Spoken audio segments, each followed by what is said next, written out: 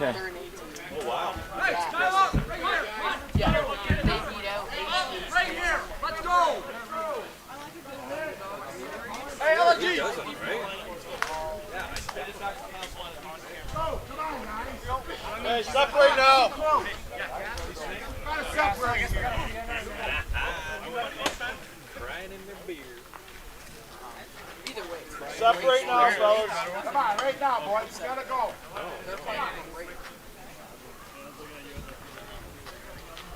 That's why I thought Just before we, I'm live right now. I'm just leaving this shot. Maybe just, I want to tell people who are just watching the tail end of whoever these two, I don't know which ones. They are labeled, and they're in the same position as yesterday. Oh, then cool. I'm just gonna take this one. Just tell people watching the tail end of this game until we start. It's bonus coverage.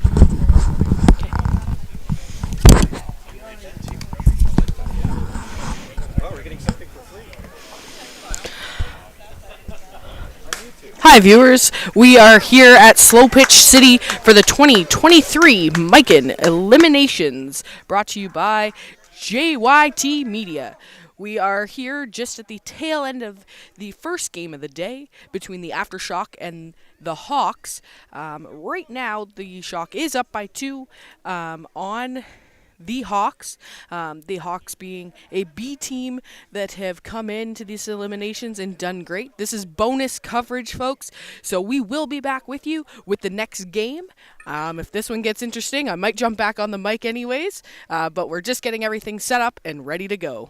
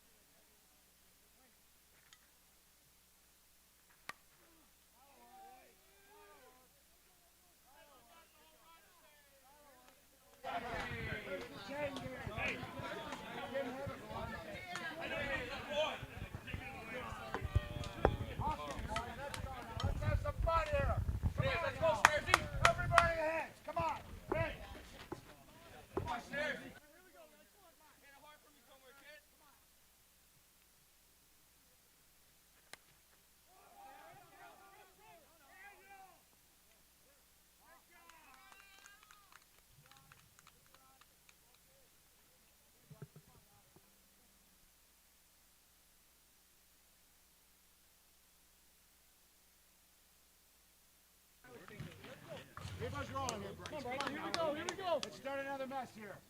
You and Johnny. Pick me up, Bryce. Be Bryce. Play. Hey, Bryce. Hey, Kitty. Great pitch. Great pitch.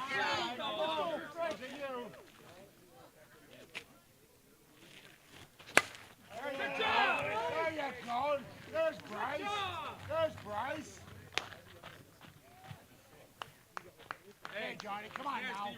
Come on, Mr. Baseball.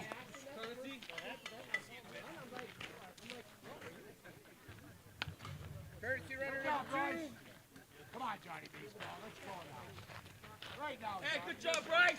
Good dude. Come on now. Let's go. Come on, Johnny. Hey, stay with what's working. Yes. Stay with what's working. Hey, guys, let's go. One away. Come on, boys. Come on. Play. Go! Let's go. Boys, smash this thing. Come on, boys.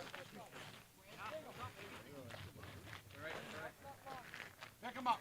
Pick up Johnny here. Hey, Boise, one swing. All right, Johnny.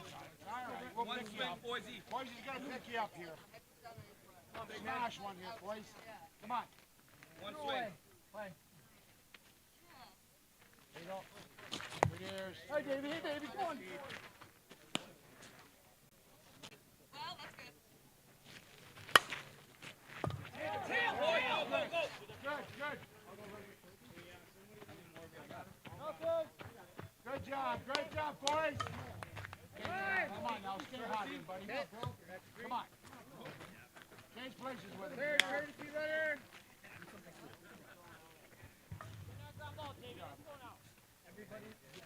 Come on, guys. Stop here, huh? What's up, man? And boy, boy. One to get here, Way guys. to go, Let's boys. go. Way to smash. Good job. Good job, buddy. Good job. Okay, Jared. Come on now. Stay hot for it, buddy. Come on. Yeah. Change places.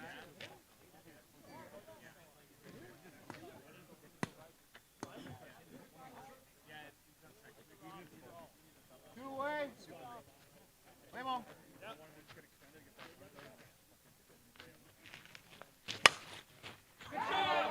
Come on. Easy.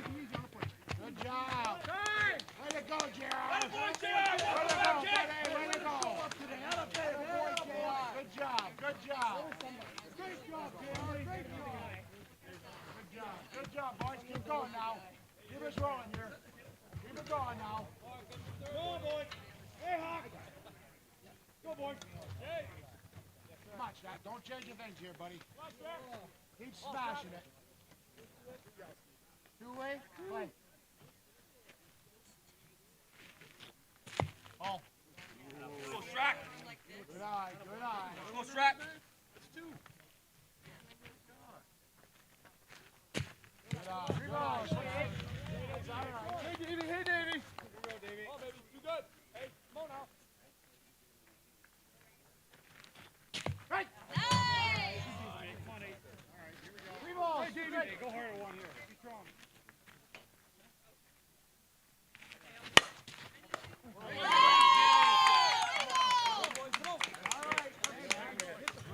Work to do, Hawks. Hey, let's go here. Let's bat around. Come on, everybody. Let's bat around. Come on, boys. Let's go. Let's go. Work to do, let's go.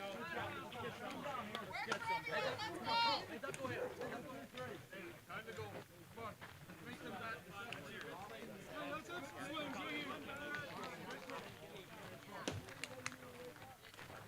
Come on now. Work for me here. 1, 2, 3.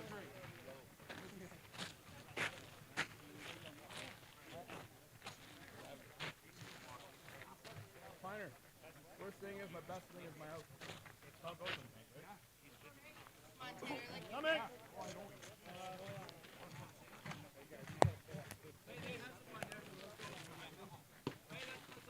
Oh, sorry.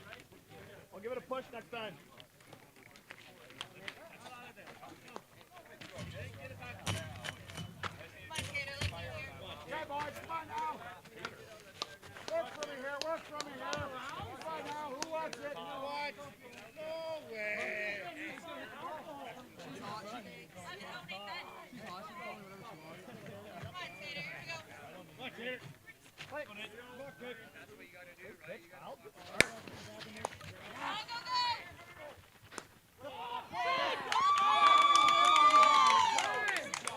Everybody make mistakes. Let's go. Work. Come on. Okay.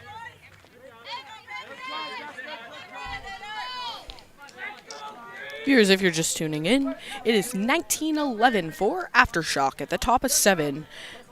You would have seen there. Just a little bit of a misplay there at 1, putting a runner on for the Hawks. Up to the plate now is number 24, Jimmy.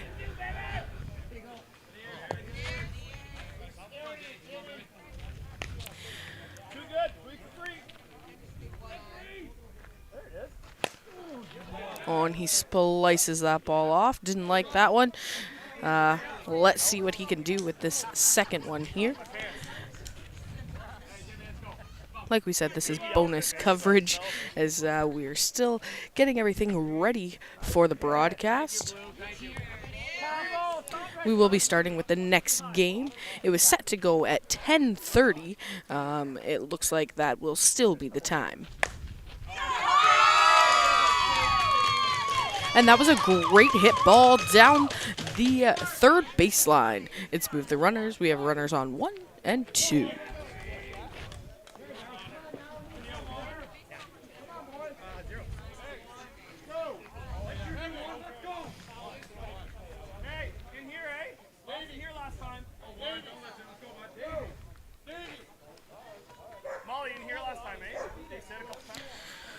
I will keep up to date the score on our live screen here, but I am going to do a couple more things with the mic.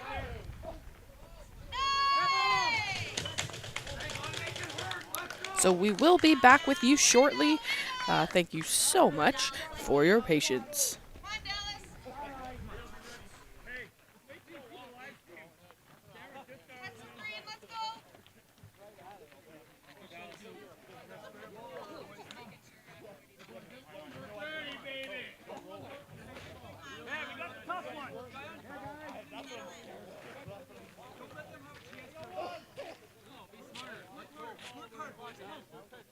Molly, where's he gone? You're the elephant. You should know. Come down. I set the back on. Run it out! Yes! Way to work, boys. One to get here. Come on now, Leo. Who wants it? One to get. Come on now. Save me a swing Work here. for me, work for me. Who wants it? Where are you hitting it better? Everywhere. Where are you hitting it? Everywhere? Leo, let's go. Come on, Leo. Let's go, Leo. One hopper right here. Come on, boys. Hey, let's go. Come on, Heads up, boys. Come on. Work for me. Work for me. Come on, Leo. Now. 7. Come on, Leo. Come on, Leo. Let's go. Give me a stick here. I want to hit. Let's go. Rondo. Let's go. Nice pitch, pal. Great job. Yes. That'll work. Good job. Good boy.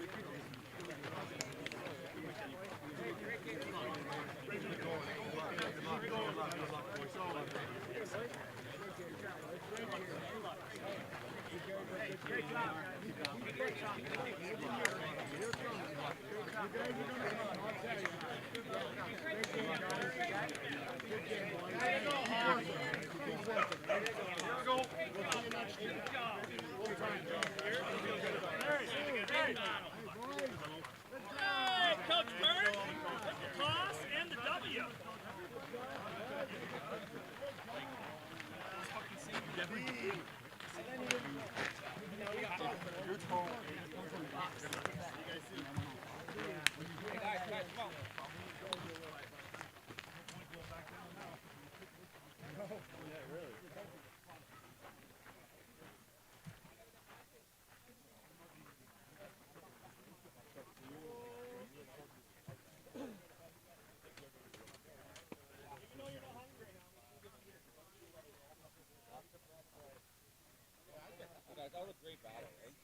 Like we didn't hit not bad.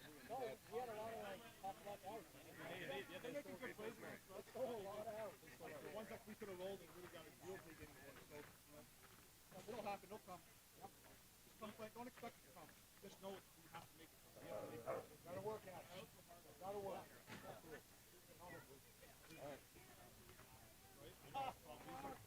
Let's go to welcome back.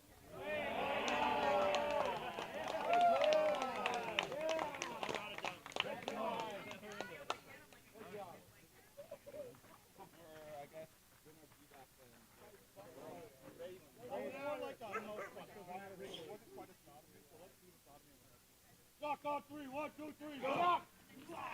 That was just fun. On the inside of the arm. Yeah. Good job, boy. Great job.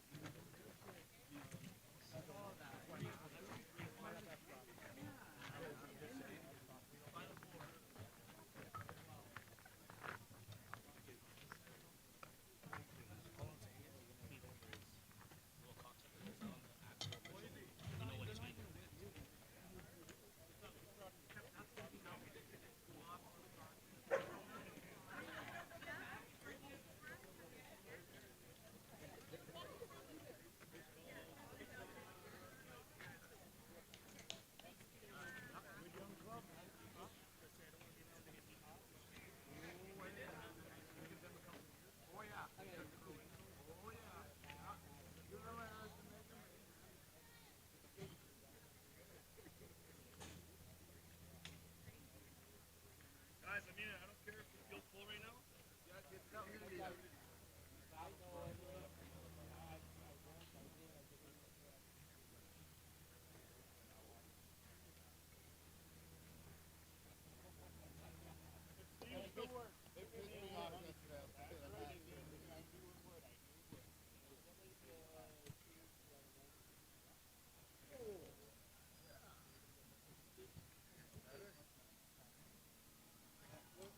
Everybody's having water on me now. But guys, let's be ready. We're gonna try to use everybody.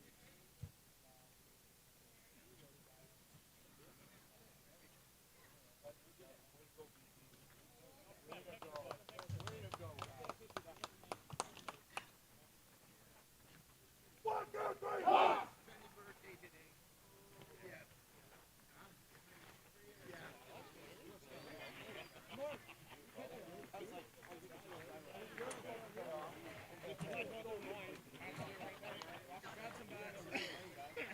Hey, we're gonna do a picture right here first, boys. Grab a couple.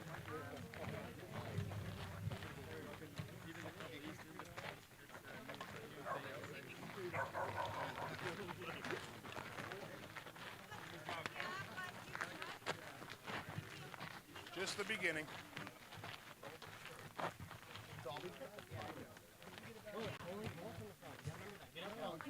Small guy. The front line. You're all bold, guys. That little family now. Hold the phone.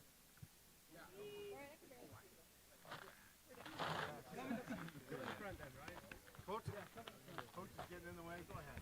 There you go. Perfect.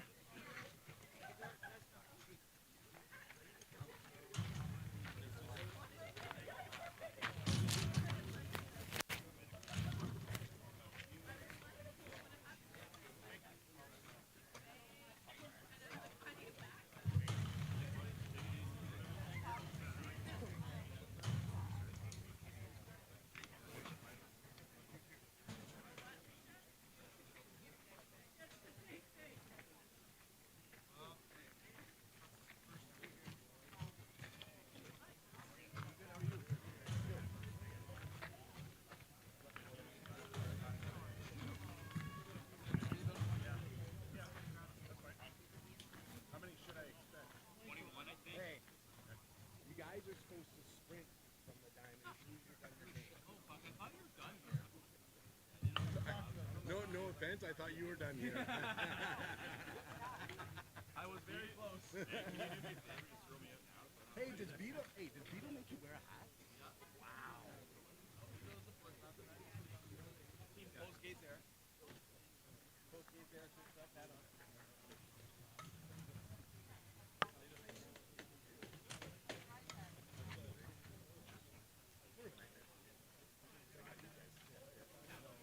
Hey, Last time I seen you on the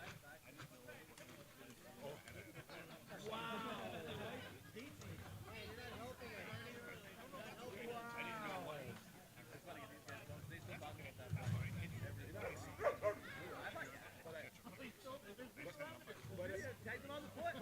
But the video evidence didn't show that his hand went over. There was no depth. Fish don't miss. Julian's like, you're going on.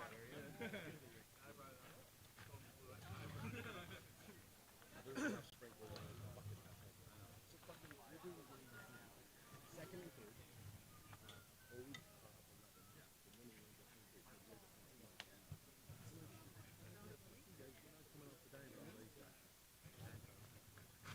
And I'm like,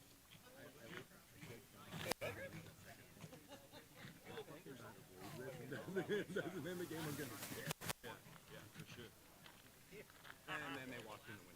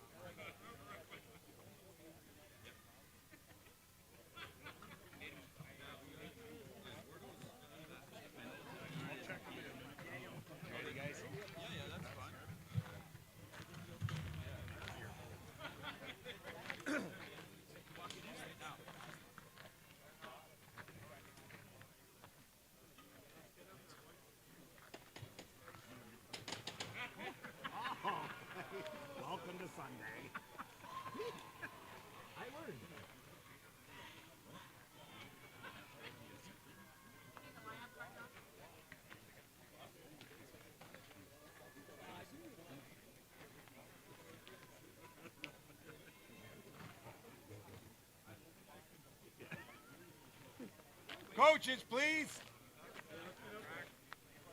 I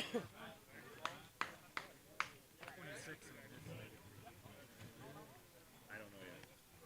I think there's more coming. No, you could just do IDK. And I'll go text him. That should be it. All right, I'll come check him in a minute. Actually, if the coaches are here, I'll go start. I'll talk to him now while we're waiting for the coaches.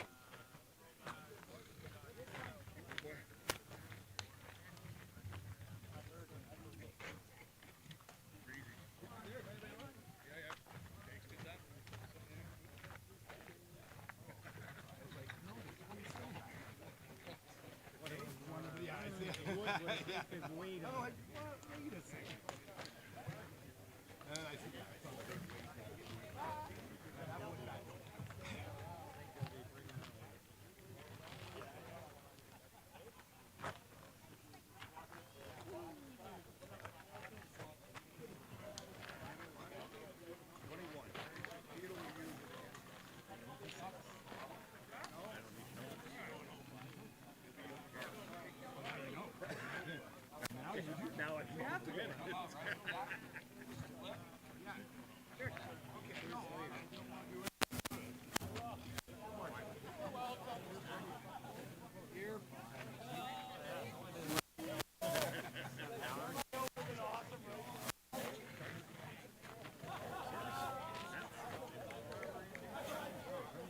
Donnie, it's not that hard. You won with the team earlier. Put the same lineup in.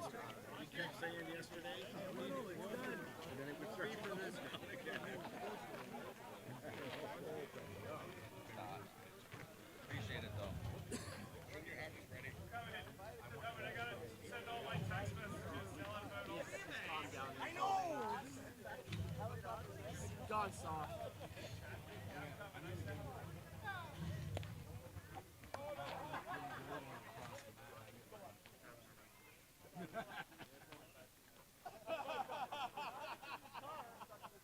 How'd the rookie beat you to this? Where's Rip?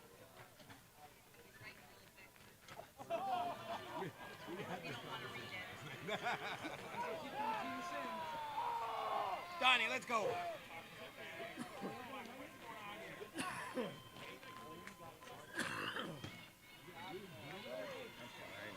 A lot of people like that.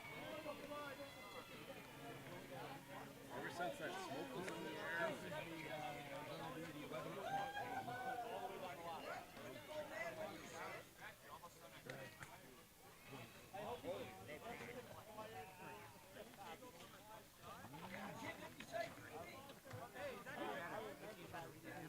I don't care about that. I'm not you, those people.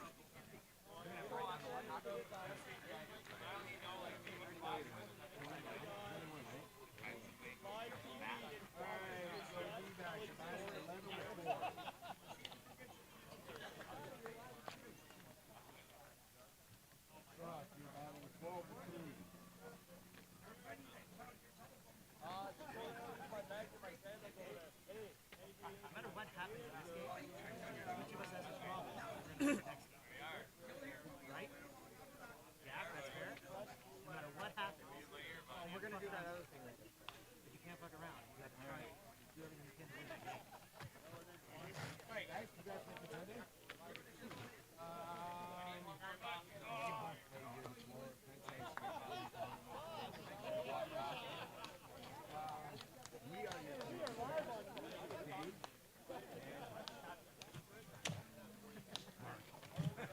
that works too. It don't matter to me.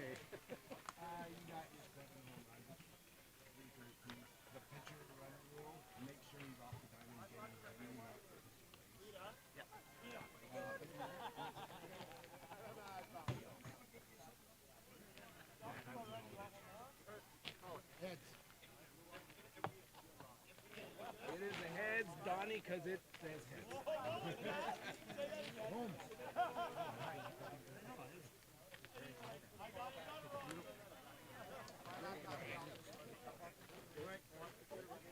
Yeah, doing great. Good game. Yeah, boys.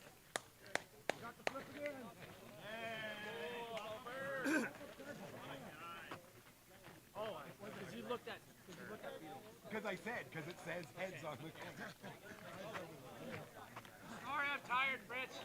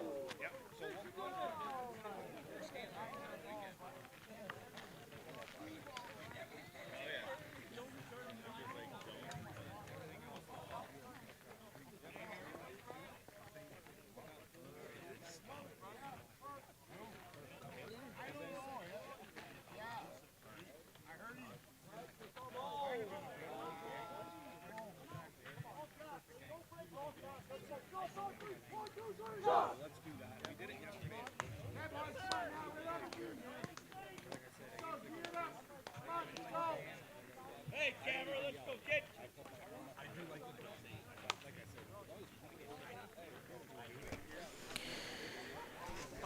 Viewers, welcome back to the 2023 Mikan Eliminations, brought to you by JYT Media. Thank you for joining us live on YouTube. I'm Kate Friel, joined with Jordan Mosley, and we are about to set pace here with the D-backs and Aftershock. Aftershock won the flip, taking home, and we are just getting set here on the field, and we will be here with you momentarily. The D-backs had to beat the Spartans to get to this point, and Aftershock had to beat the Hawks. You're fired. Okay, now, come on, Kyle, let's go here. Stu, you had one job, ball. I know he does. No, I got mine after last game. I pick shitty balls. You guys can't hit them. My balls are too good for you guys.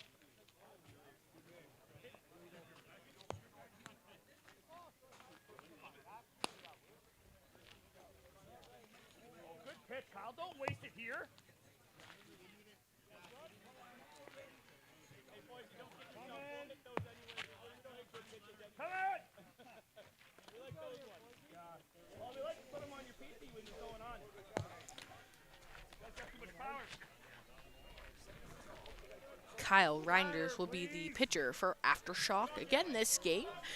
He is pretty much their go-to guy, and they will start with him. He's great up the middle. Not much gets by him if it's hit near him, so he should have a great showing this game as well. The winner of this game will advance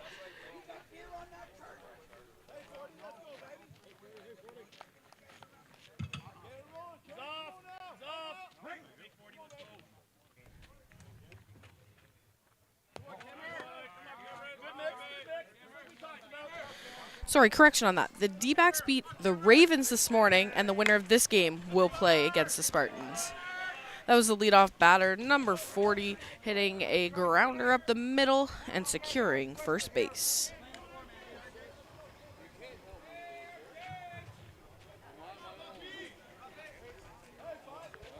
Good start by the Diamondbacks. We saw the key for the Orioles last night was just to keep themselves from scoreless innings. They went scoreless in the first inning, and then they were able to put up 23 in the remaining 6. That's a big key out here in A-ball.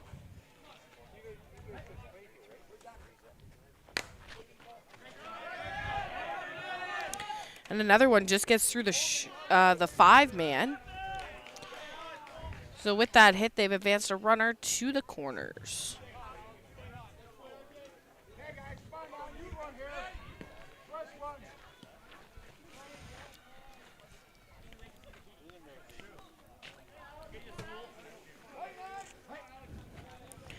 Jordan and I are just back here trying to figure out who's going to do what job to keep everybody overly informed today. That was a great pickup, and they get the out at 2.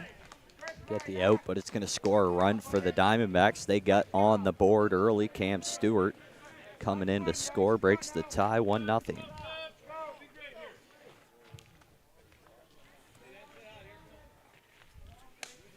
Argan's headed to second on Gonzalez.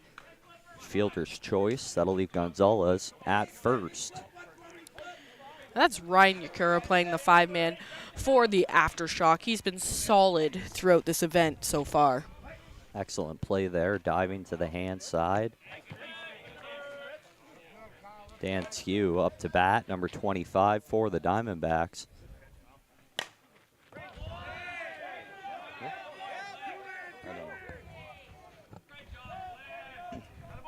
Nice shot to the right side of the outfield. Double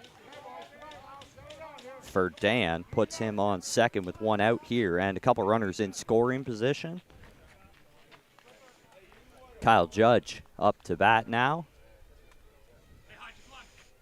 And we do apologize if some of our names for the D-backs, especially in their last name department, don't always come across very well, as we are struggling a little bit to read Coach Don Beadle's handwriting. Well done, well done. Make a chase now. Let's go. Make it miss. Good mix. Love it. Love it.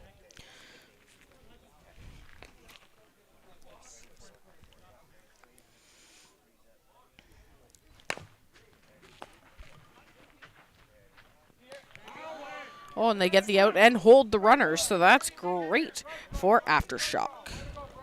Alex Gonzalez over there trying to draw a throw.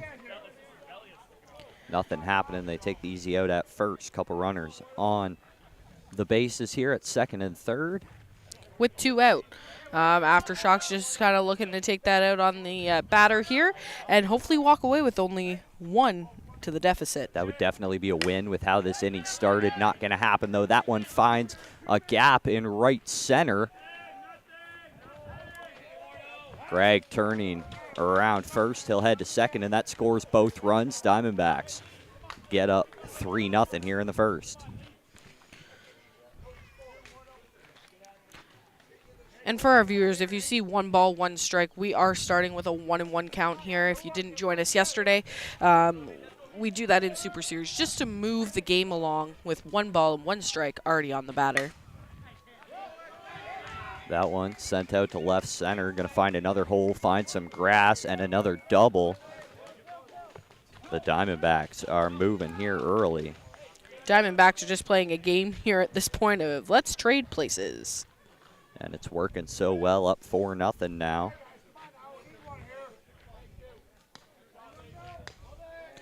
Kyle Reinder's definitely looking to get this last out and put his team back on the sticks.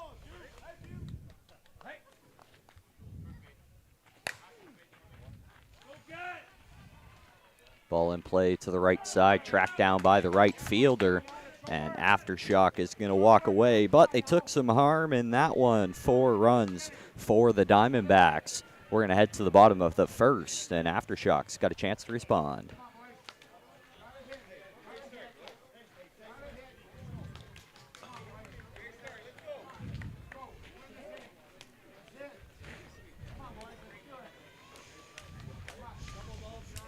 And you may hear around our diamond mic a lot of talk about winning the inning. So the biggest thing is going to be let's go get 5, go up at least 1 on them. They have home for this game, so they get last chance in order to go up on them.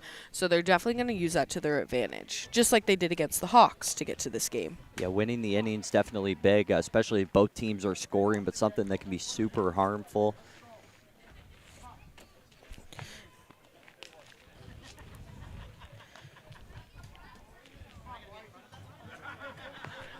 As we see the pitcher for the D-backs warming up.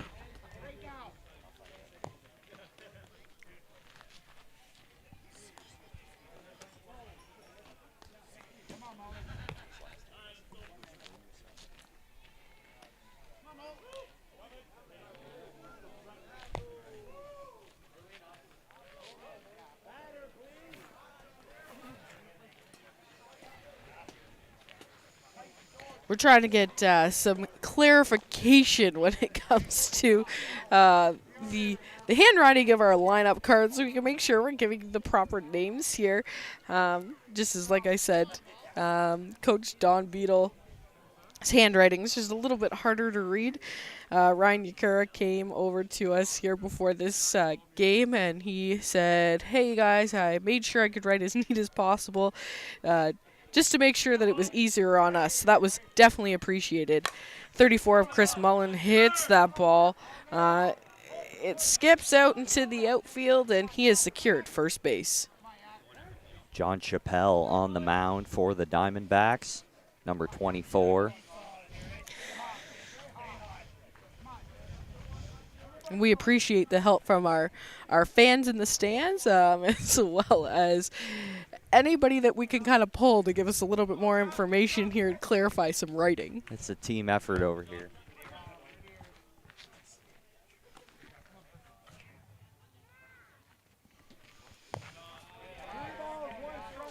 The 7 of Ryan Yakura up to the mound. Oh, and there he goes. He goes with a walk down to first base. We've got runners on 1 and 2.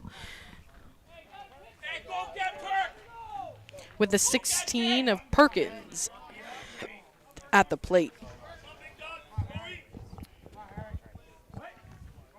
Couple on, none out. Excellent chance for Aftershock. He's going to chop that one off to the right side to the second baseman. And a slow hopper out there results in 1 out, able to leg out the fielder's choice. That'll move the runner over to third now with 1 out. And this will bring up Bob Henning, wearing number 21.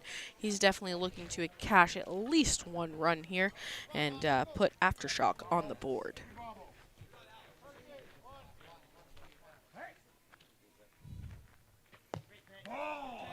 Real close pitch, inside edge.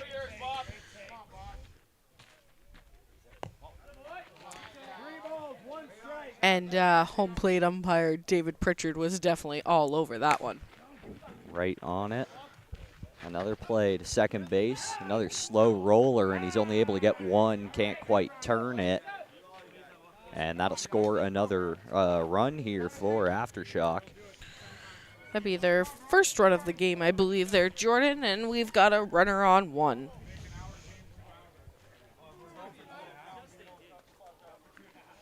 That'll bring the 29 of Bryce Campbell to the plate. I actually met Bryce for the first time at a Canada Day tournament that I played.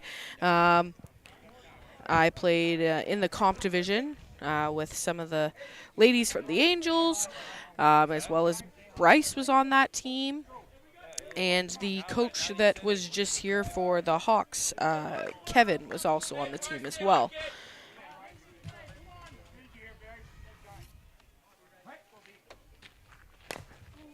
Sends the first pitch to the left side, and a bobble by the shortstop.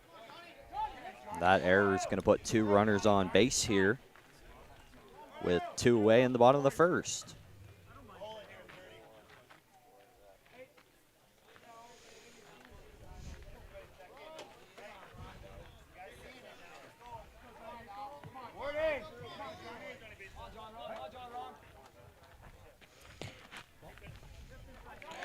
This will bring John Rondeau to the plate.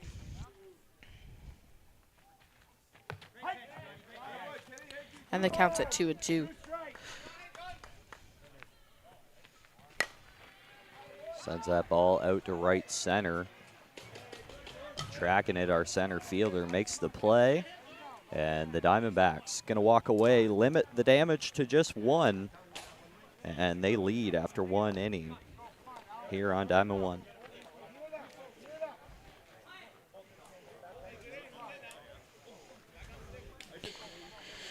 And Jordan, we talked about it earlier. We have seen some surprisingly low scores in Men's A this weekend. I wonder if that's the defense has been so sharp, the pitching's been so good, or if we're just not hitting like normal. I'm not exactly sure. I've seen some great defensive plays, though.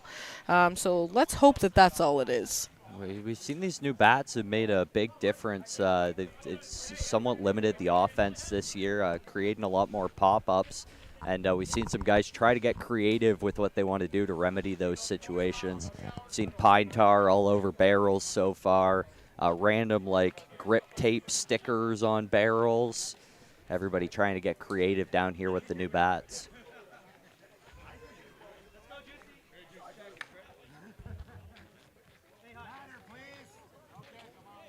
Yeah, it is. They try. Yeah, and the umpires are definitely going to check that before the game, as that would definitely classify as altering bats. So they're trying to get creative, but can't get overly creative. Some are still sticking with the bats that they used last year, as they're still allowed to use them for one more season, and then they do have to switch. So I'm not sure how that would work for the B team that had just currently played, because they can follow that rule as the one using the ones from last year. But in the A division, they've had to fully switch over to the new thumbprint and stamp. So I'm not sure if they adopt the A rule for limbs or if they stick with their normal B rule. That's definitely something. If I see somebody from SPO's hut kicking around, maybe we'll pull them over and ask them. Interesting, something we haven't had to deal with in the past. First pitch, strike here. One runner on. See a no pause illegal. Takes the count to 2-2 here.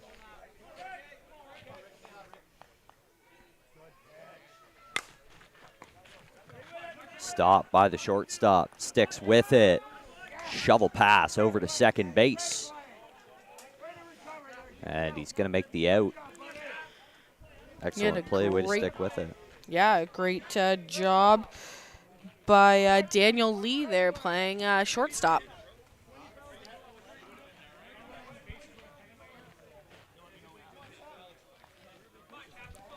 One out now.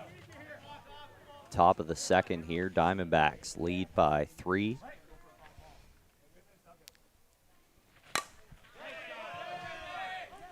That ball is sent into left center. It's going to find some grass. Diamondbacks go first to third again with a hit to the left side. Puts a runner in scoring position now with one out.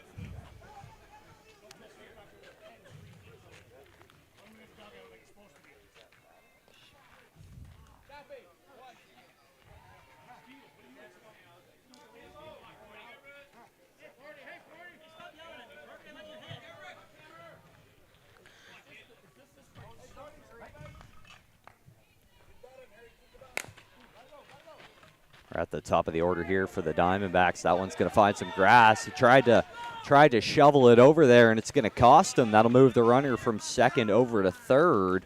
There was nobody over there to make a play. Second baseman arranged back into the grass. And the run that was on 3 has scored.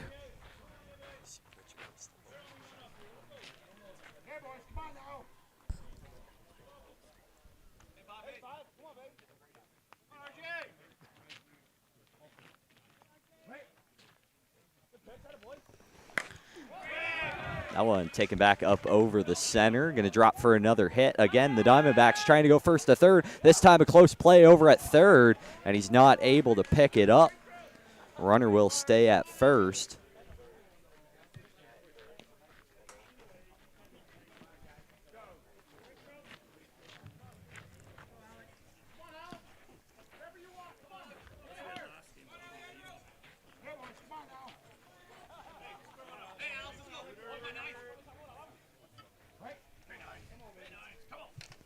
Two on now. Diamondbacks have scored a couple. They lead 6-1. That one's going to find some grass as well. This time they'll hold them at second. But the Diamondbacks going to score another run. Score early, score often. And right now they do lead with a score of 7-1.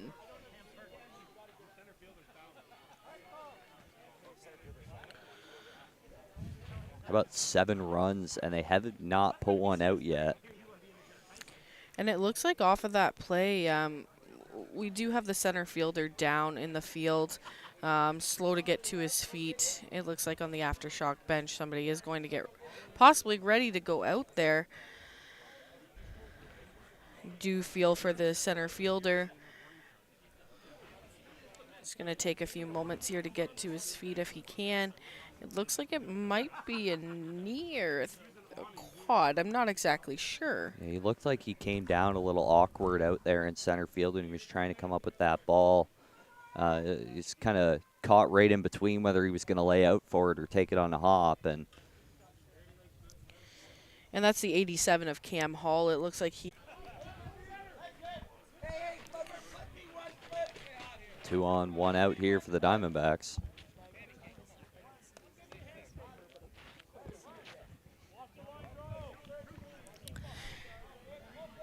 And that'll bring up Flip. That's kind of what the D-backs want to see with 2 on and Flip to the plate. And let's see if he can make that work for him.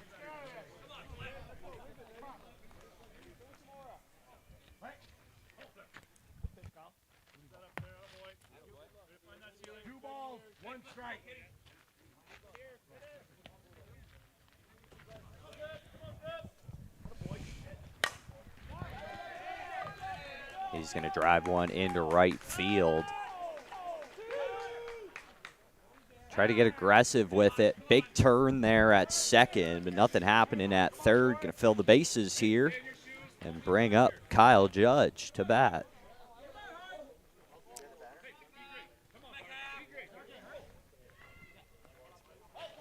Still 1 out. Excellent chance here for the Diamondbacks to put some more runs on the board.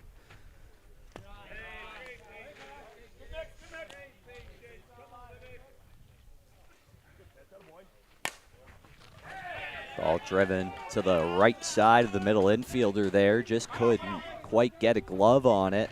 It's going to slowly roll out to the left fielder. That's going to allow the runner from third and second to both score. 2 more runs on the board for the Diamondbacks. Yeah, that just went off the glove there of the 7 of Ryan Yakura. And we do have the 2 runners on. We saw him make a similar diving play in the first inning. And we've only got 1 out, so Aftershock is definitely looking either to roll something through the infield and turn a double, get out of this inning, and get back on the bats.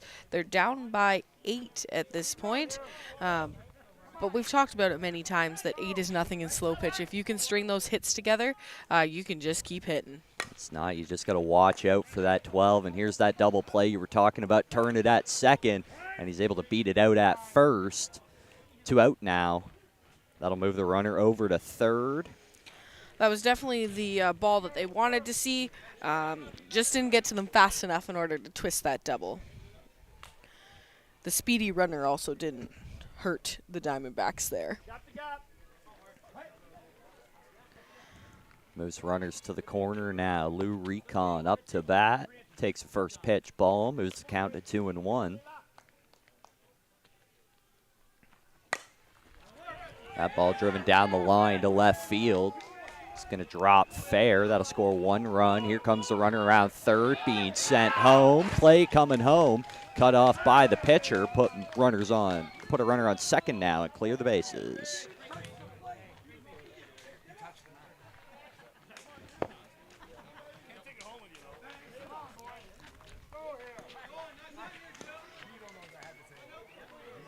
Lou Recon with a couple of doubles now. Jordan Carroll up to bat.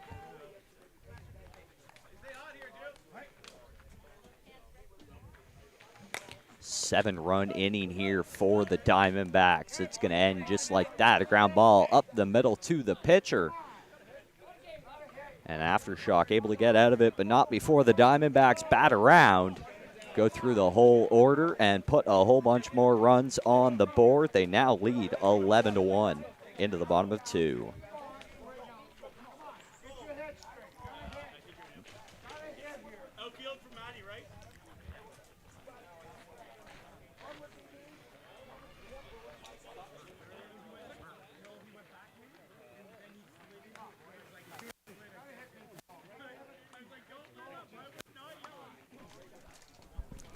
That'll bring us to the bottom of the second inning. It looks like we're going to have some changes happen here.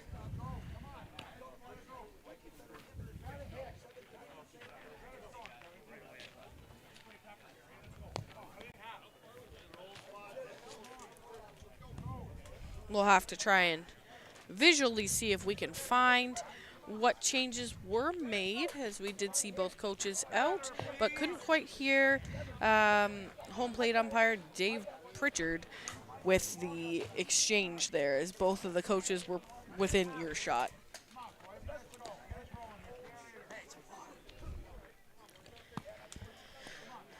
U1 for this game up the first baseline there is Mark DeCosse, and U2 near second base right now would be Ed Solarowicz. Aftershock's really got to get something going. Usually want to save the home runs, do what you can with them, but right now they just need to put some runs on the board. Down by 10, that's a benign fly ball out to left field.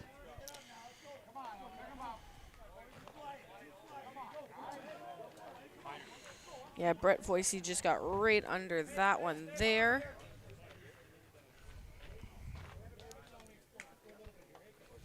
And up to bat is the 10 of Jeremy Roy that you see on your screen there. That was an illegal pitch called by Dave Pritchard.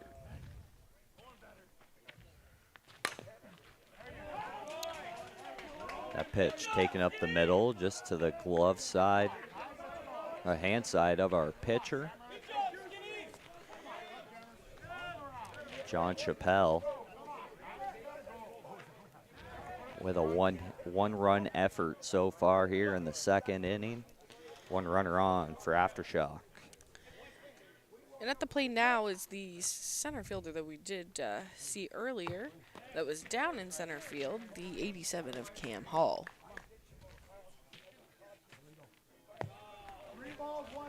Legal pitch there called, brings the count to a 3-1. Oh, and that one just clips. That fills it up. Aftershock not happy with that second strike, but the Diamondbacks walk another one aboard. We got 2 on now here in the second.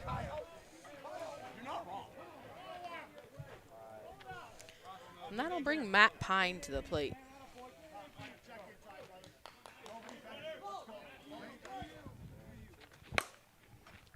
Ball driven to right field. Right fielder ranging back for it, can't make the play. He got his glove to the outside and it dropped right down over his head. That's going to be a one-run double. Moves runners to second and third here for Aftershock. They've definitely got to take that and run with it now. They need to make that count and keep it going in their favor.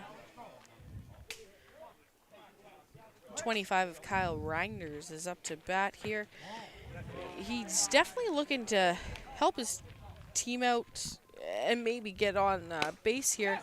But the biggest thing that he is an asset to this team with is his defense. And they're able to score there, 2 there, so he's been solid for them all around in this game. Kyle Reiner with a couple RBIs. Brings Aftershock's total to 3 for the inning, 4 for the game so far here in the second. Still got some work to do, trailing by 7. And that'll bring up batter there that you saw on your screen, the 3 of Dan Pine. Or, sorry, Daniel Lee. Up the middle again, hand side on the pitcher, and they're trying to go to third. That's going to be an overthrow. It'll roll back to the catcher. That'll advance the runner up to second, and now we got runners on second and third with 1 out here.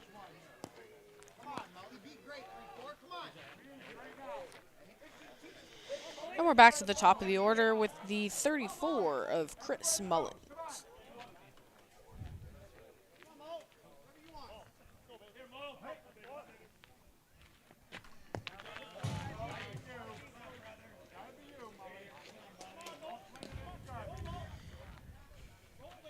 got his glasses on his hat there. Drives one up the middle. Pitcher makes an excellent play.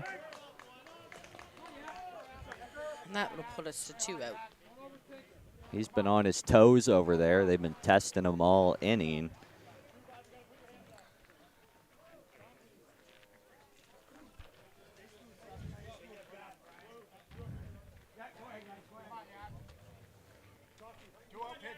Ryan Yakura up to bat. Walked his first at bat.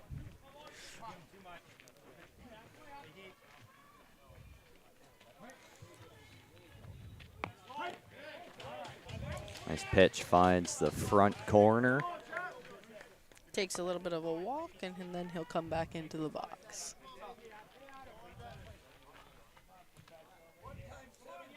Make me a play, Haji. 1-2 just outside. Excellent take. Takes that one out to left center. Being tracked down in the hole. It's going to find its way over the fence. And Aftershock puts the first ball out of this park for a 3-run shot here in the second.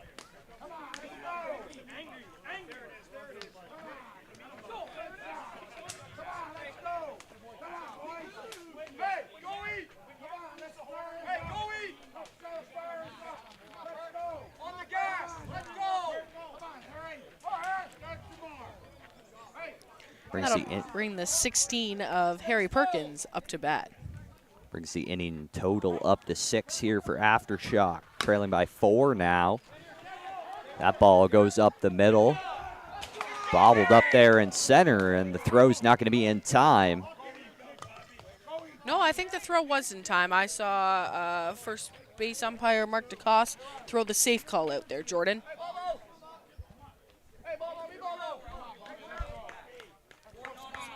Sorry, Jordan. I thought you said that he was out. I haven't fully finished my morning drink this morning. I'm not fully awake. It's going to go down as a single for Harry Perkins. Yeah, and I have to say that you're right, so that's terrible. Don't tell Kyle. It's twice now. Bob Henning up to bat now. Grounded into a fielder's choice his first time up. He takes a walk this time.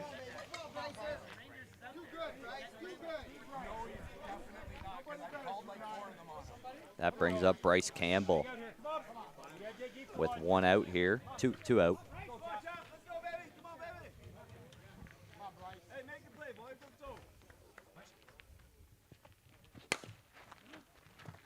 That ball sent to the shortstop. Over to the middle, and they're going to make the play at second. Not after taking some damage, though. 6 runs by Aftershock in that inning. Brings the score to 11-7 here. Go headed into the top of 3.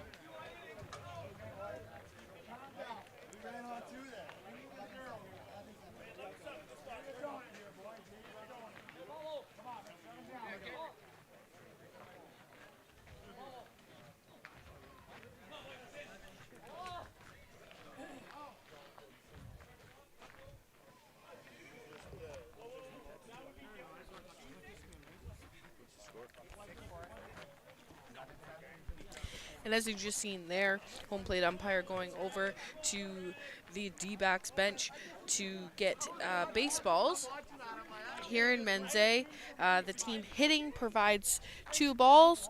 As they've just found that works better. The team's going to hit whatever ball they want, and then there's no complaints about what ball is in play.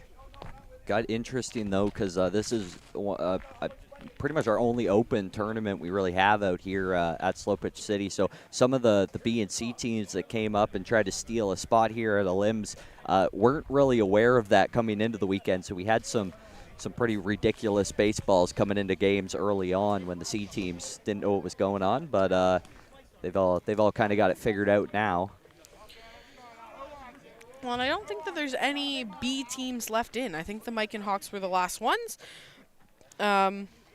And unfortunately, they were knocked out by Aftershock this morning. It would have been nice to have that underdog story. But needless to say, they had a great tournament. Yeah, making it to Sunday was definitely impressive. A couple of really impressive wins. Really great defensive performance yesterday by them just to make Sunday. That ball go up the middle, tracked by the center fielder who makes the play. 1 out now.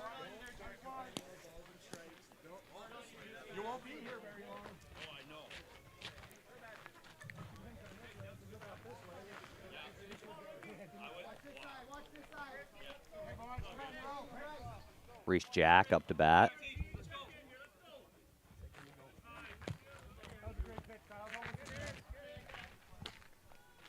Number 16, righty for the Diamondbacks. Looks at that close inside pitch. Brings the count to 3-1. Drives the next one up the middle off the glove of the pitcher. It's going to find some grass for a single. That definitely was a hard hit ball, and Kyle Reiner just let it get away from him. He doesn't miss those very often. Like I said, he's almost like a vacuum cleaner there up the middle. That's a couple now. That one and a play up the middle of the infield last inning that could have really turned the tide in this game so far. Yeah, I wasn't sure with the last inning. They were trying to turn that double play, so I wasn't sure if he laid off of it, hoping that it would get to them faster than if he picked it up and threw it.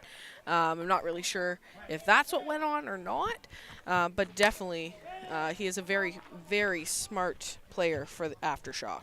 Pritch and Beadle going after it already here in the third. Looks like Beadle stayed in this game for now. That's a pop fly out to the second baseman.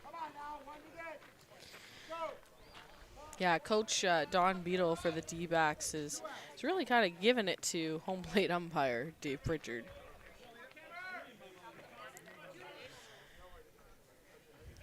Brings us to the top of the order here. Cam Stewart up to bat. He's scored on both times up before. A couple of singles for Cam.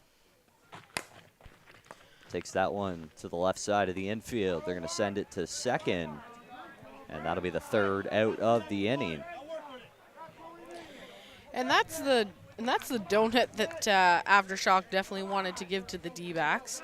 And as you can see, there's another discussion going on there between home plate umpire Dave Pritchard and Coach Don Beadle.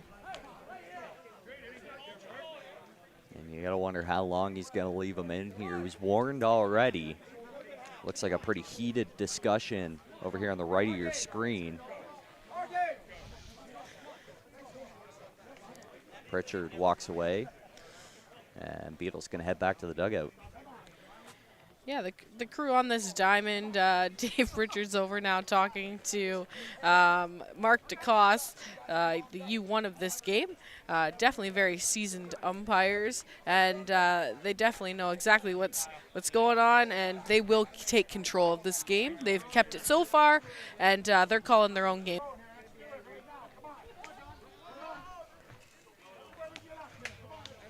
Everybody's intense here. Everybody battling for a spot in the Canadian Championships next year.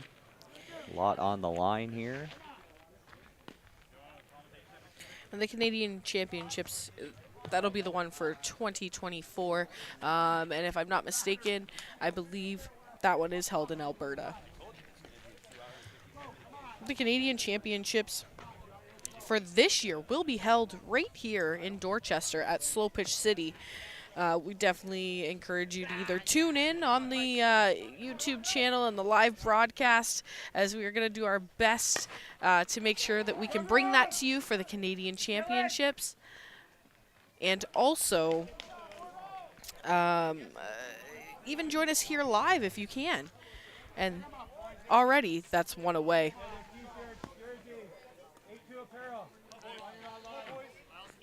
Yeah, fly ball to the left fielder. You saw he set up his feet there. Had to make sure he kept the feet in to make the catch.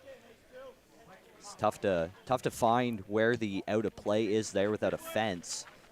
So excellent job out there to get that first out.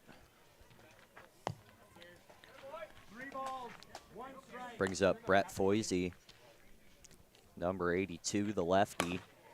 Takes that ball to the pull side. Second baseman all over it. Makes the play over to first.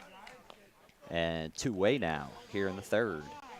Yeah, Aftershock definitely want to get something going here with the 10 of Jeremy Roy coming up to the plate. I've also played a little bit of co-ed with Jeremy as well, so I call him JR, and hopefully he can get Aftershock going here. Singled his first at-bat, really opened up the scoring for Aftershock in that last inning. They had a big 6-run inning. Thought that one might have been low, not happy with it, going to take a walk. Brings the count to 2-2.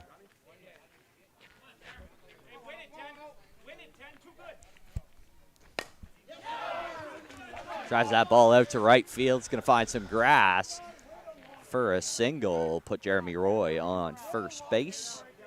Second single of the game. Yeah, he definitely wanted to win that battle. That might put a little bit of heat in him. He didn't like that strike call there, because that instantly puts him in a hole with 2 strikes on the batter. It's really tough. Definitely a pitcher's game here with the 1-1 count. Big if you can get that first strike. Again, you see Aftershock moving first to third. That's so big to take off that force out. Get that runner in scoring position. Yeah, that was a great hit by the center fielder, 87 of Cam Hall. And great running by Jeremy Roy moving from first to third.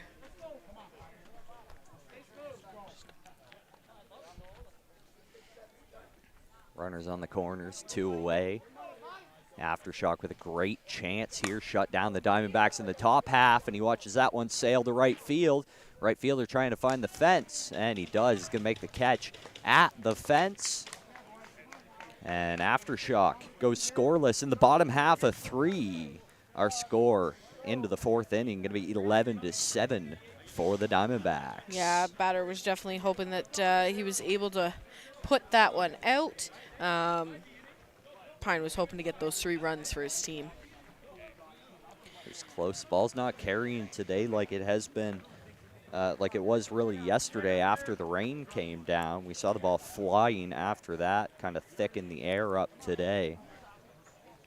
Yeah, it definitely seems to be hanging up there, but the batters have to adjust and find a way around it. We're going into the top of 4. It's only a 4-run game, Jordan.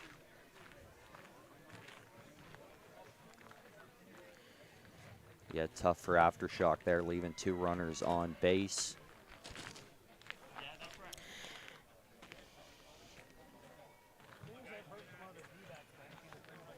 It was definitely a quicker inning than the second, that's for sure.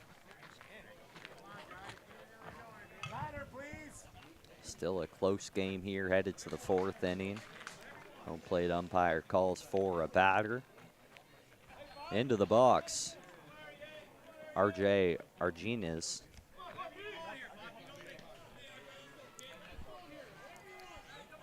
Singled both after his second. Was put out on a fielder's choice at second base. His first time up. Send that ball over to the third baseman. Bobble picked up, and he's going to be able to beat it out to first. That'll go down as an E6.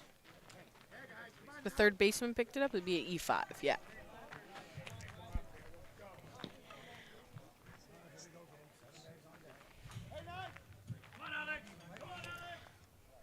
I like how you're not telling me I was right, though.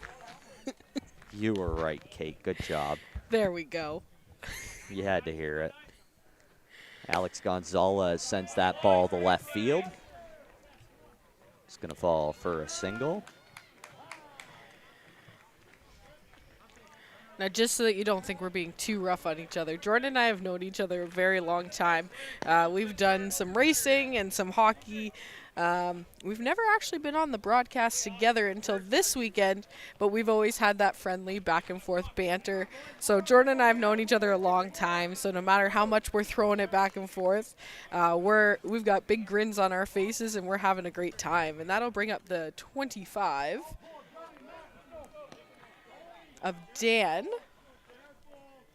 I could try and say his last name, but I might butcher it. Dan Tevelday, Thank you, Jordan. a.k.a. Flip, Yeah. up to bat here with 2 on. And this is why I just call him Flip, because that is way easier. Big chance here, none out for the lefty. Takes a close outside pitch, moves the count to 3-1. And walks, the bases loaded. Kyle Judge steps up to bat.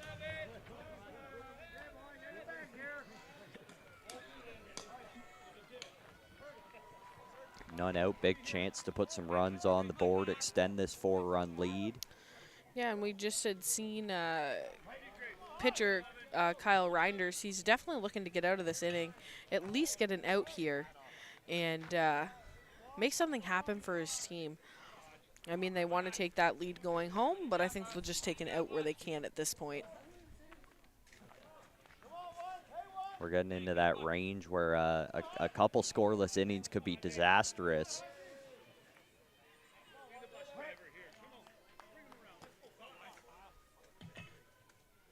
Pitch on the way, sent up the middle. Kyle Reiner not able to handle that one. It'll find its way into center field. Runners on the move. They'll go first to third, and 2 runs come in to score. Yeah, Kyle Reinder's really out of his groove here, and as you can see, the runners there on the corners, and Reinder's really looking to get out of this inning. Very, very instinctive from 55 feet away. You don't have a whole lot of time to think. You're just going to make whatever play you can. See the Diamondbacks with another single into right center. Put runners on first and second, score another run. And that'll put the spread between the two teams there at 7, with D-backs at 14 and Aftershock with 7.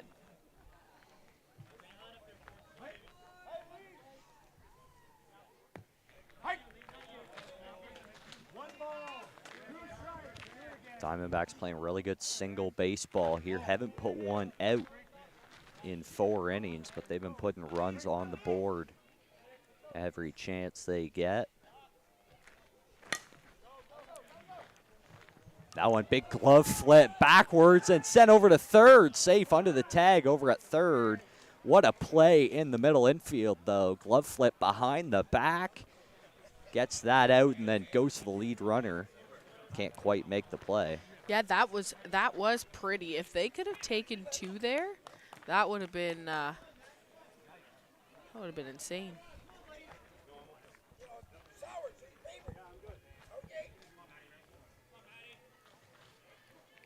Looks like our middle infielder that made that play a little shaken up.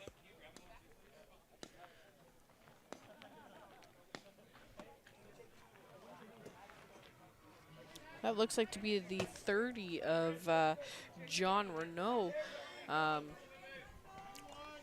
That was an amazing play regardless, though. I could watch that over and over again. Excellent. And if you saw the second baseman who was over there realized that we didn't have a shot at the runner at first. The runner at first was already there. So he shifted midair and tried to make the throw over to third. Almost got the double play that way.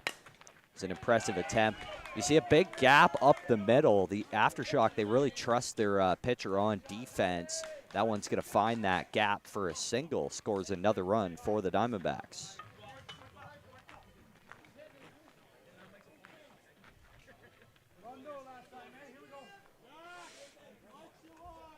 Justin Matthew up to bat now, 1 for 2 so far with a single in the second. Flew out in the third to center field.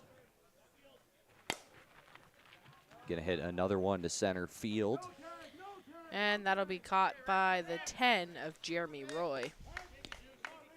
2 out now for the Diamondbacks.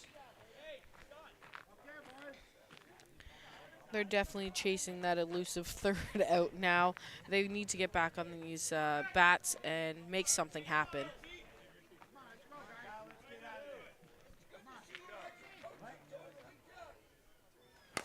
First pitch taken to left center in the air. Plenty of time, and the left fielder gets under it. Makes the play, and they get out of it, but not after giving up 4 runs. That'll bring the score total for the Diamondbacks up to 15. They get last say in this game, and they need to make that work for them here. They need to go and at least cut that lead in half.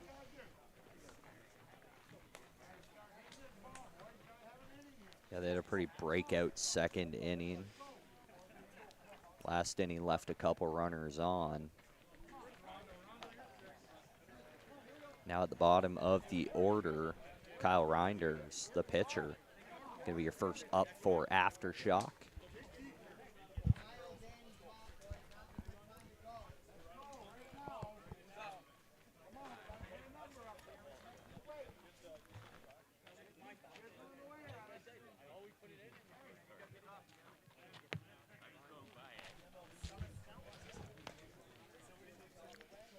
Batter, please.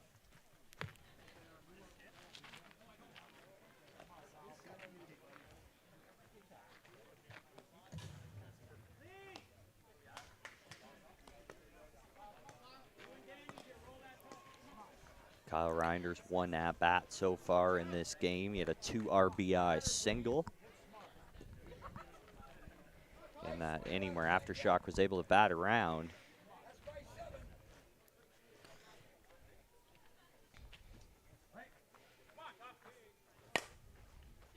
Oh, and he puts it by the first baseman.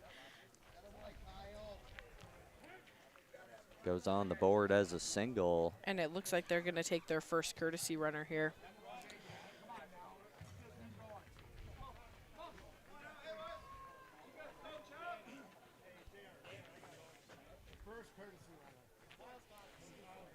Pulls the pitcher off base. He's going to head down there to coach third.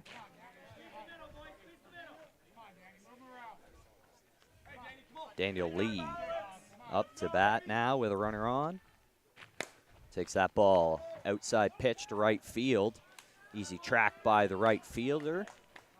Runner on first, runs back to tag up, and we got 1 out here in the 4th. Yeah, Lee definitely not happy with that at-bat. He's been hitting very well for Aftershock. Just didn't quite get that where he wanted it. That'll bring us to the top of the order. Play made by the first baseman. Flip sends it over to second, and that's the second out of the inning. Made at second base. You got 1 runner on now. That was your leadoff batter, Chris Mullen, up to bat, hitting into the fielder's choice. 2 out now here for Aftershock.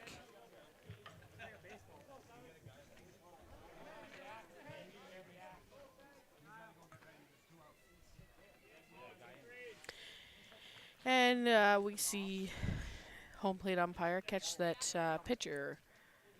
Kyle Reinders is not coming from coaching third, so he does make mention. There's 2 out. He needs to start getting his equipment on.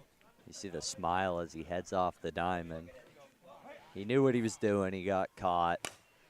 First pitch sent out to right field, being tracked by both fielders. Center fielder makes the call, makes the catch. And Aftershock going to go scoreless here in the 4th.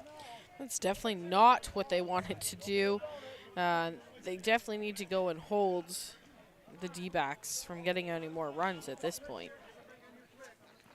Diamondbacks lead 15-7 into the top of 5.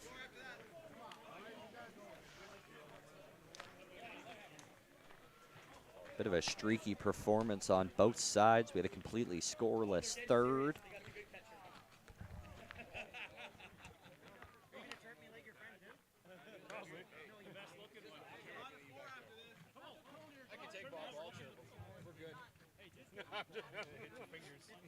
Watch your fingers. Ball, please, guys.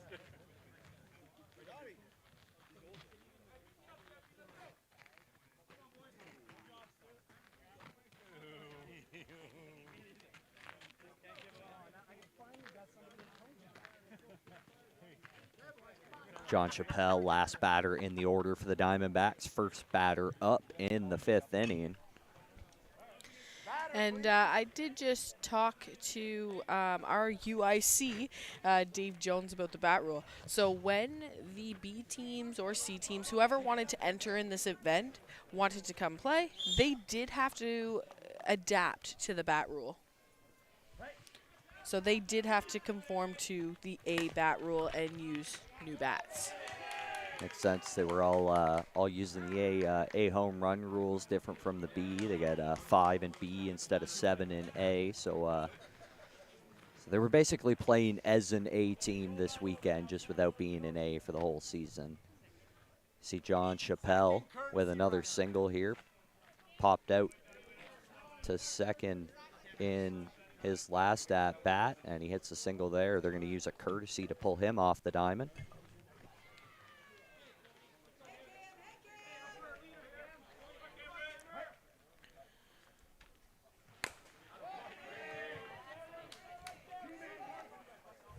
And with the speed on the base paths, that single to center field is going to move the runner all the way over to third base.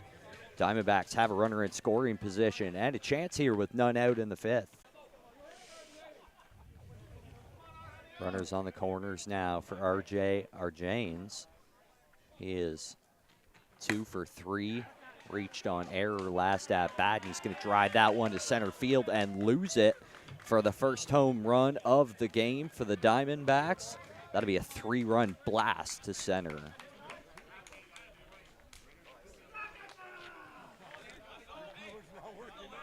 And that puts the score to 18-7 for the D-backs.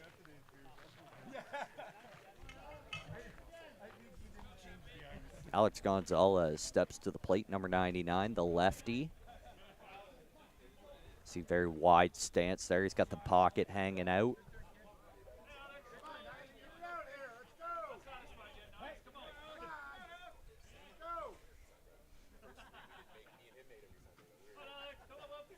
Looks like Aftershock's pitcher's deciding what hand to throw with. Fouls off the first pitch there, Gonzalez. Brings himself to a 1-2 count now.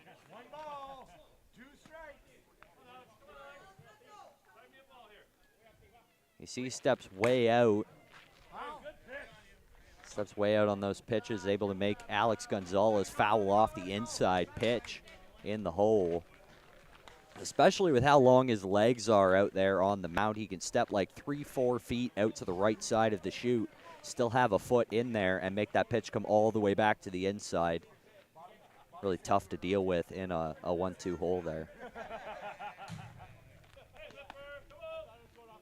Yeah, I would know nothing about what that's like.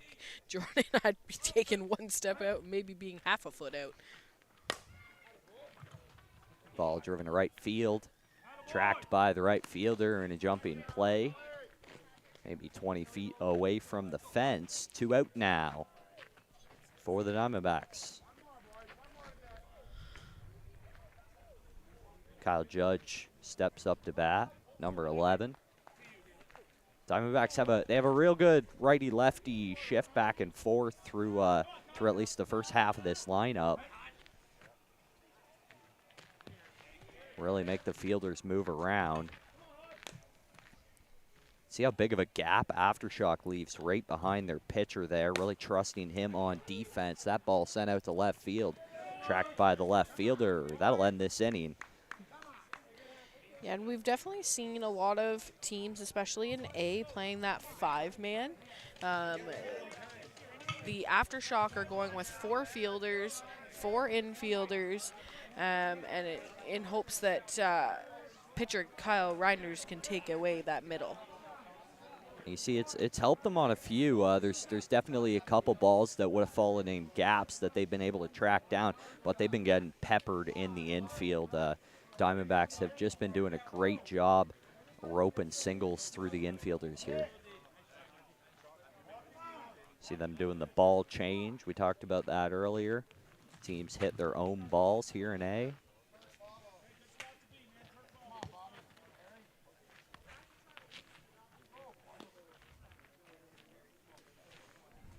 Batter, please. Score And it eight. looks, oh, sorry, go ahead. Score 18-7 here in the bottom of 5. And it looks like we're going to start with the 16 of Harry Perkins.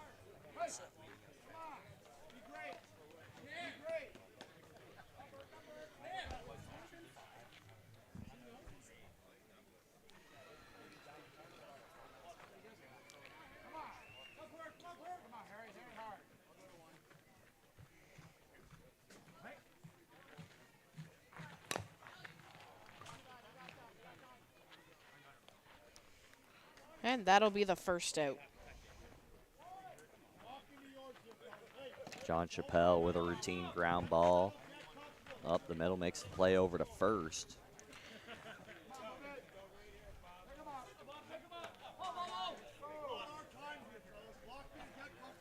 And that'll bring up the 21 of Bob Henning.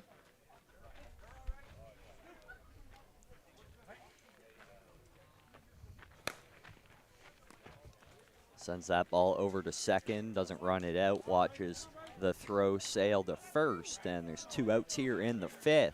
Aftershock really needs to get something rolling. They've gone scoreless the last 2 innings.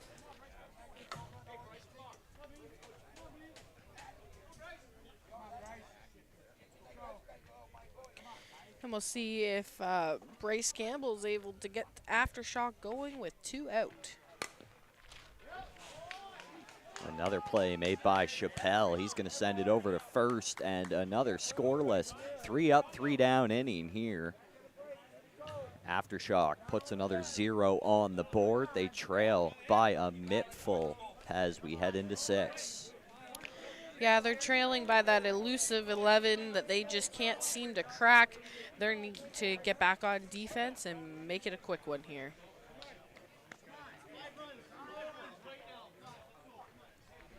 For finals, for the eliminations, no rain, not a cloud in sight. Well, there's a few clouds, Jordan. No rain clouds in sight. No big, ugly rain clouds that plastered the sky yesterday. Our electronics aren't worried today. They're happy. So those in his pocket over here today. Brought lots with him just in case. First batter takes the first pitch out to left center. He's going to find some grass for a single. Diamondbacks are aboard. And again, we're here in Dorchester at Slow Pitch City, where we will host the Canadians as well this year for 2023. I'm Kate Friel, joined with Jordan Mosley. I almost called you Jordan Morsley. Where was that going? As we see another out happen there. Yeah, that's another ball that might have fallen in if they had 3 outfielders out there able to make the play in right field. Yeah, by shifting to those 4 outfielders, it's really taken away the ability for them to just pepper the field. But that infield has just been getting drilled. So we will see. And there it is again. Another play made out there in left field. That's 2 outs now. And we have a runner on 1.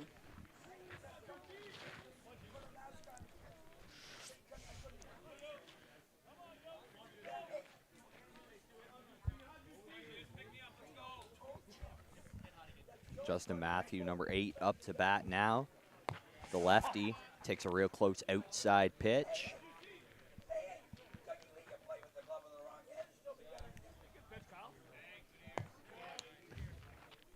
Another close pitch, illegal though. Found the top of the zone. That one's going to fall and get fouled off to the left side. 3 balls, 2 strikes. And I guess we don't even need to talk about it because umpire Dave Pritchard got picked up really well on our microphone there with the 3 balls, 2 strikes. That pitch sent over the head of Justin Matthew, gets his glove up in the air, and he's able to stab it. The Diamondbacks leave 1 aboard here in the 6th, and Aftershock finally able to shut him out for the first time since the 3rd, but they trail by a bunch. It's an 11-run game here to the bottom of 6. Aftershock's gonna huddle up here and have a little chat before we go into this inning. They definitely need to do something. They need to get fired up. They need to get on the bats and make something happen.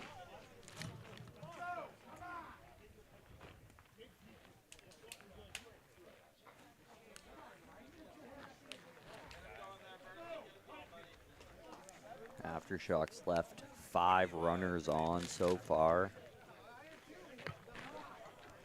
It's been hurting them. Just not able to move those runners around the bases. First up for Aftershock going to be John Rondeau.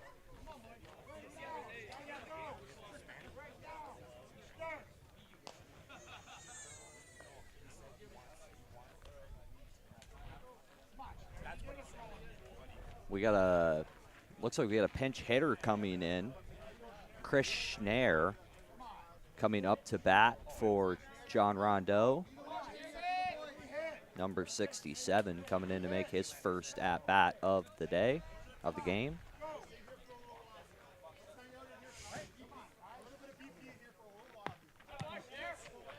Watches the first pitch ball, trying to feel out this pitcher.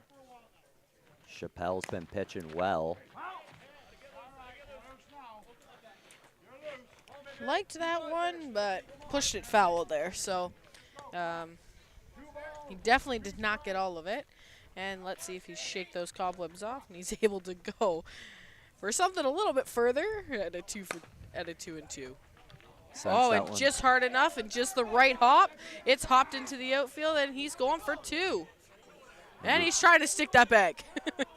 And you wonder why they put a pinch hitter in with nobody on. That's why. He's got speed, legs that error into a double. Excellent base running by the pinch hitter. Definitely the right hop at the right time. And Aftershock's definitely got to capitalize on that. Looks like he's a little shaken up there at second. A bit of an awkward slide in, and then he kind of had to stretch to get back to the base, overslid it just a little bit before the fielder tried to make a play on him.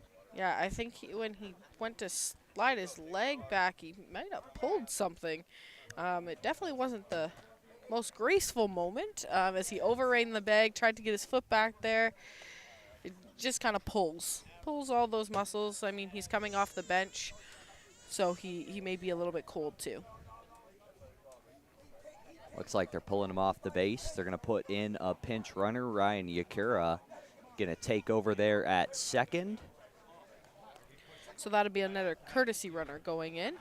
Since then, he's been pretty spot on, and they've kept Aftershock scoreless the last 3 innings. Runner on second here. They got a chance. With 3 balls and 1 strike. Weakly hit ball to the right side. First baseman picks it up. Goes for the big swipe tag. Nowhere near him. Pritchard, our home plate umpire, had a great look down the line. And we're going to have 2 on here with none out in the 6th. And that'll bring the 10 of Jeremy Roy to the plate.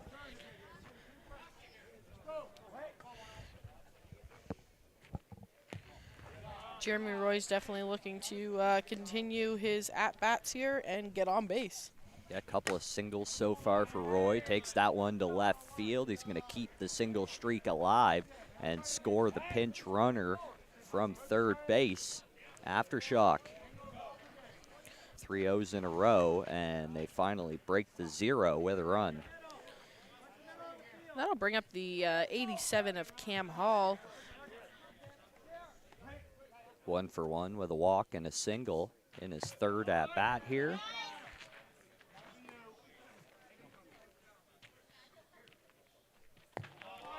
Watches a couple of close pitches to get ahead in this count, 3-1. Takes that pitch on the back edge for a strike, fills up the count, the payoff. Pounded to right center. And that's going to be a single. Load up the bases here in the 6th for the Diamondbacks. Matt Pine to the dish now, 1 for 2. Scored on a double, his first at bat.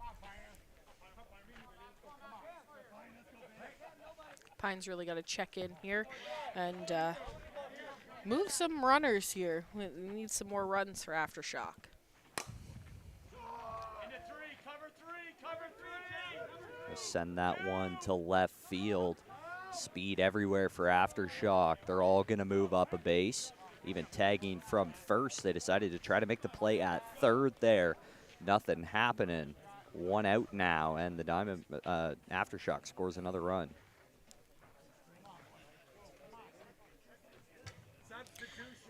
Oh, there's a substitution.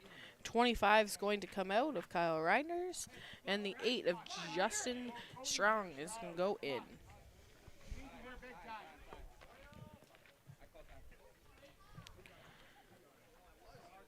Looks like with that substitution, out goes coach for the D-backs, Don Beadle, to talk to his pitcher.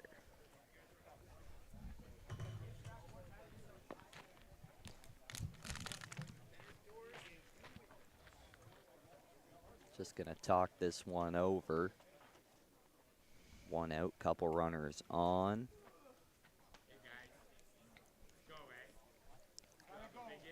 As Dave Pitcher goes to break up that conference.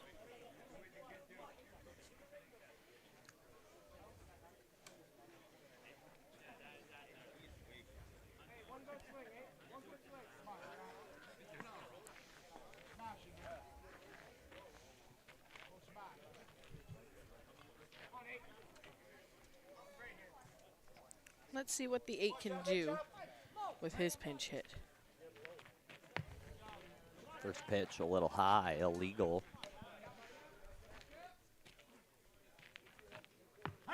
Second pitch comes in right in the middle of the mat, brings the count to 2-2.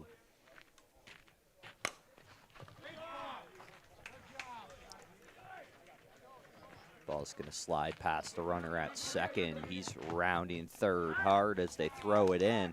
He's going to score from second, scores a run from third as well.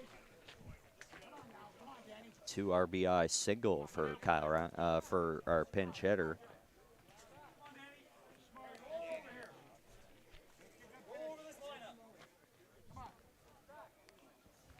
Daniel Lee steps up now with a runner on first. Aftershock with 4 runs so far, bringing their total to 11. All started on an error by the second baseman. And Aftershock's been rallying ever since. Gets to second, and a safe call at second. Puts 2 runners on here. Some aggressive running by Aftershock here in the 6th. Down by 7, they need to be conservative with their outs, but they also need to push the boundary here. After that last at-bat that the 3 of Daniel Lee had, he wasn't too happy with it. I'm sure he's much happier with that one. Absolutely winds up on second. Excellent slide over there. That ball's going to be lined out to second. 2 outs now. 2 runners in scoring position. Ryan Yakira with an excellent chance steps up to bat.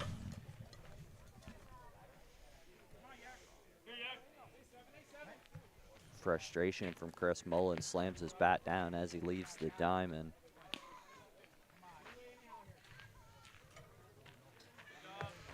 Definitely wanted more for that at bat. He just wasn't able to get it over.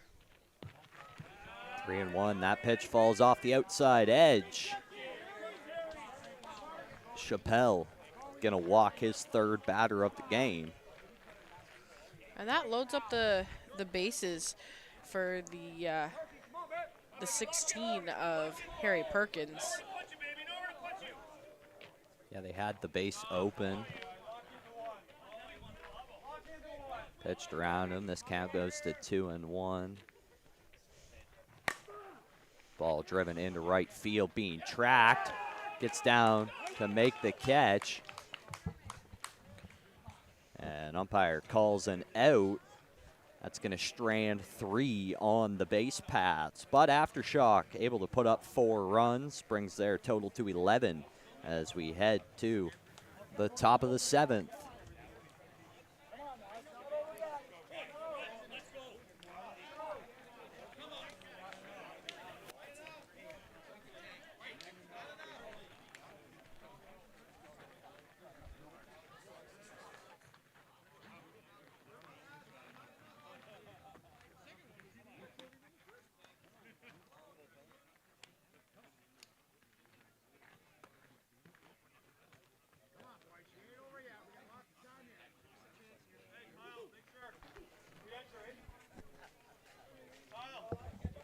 Got some paperwork going on here behind the plate. Yeah, the 8 of Justin Strong, who came in to hit for 25 of Kyle Reinders, the pitcher, just making sure that they do a re-entry there, as they definitely don't want to get dinged with a substitution or a re-entry error. They're doing that. Looks like we've got a substitution on the other side as well.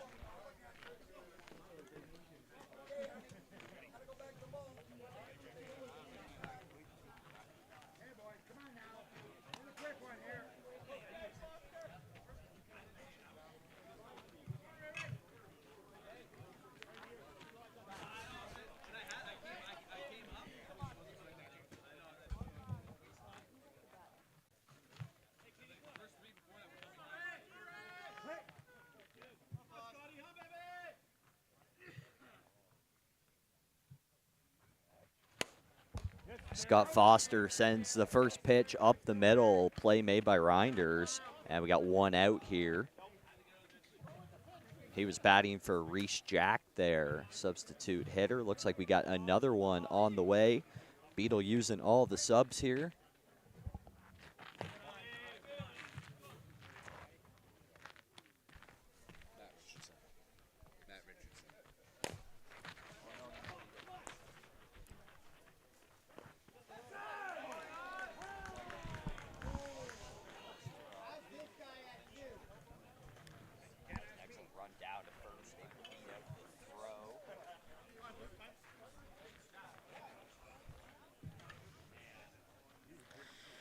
And it looks like they are going to ask umpire Mark DeCoste if he can go for help.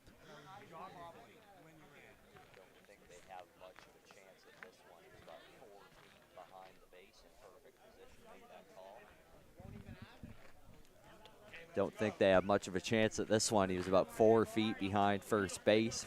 Great position to make that call.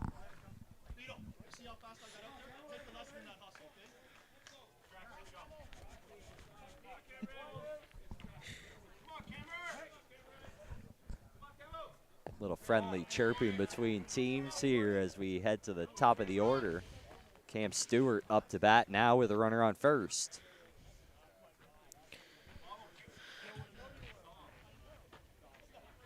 Cam Stewart with a productive day so far, 3 for 4.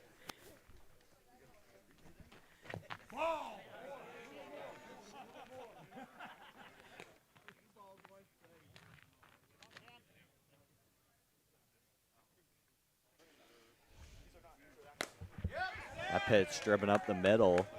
Reinder tried to make a play on it, but that's going to put a second runner on base. Stewart with an excellent 4 for 5 now.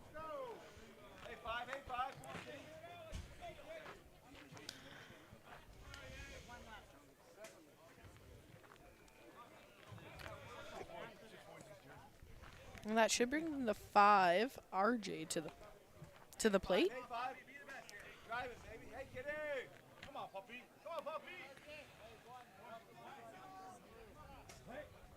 Power hitting righty. That ball's popped up. It was an illegal pitch, but he liked it, and Kyle Reinders is glad that he did because it was an easy fly out to the second baseman. 2 out now. Here in the 7th. Diamondbacks still with a decent lead, but looking to add. Couple runners on.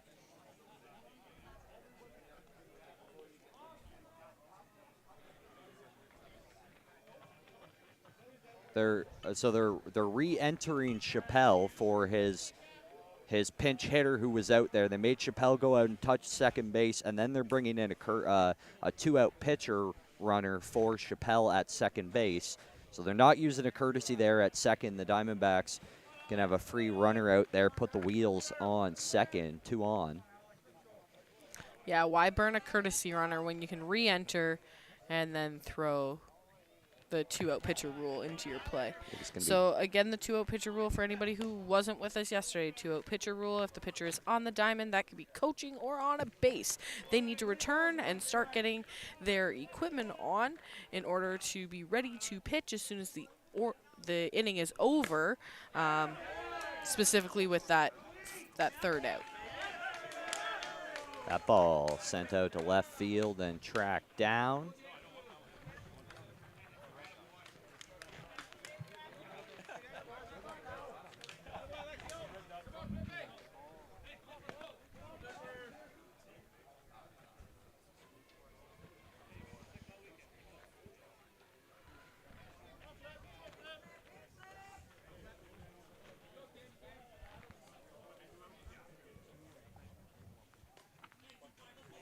Hey, Flippy, hey, baby. Hey, go Flippy.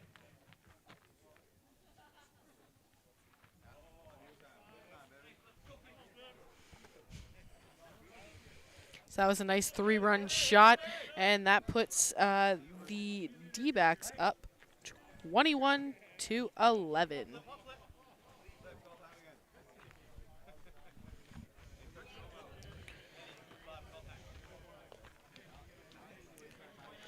Pitcher Kyle Reinders definitely wants to get his team out of this inning and get back on them bats, as they're going to be chasing 10 if they can get out of this inning now. Flip, drives one to right, flips the bat, and puts up another single. 4 for 5. Flip with 3 singles and a double. He stands on first.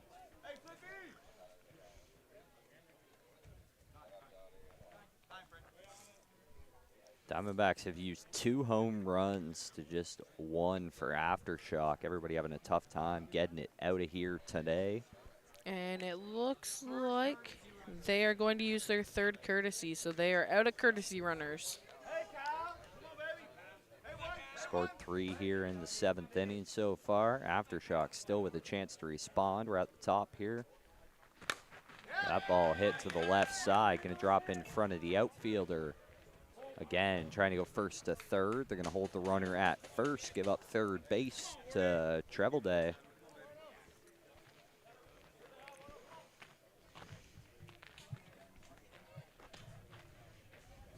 Kyle Judge on first now. Greg Wardell steps to the dish.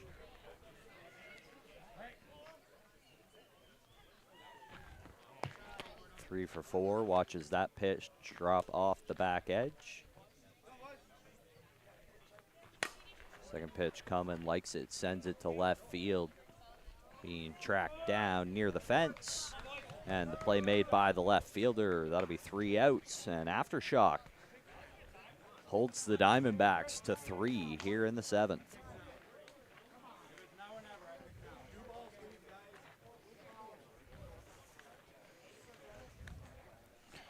Well, they definitely need to come back in and get ready to go, and they're going to need to hit here.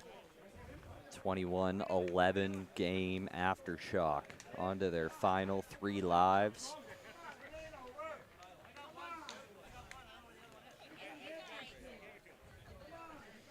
Chasing a big number.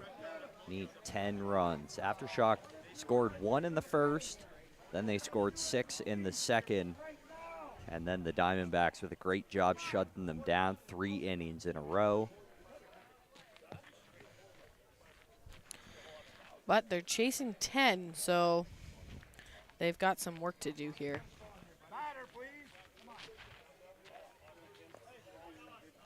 Chappelle's had a good day.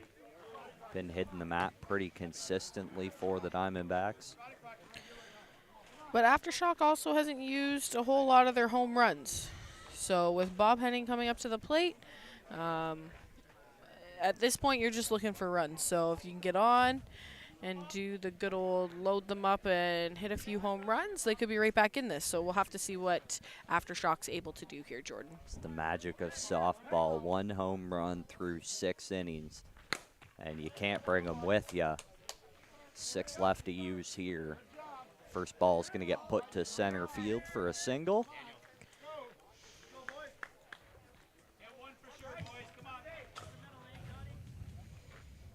Aftershock going to get super conservative with the base running now. Can't run yourself into outs. And that'll bring up Bryce Campbell here.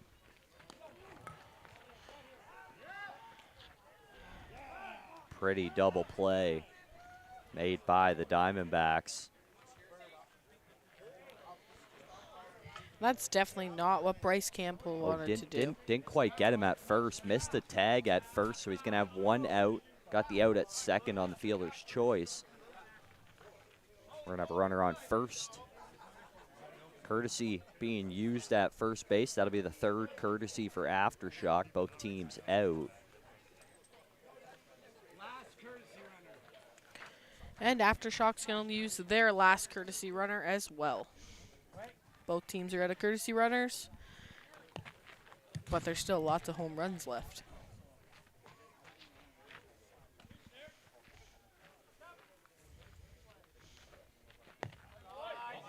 That pitch off the inside edge, 3-1 now. Hitters count, sees something over the mat, sends it to right field. Again, Aftershock first to third with the speed on the base paths.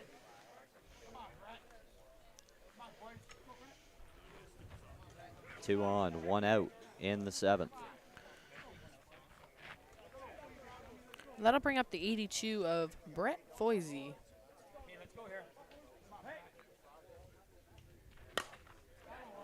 Drives it to right center.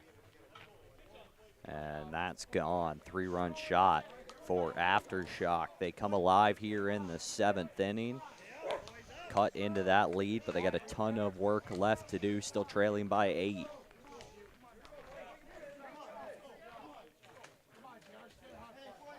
Seven. Trailing by 7.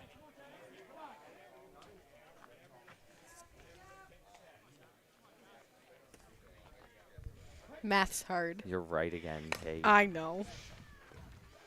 Another ball sent over to second base. That'll be the 2nd out of the inning.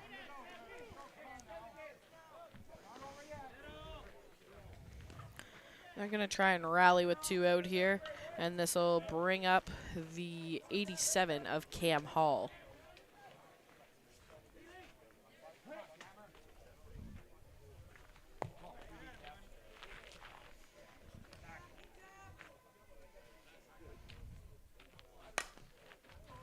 Campbell ranges to his glove side, not able to get it. Got a piece of it, not the whole thing. That'll put a runner on for Aftershock. And Cam Hall's keeping them alive, and Matt Pine wants to do the same thing. Step into the dish, the lefty, number 23. Struggled today, 1 hit and 3 at-bats. Takes the first pitch out to left field. Gets it out of play. And that'll put 2 strikes on him here early, and he'll need to make sure that he keeps this one fair. Aftershock down to their final strike. 2 out, 1 and 2.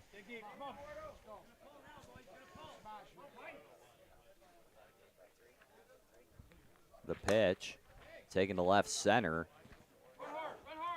Tracked by the left center fielder, and it's he down. makes a dive. Can't quite get it. Flips it up to the left fielder, and they throw it in, but that's going to give up a double. And score the run. All the way from first, he was moving with 2 outs. Costly play for the Diamondback.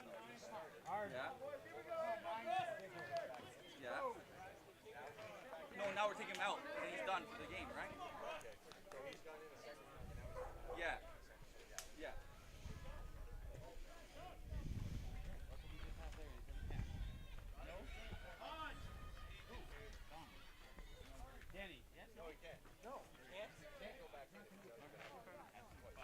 Got some score sheet issues here.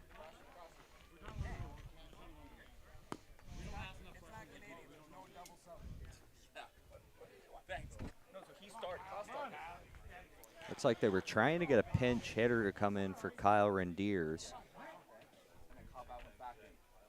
But I believe it was the one that they put in for him to hit last time. And it doesn't hurt them anyways because he gets on base, he moves that runner over to 3, and he gets a 2-out pitcher rule. So in the end, that didn't really overly hurt them, Jordan, putting more speed back on the diamond there. It looks like they are going to bring in number 99, Steve Crosty, in order to hit for the 3 of Daniel Lee. Big pressure situation here, 2 outs. Sees the first pitch illegal, gets ahead in the count early here. Next pitch comes in on the outside edge, 2-2 now.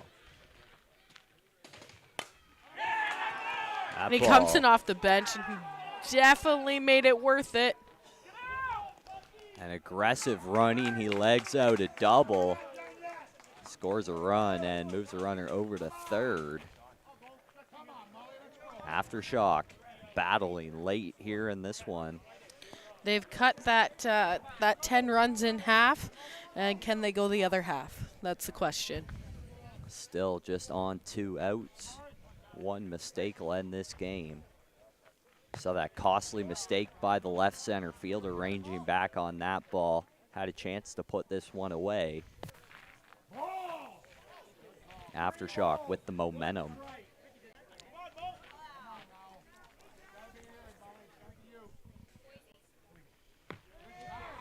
Illegal.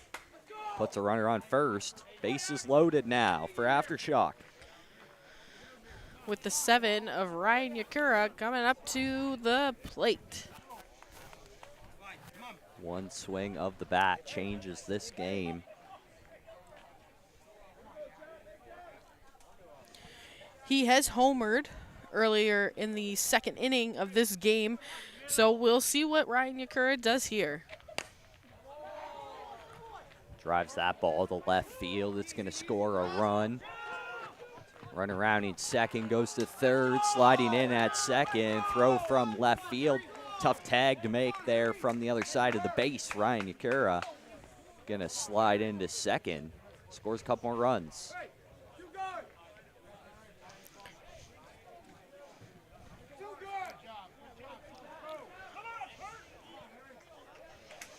Impressive fight here by Aftershock. 7 runs in this inning so far. Harry Perkins up to bat now, number 16. And Coach Don Beadle goes out to talk to his players and see what they're going to decide to do here with 2 runners on. Harry Perkins at the plate. Home run left. And we're only down by 3. Harry Perkins 1 for 4 so far today, though. A ground out, a fly out on a fielder's choice.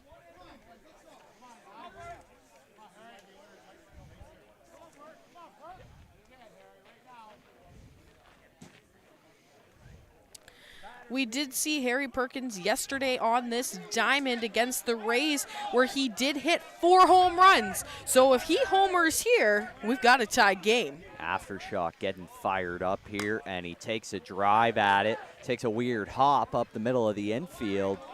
But still effective. He's on base. He's not out. And we're only down by 2 now. Runners on the corners. That'll bring the 21 of Bob Henning up to the plate. So Perkins has taken the pressure off of him and added it to Bob. It does look like they did pull the bat of Harry Perkins there to go for testing. So it must have gone up the middle where the pitcher couldn't quite make a play on it. And that's why it looked like it took the weird hop for us. Obviously, this is a very close game, so the bench is kind of sliding over in our view a little bit, Jordan? Yeah, you can hear Aftershock get fired up over here. They've been quiet the whole game.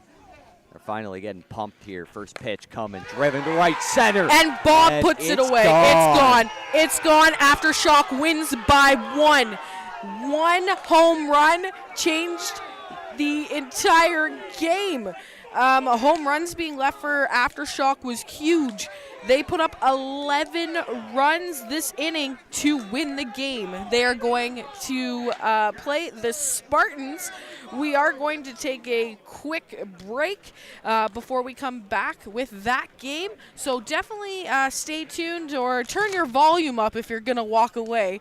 I'm Kate Friel here with Jordan Mosley. We can't wait to bring you the next game as this one was very exciting.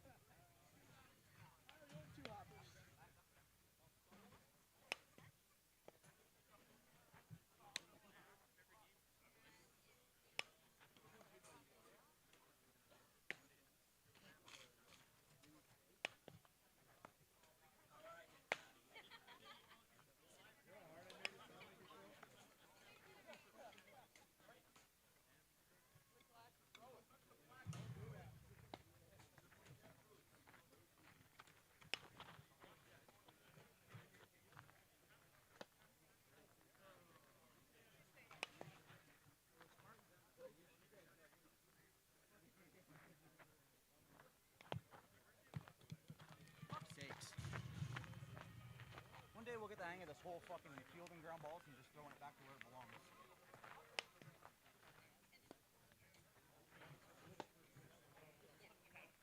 Hey.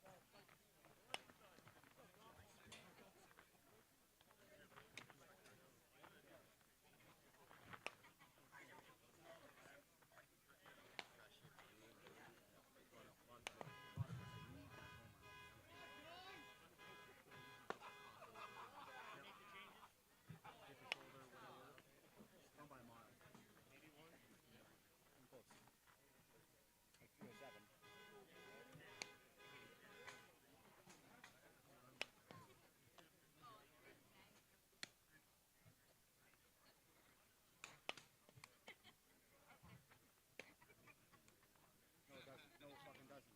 No, it doesn't. It's hot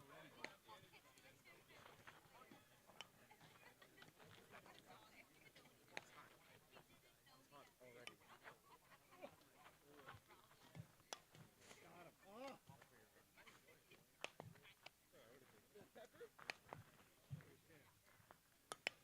Are you saying you're made of steel or I don't swing hard?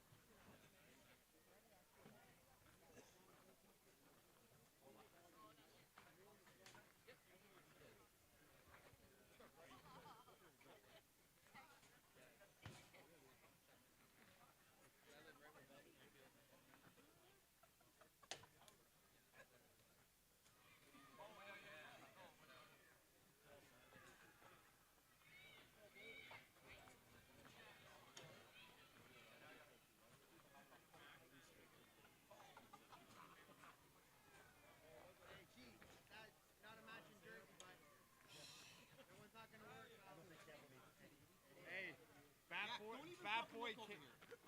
Boy can't fucking have the same jersey as that.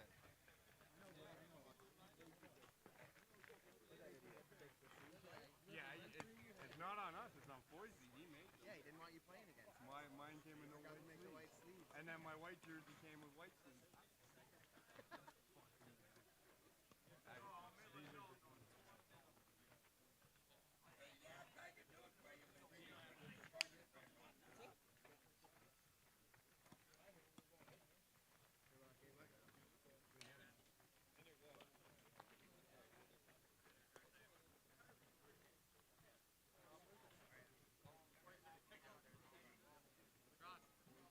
You out of here? Yeah.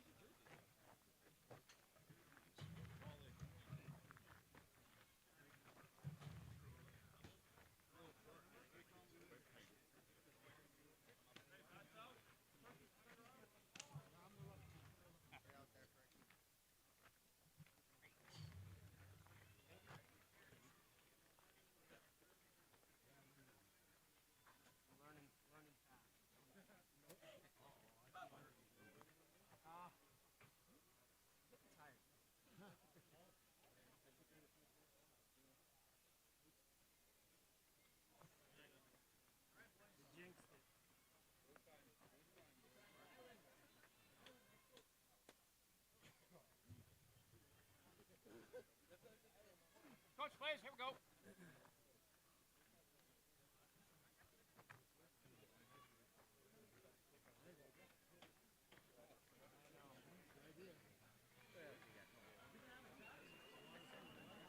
Get out here then. Let's go.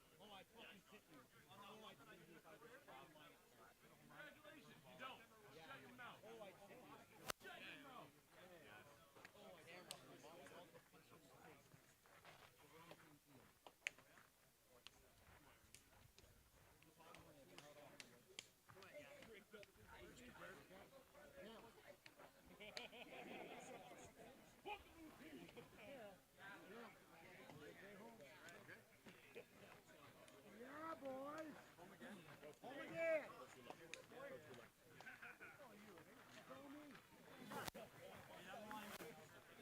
All right, boys, we're home. Let's go.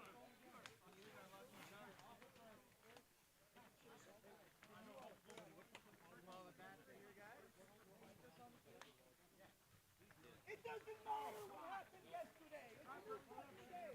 Time to be the best. Okay? Time to be the fucking best. For those of you that think it's time to be quitting for 10 minutes, okay? It's time to go to fucking work now. Be good. I know what's the lineup. Oh, no. Hey, 2, hey, 3, hey, 4, hey, 4, hey, 3, hey, 4, hey, 5, hey, 5, hey, hey. Let's go. Here we go. Let's go. 1, 2, 3, 4.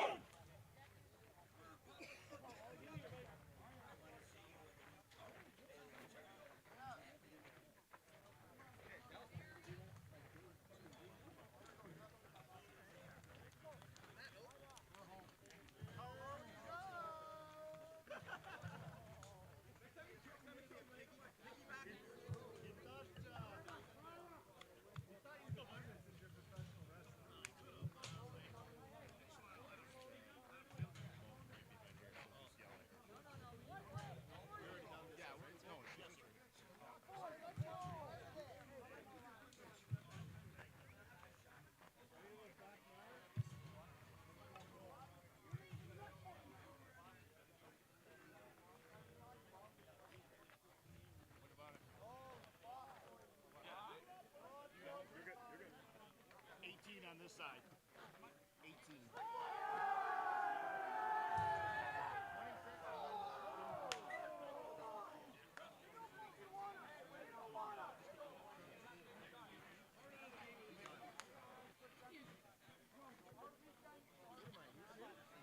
out of the game with a big number. Let's go.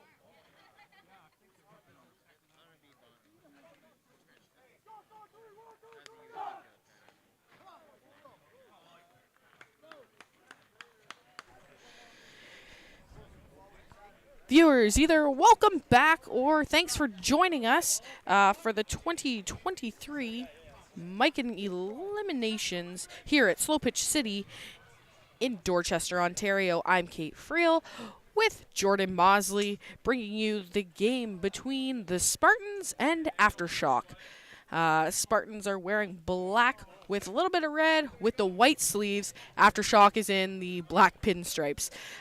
So we will try to keep that as clear for you as we can throughout this broadcast, as they're both wearing black. But Spartans do have the white sleeves on today. We'll be back with you for opening pitch, or Jordan can take over. I am just getting everything set in our book so we can keep you up to date throughout this game.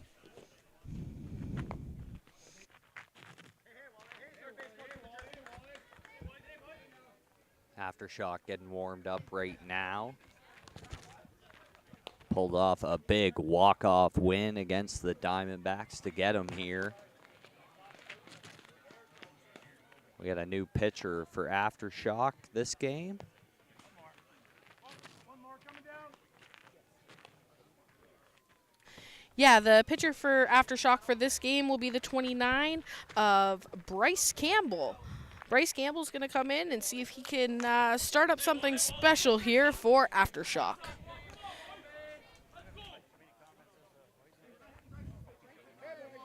Long, long day for Aftershock if they keep it alive here. They had the first game today against the Hawks. Pulled off a pretty decent win there. Hawks had some struggles on the infield. And then they had a bit of a tough time with the Diamondbacks. A couple of breakout innings, but 3 or 4 scoreless innings. Made it a lot closer than it probably should have been.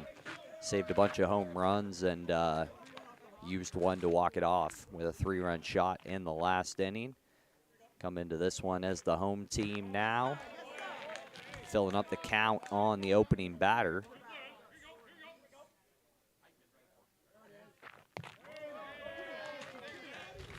New pitcher walks the first batter for the Spartans. They're aboard here in the first inning.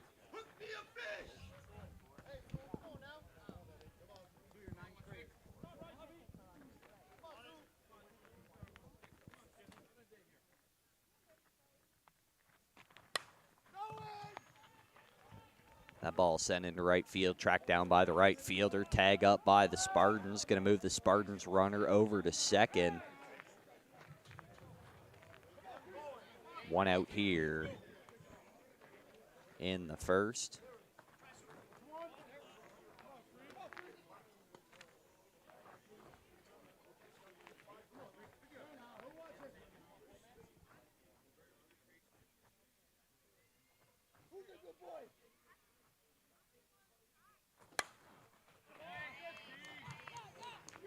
That ball driven up the middle. They're going to try to score the runner from second. Close play here at the plate, and he got him. Spartans player tried to slide to the outside, and it cost him. Excellent spinning play by the catcher, able to lay the tag down there, save the run, and It looks like 2 outs here. It looks like the runner is either a little shaken up, a little bit hurt, or just trying to collect his bearings. Came in hard. Was on the outside. Tried to slide around the runner. The player knew the throw was coming from center field.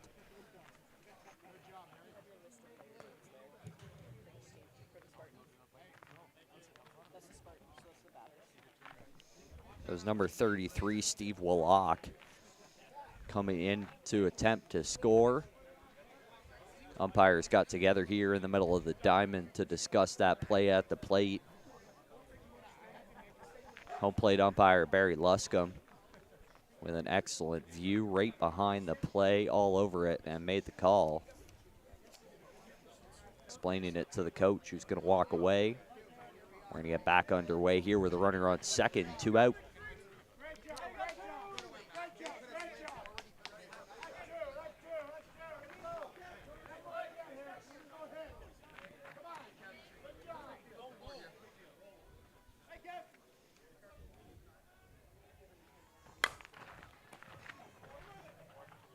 Kevin Cambeau sends it over to third, picked up by the third baseman. Make the long throw across the diamond to first. And a dramatic start defensively by Aftershock. Big play at the plate to keep them scoreless after the first.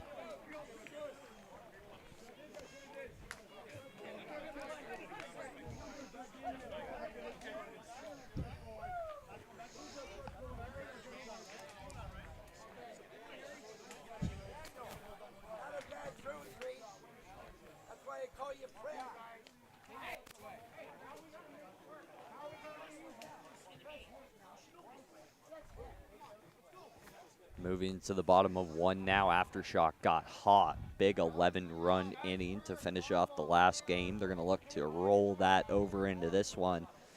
Start with the momentum here. Oh, they're definitely going to look to carry that into this game, as that was a great way to end the game against, I just drew a blank, a game against the D-backs. Ryan Wood coming out to pitch here for the Spartans. You see him on your screen. One of our better pitchers up here in A. He'll get tricky, keeping the umps on their toes here. Yeah, he does try to pull that fast one by them every once in a while. We've seen him do some tricky things in the past. He's good enough to put the ball on the plate whenever he needs to, so really uses this 1-1 count to his advantage as best he can, especially if you see him get into a 2-strike situation, a 1-2. He'll do whatever he can to try to trick the batter, trick the umpire, sneak something past. It's all about stealing outs up here in A. You'll also see him, he takes about 8 or 10 little shuffle steps backwards after every single pitch. Make sure he's set up, and he's almost set up as an infielder depth when he does that. Really helps out, close up the holes in the middle of this Spartans infield.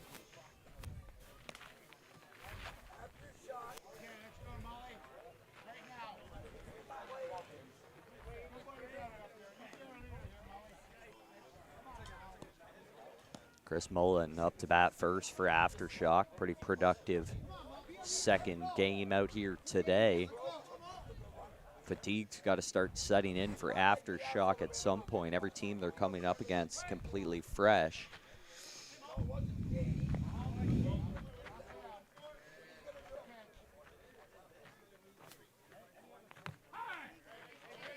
Didn't like that one. Right at the cap.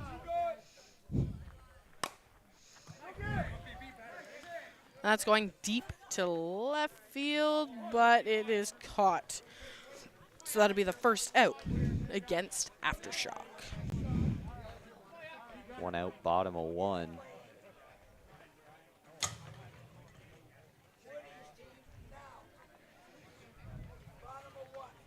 Aftershock trying to wake up the bats over here.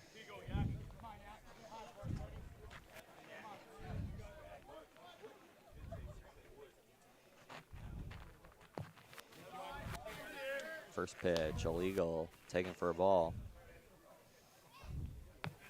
Second pitch, going to find the outside edge to even up the count at 2-2. That ball driven out to right field, finds some grass, falling in for a single. And Ryan Yakura has been pretty stellar for Aftershock today. He's either coming up with the single or the home run, whatever he needs for his team to continue. But he's been great at placing that ball.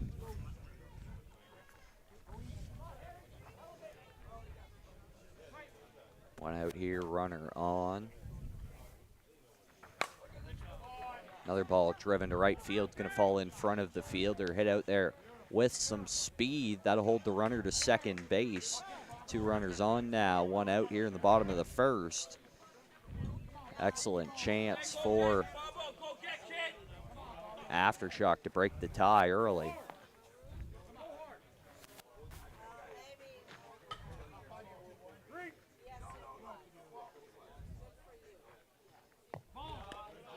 That ball just off the front edge.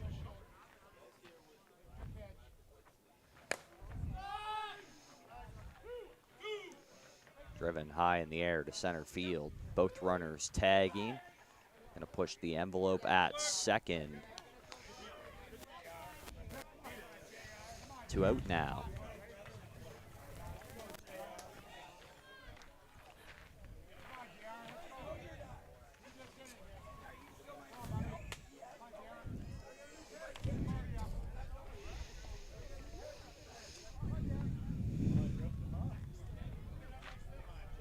Jeremy Roy up to bat with 2 outs, 2 on.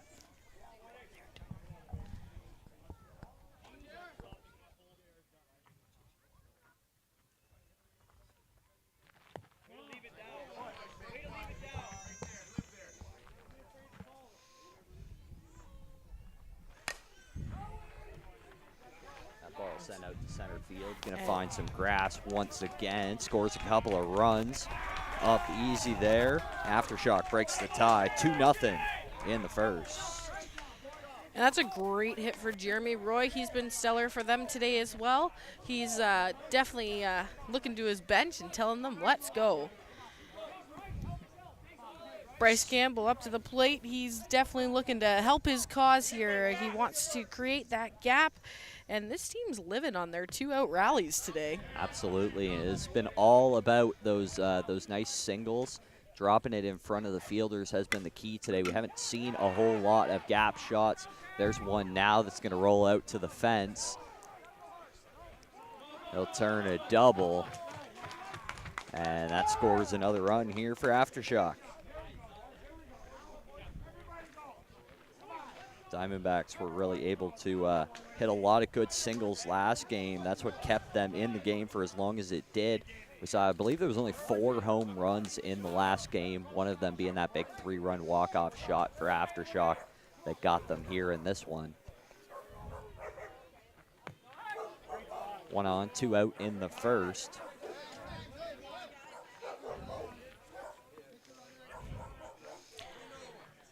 And as you can probably hear, we've got lots of dogs in the park, making lots of noise, playing. Courtesy runner being taken at second base. It's echoing in my headset.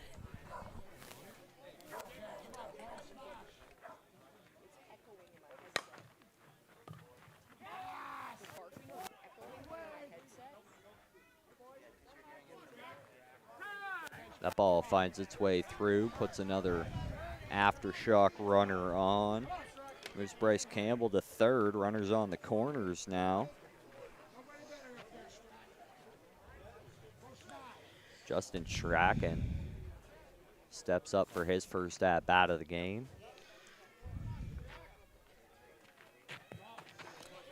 Came in at a key time in the last game to get them here, and did his job.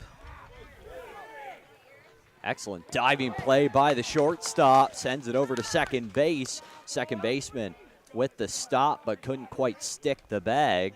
Runners on first and second now. That'll score another run for Aftershock, opening up this one well.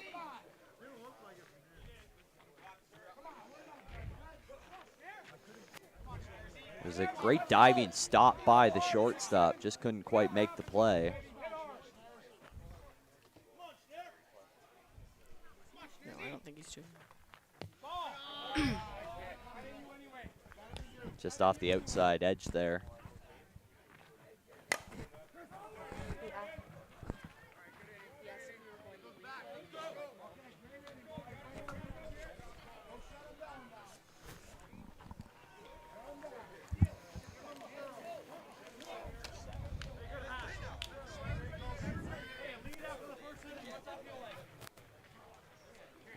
Fly out to center will end this one. The Spartans finally able to get out of it, but not before giving up 4 runs.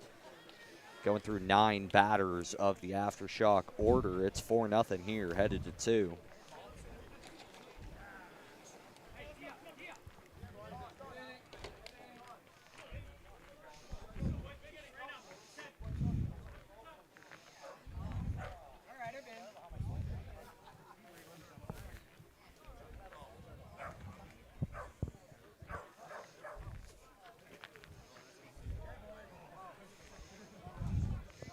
Aftershock was able to shut down the Spartans in the top of the first. Looking to do the same here in the second.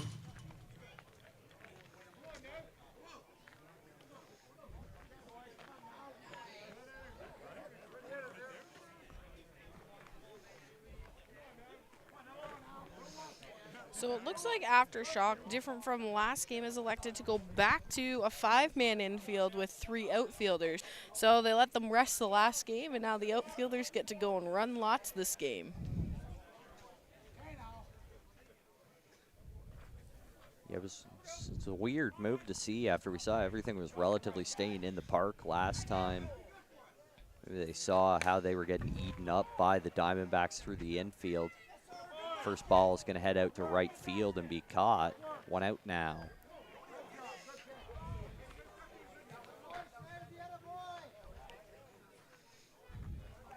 I mean, with the D-backs, it all depends. Maybe their theory was they're going to hit the long ball, so let's make sure we take away every gap in the outfield. Or was it Kyle Reinders up the middle? He's not in this game, but he was in last game, so I guess it all depends. I mean, This would be their third game of the day, so maybe they were trying to rest their outfielders a little bit for this game. Yeah, you notice Aftershock leaving that middle infielder right over the pitcher, kind of right in line with second base. And that single by Ryan Wood gets a runner on for the batter of the 81 of Chris Plummer up to bat now. 1 on, 1 out in the second.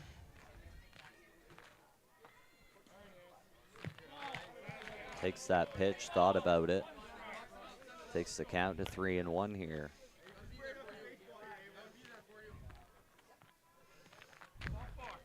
Sets up off the plate, takes the inside pitch for ball 4. That'll move him over to first, 2 on after the walk.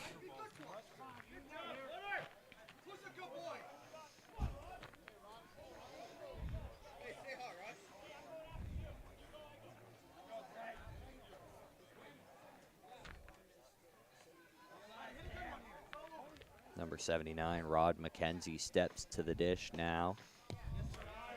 Runner in scoring position, 1 out.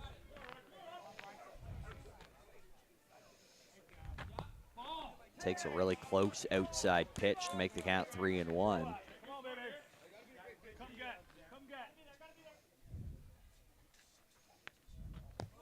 And another close pitch.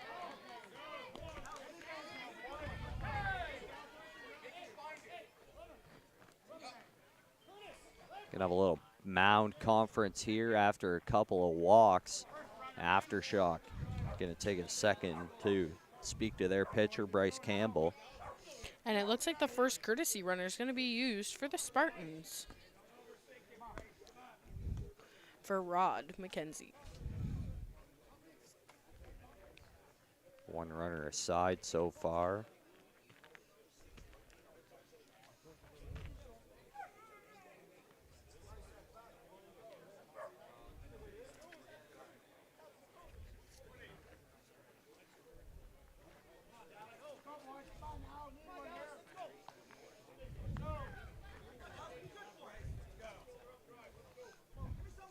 Bryce Campbell looking to really check in here after a couple walks.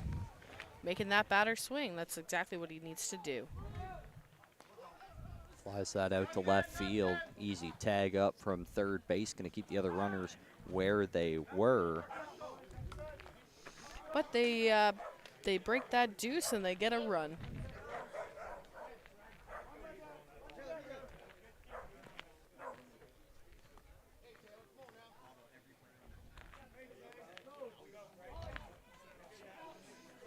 Taylor Wood up to bat. Oh, and it just catches the corner.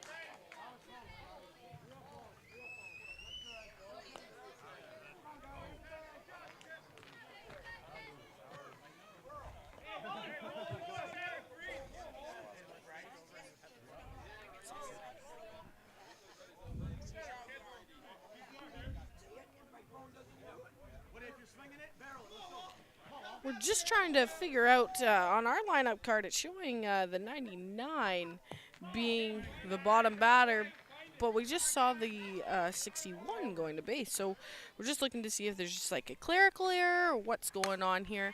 And that'll score 2 and move runners to the corners.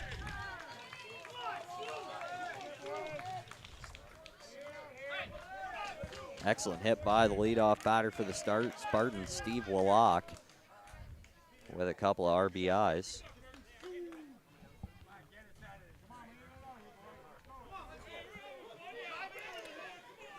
So that brings the Spartans within 1.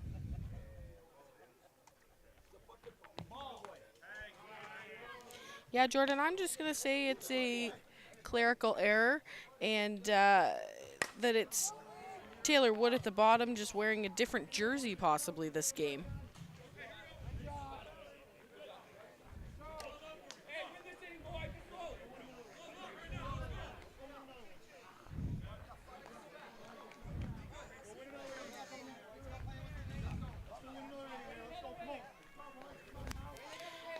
Aftershock able to get out of that one after giving up 3 runs, brings the lead to 1. We enter the bottom of the second. Another chance for Aftershock to respond here.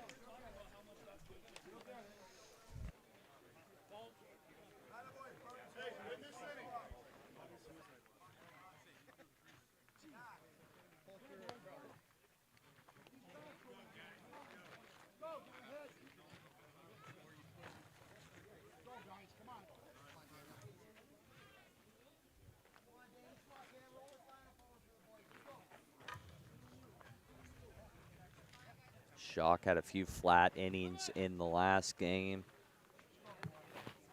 Able to get productive in the first here with 4 runs early. See number 3, Daniel Lee, up to bat to lead us off. He'll lead off Cam Hall, and then we'll be to the top of the order for Aftershock.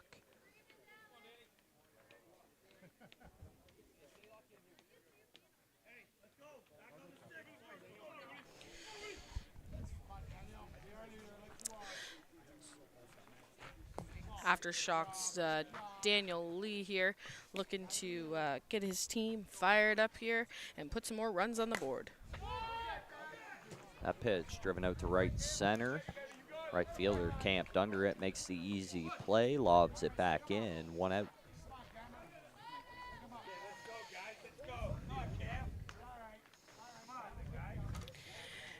And the bottom of the order batter there for the Spartans was Taylor Wood. But this brings the 87 of Cam Hall to the plate.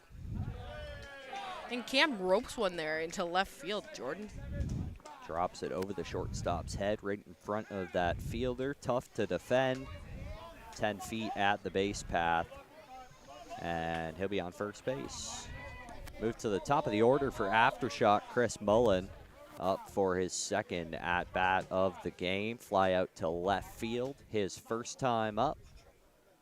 See, he's still rocking the sunglasses on top of the hat there. Drives that ball to right center. Way up in the air. Too high, caught made by the right fielder. And runner tags, moves to second. And that's 2 out already. This game's moving fast. 2-hour game, our last one. Aftershock and the Diamondbacks just going back and forth the whole game. Now we're in the bottom of second here. That ball hit up the middle. Tracking it, center fielder near the fence, and he's going to make the play. 3 outs in 4 batters. Aftershock strands a runner and goes scoreless here in the second.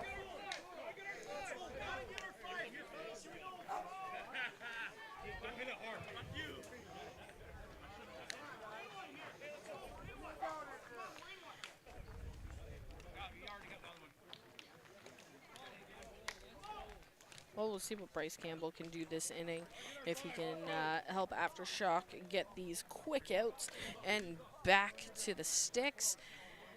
Spartans are hoping for the opposite. They're hoping that they can work with him here a little bit more and work him over and get some more runs in. Our leadoff batter should be the 17 of Derek Freeman, and we'll see what he has for this game. Derek Freeman hitting out of the 3-hole. Looks like he reached base last time, so he'll be wanting to do the same thing.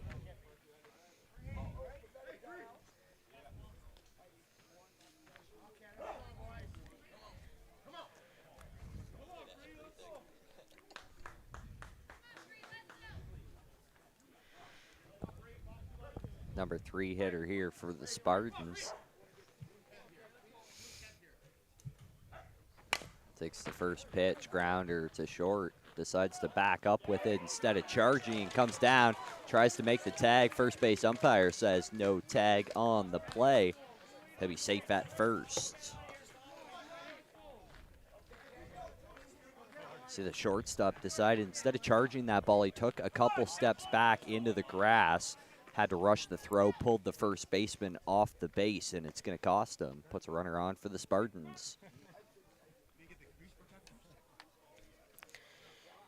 Next batter here is the 9 of Kevin Champeau. He hit some home runs yesterday, Jordan, and he seems to hit a lot of those. So we'll see what he's gonna do at this at bat. Drives that one to short.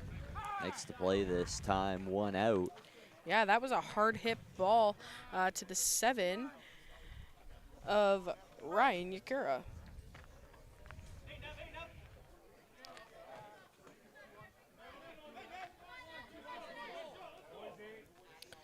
That'll bring the 21 of Neville Clayton. Look to try to squeak that by the third baseline, but that is a solid double play going 5-4-3. And that puts down the inning, and we're going to the bottom of the third. Impressive showing by Aftershock after getting shut out in the top half. They go 3 up, 3 down. Keep it close here, still leading 4-3.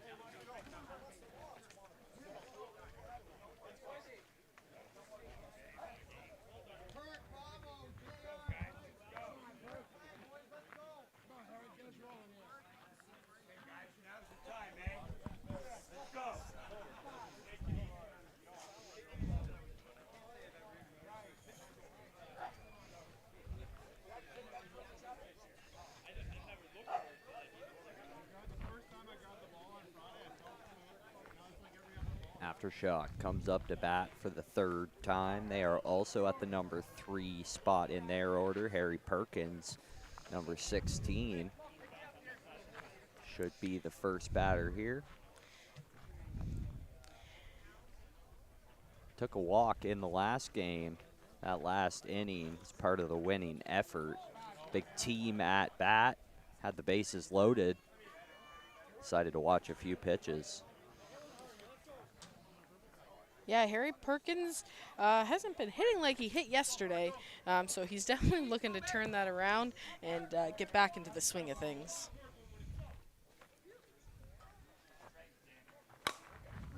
Strokes that one over the middle. Ryan Wood not able to get anything on it, and Aftershock gets a runner aboard here in the 3rd. And there's that hard swing of Harry Perkins that we've kind of been missing so far today. And it's definitely good that he's jumping back into it and roping the ball again. That one on an absolute line. Brings up Bob Henning. He'll take the first pitch to right field. It's going to be foul, out of play. Just about got our camera guy over there.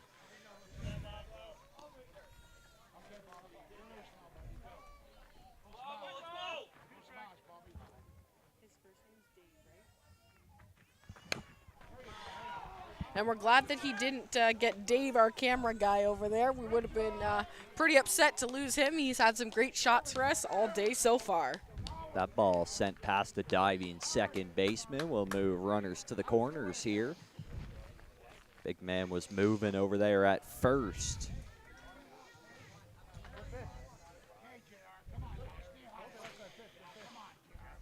This will bring the 10 of Jeremy Roy to the plate. JR definitely wants to get on base here. Oh, and he squeaks it under the shortstop's glove as it rolls out and touches some grass. RBI single his first at bat. Another one adds to it here in the 3rd inning. And he's going to add to the score for Aftershock. They win the inning here in the 3rd. Yeah, it's not always a norm that you're winning the inning with 1 run.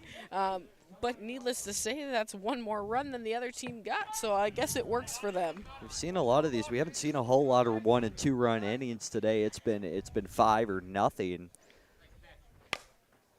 That ball taken to left center, being tracked at the fence, and he reaches over it, saves it. It's going to cost them a run, though. Runner tags up from third base. Excellent play by the Spartans left fielder. Wow. That was a great play there by the left fielder, taking that home run right away from him. He's smiling. I'm sure his team's smiling. His pitcher's definitely smiling. You notice he wasn't looking at the fence. He did a great job using his bare hand to find the fence and then got the glove over top to go make that play. We got 1 out here in the third. Shock scored 2 so far. That ball driven right center. No doubter. It's gone. Yeah, nobody was reaching over and bringing that one back, that's for sure. Maybe if they climbed that tree out in right center, they might have had a shot. I'll leave that to them. I'm not climbing no trees. First bomb of the game for Aftershock. And you see them all in here, all high-fiving. They've got a home run chain that they place on the neck of whoever gets that home run. So the 82 of Brett Foisey is hoisting that on right now.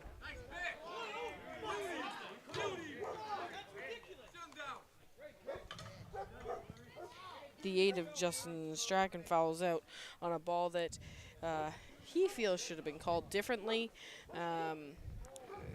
But nonetheless, that does leave us with 2 out.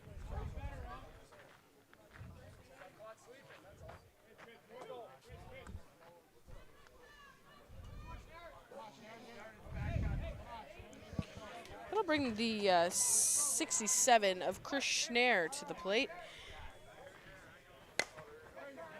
That ball sent over the head of the second baseman. He'll move himself on base with 2 outs.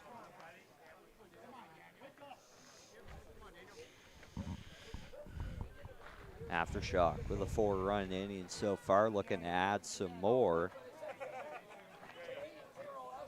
Up to bat now, Daniel Lee. Yeah, Daniel Lee's one of the guys making the lineups for this team, along with Ryan Yakura. They've done a great job. They tried to mix a few things up that they didn't have last game in their lineup that they thought they could change to try to make it a little bit stronger for this game. And they wrote it neat for us. That's the most important thing. Yes, they like to write it neat for us. That ball driven to the second baseman, picked up on a hop, thrown over to second. And they get the out, but not before giving up 4 runs here in the third inning. Aftershock extends their lead 8-3 now.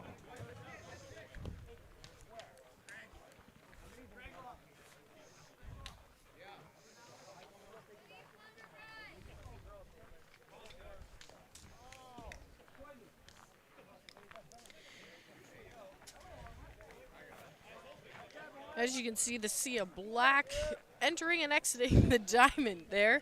Again, the white sleeves are the Spartans, and Aftershock is in the black pinstripes. Everybody taking to the field. I haven't seen any of the Orioles yet. They were in their dark grays yesterday. With their bright orange pants, let's not forget. They'll probably show up all together in one foul swoop, so if you see one, you'll see them all. About 5 minutes to game time, the Orioles way. Show up and they're ready to go. Taking this one to the 4th inning here. Spartans come back up to bat, shut down in the 3rd. And it looks like the 14 of Ryan Wood is going to be our first batter. He was taking them sunglasses off. It looks like he's about ready to step into the box and get ready to go.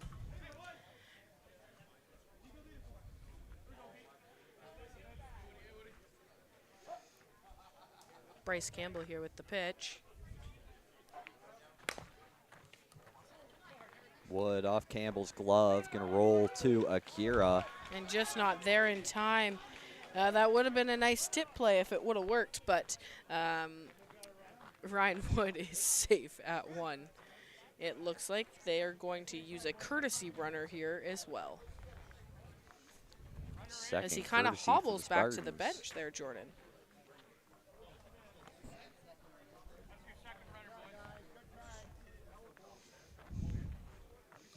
One runner on now as Wood reaches base. Plummer comes up to bat.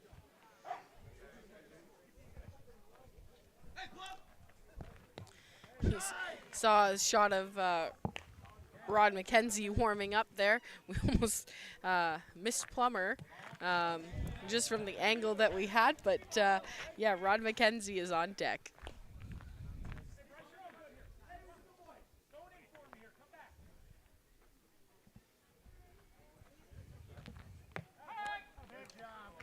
That ball catches the back edge. Plummer walked his first time, drives this ball up the middle. He's here to hit, ropes a single into center. 2 runners on now at first and second for the Spartans. Yeah, with nobody out, Aftershock is definitely looking to get an out here. Rod McKenzie is definitely the guy for the Spartans that's going to crank that possibly out. So we'll have to wait and see what he's able to do with the pitches that Campbell delivers.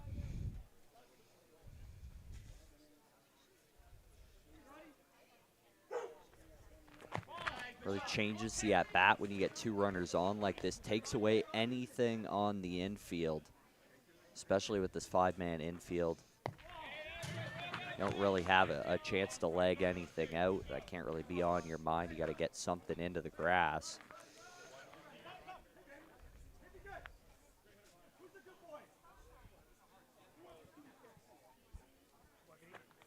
Pitch coming, takes it outside, takes the walk. I think they were pitching around. Rod McKenzie there brings up Dallas Boo to the mat. Bases loaded, none out. Excellent chance here by the Spartans, trailing by 5.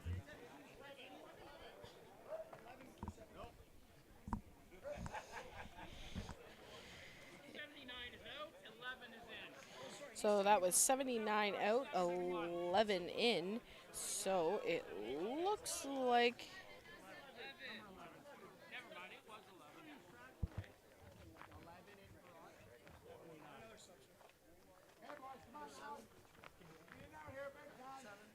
yeah, it looks like 11 in, and that might be Andrew Sorowski, but I'm... Looks like we got number 7 coming up to bat.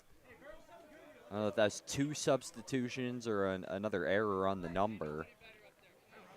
Oh, no, this would definitely be a substitution, as we did see Dallas Bow bat last inning. So that's the 7 of Greg Roth. Yeah, and we also had a substitution at first. That's where 11 was coming in. He went into sub at first instead of using a runner down there. That ball sent out to center field. 1 outs now. Run comes in to score. Runners move to the corners.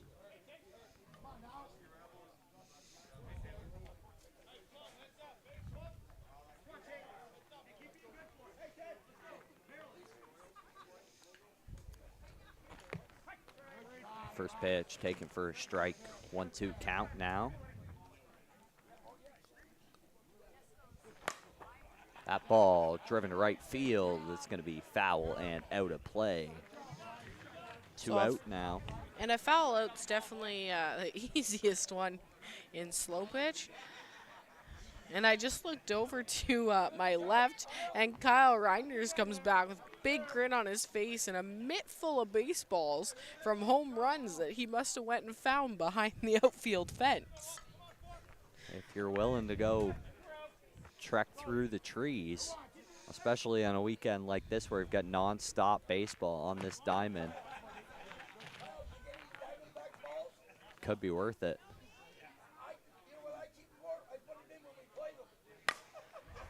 Ball driven to the left side, tracked down by the left fielder. Catch made out there.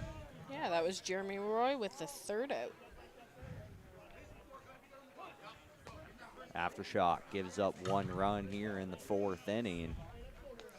And we've got a score of 8-4. Headed into the bottom of 4.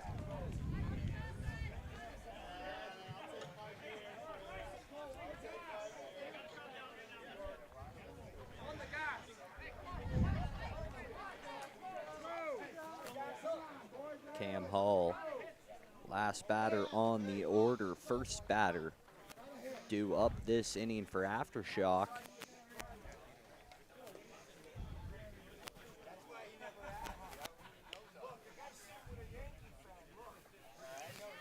And Cam's at the bottom of the order this game, looking to turn it over to Chris Mullins. So get on base and turn over that order. That's your job there at the bottom. Cam Hall, the one runner that reached in a benign 2nd inning for Aftershock. That was his only at-bat so far. Had a single that time to the right side.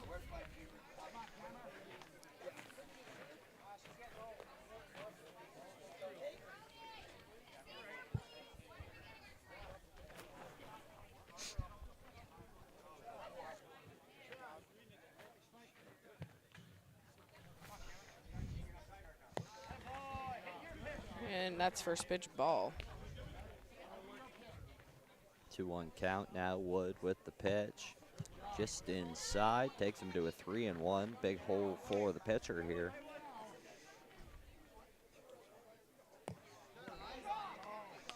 Wood's And been it doesn't struggling. matter which way, he's on base. Another walk.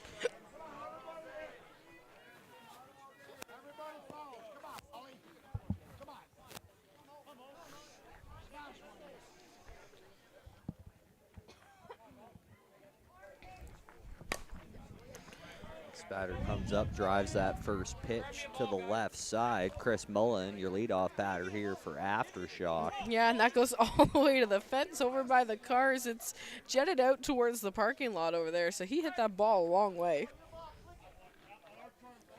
Takes time in the box. Step out to think about this one, too.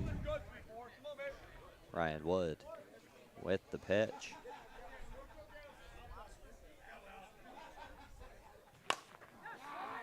That's sent over the head of the shortstop for a single. Moves runners to first and second. They throw behind the runner over there at second. Nothing happening. Yeah, they tried to hold the speed of Cam Hall to one base instead of letting him go all the way over there to third. Up to bat now is the 7 of Ryan Yakura.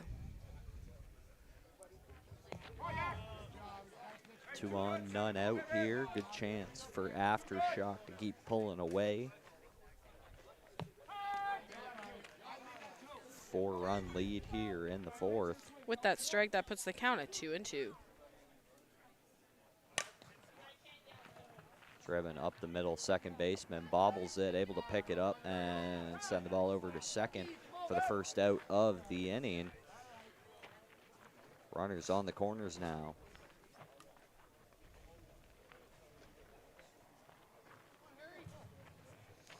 That'll bring Harry Perkins to the plate, wearing number 16.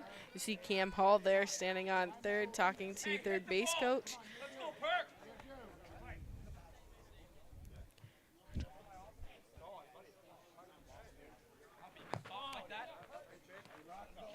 Takes first pitch, little deep.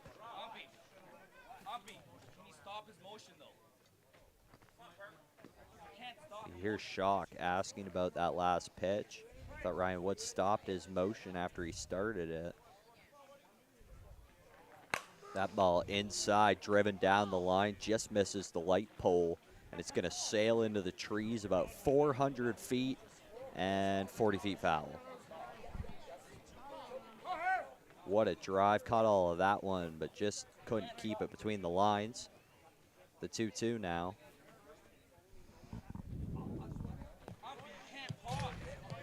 Takes it. Counts full. Ryan Wood toying with him now.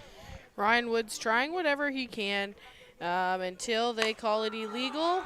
And He's going to keep doing it, but Harry Perkins responds in the way that he can as the batter, and he cranks that out of here, this time in fair territory, and brings in 3 runs.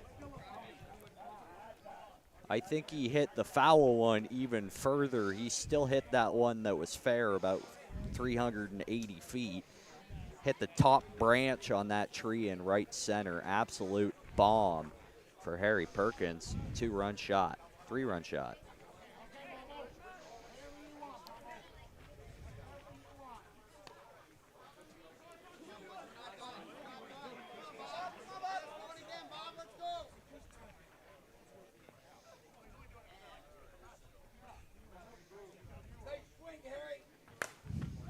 Another nice hit out to center field, tracking it back at the fence, watching it sail over the fence is the center fielder. Aftershock hits another home run, brings their inning total up to 4. And Harry Perkins only had that home run necklace on the Aftershock bench for a short period of time before he had to hand it over to Bob Henning. They rip it away. That's the one you want to have, that instead of the strikeout necklace. Or as you see in recreational slow pitch, sometimes a strikeout 2-2. 2-2 dress. I've seen crowns before. One team made Have you had to wear a few there, Jordan? I don't think I've seen 2 pitches in an at-bat since I started playing slow pitch. And Jeremy Roy reaches second with a nice double there. Excellent hit. Gets on with bases cleared after a couple of moon shots for Aftershock. Battle of the pitchers here as it's Ryan Wood against Bryce Campbell.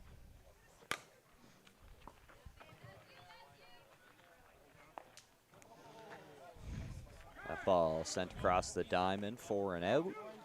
2 out now. Brett Foisey gonna step up to the dish. Number 82, the lefty.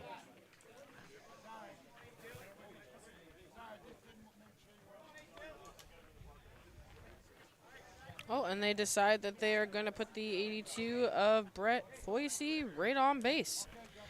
Guess there was an empty base there, and they decided that it had his name on it. They're going to pitch to Justin Strachnow. 2 out, 2 on. I'm sorry, that's Justin Strongen.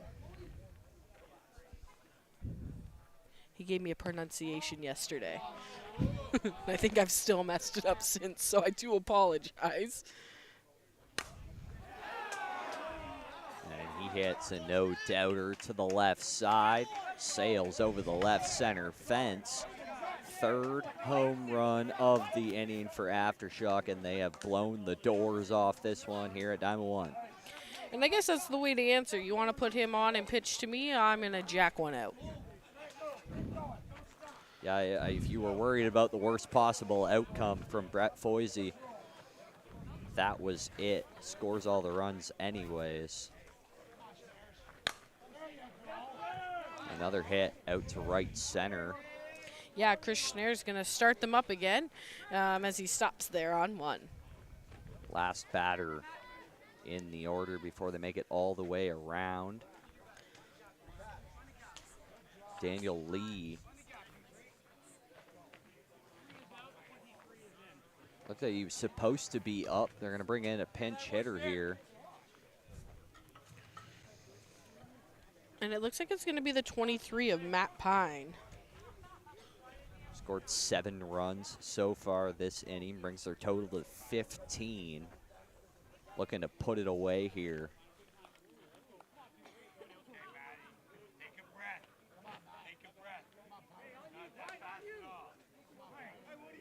The fresh stick off the bench. Takes a first pitch on the outside edge. 1-2 count now. Next pitch illegal, evens it up at 2-2.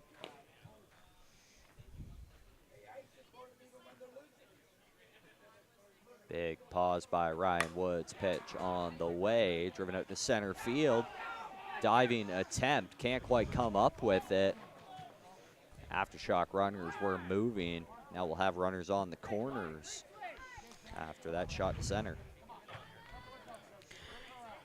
Yeah, Schneier was a little bit conservative there at first. Didn't want to take off too early if that wasn't going to be down, but he's able to move. Center fielder takes a knee out there as the coach heads out to the mound to talk to pitcher Ryan Wood. I'm going to have a little chat and see where to go from here. Shock has put up 7 so far this inning. 7 in, 2 on. Tough situation here. That also pushes the score to 15-4. And we're in the 4th inning here, so you gotta be getting worried about that mercy rule coming into effect. Obviously 12 runs, not a whole lot in A. We saw an 11-run inning from Shock, but if you get to that mercy rule, 12 is just enough to end it. Well, we've seen the Orioles make an appearance. They have the winner of this game. They will need to be double dipped. So after this game, don't go anywhere as the teams get set, or turn up your volume and make sure that you can hear when Jordan and I come back to take on the final game. The Orioles do have to be double dipped, so we will see if a team can beat them twice, or if they're just going to take them out in one. More importantly, the Orioles showed up in white today. Thankfully, not going to have to deal with another black-on-black matchup. Yes, that would have been a little much.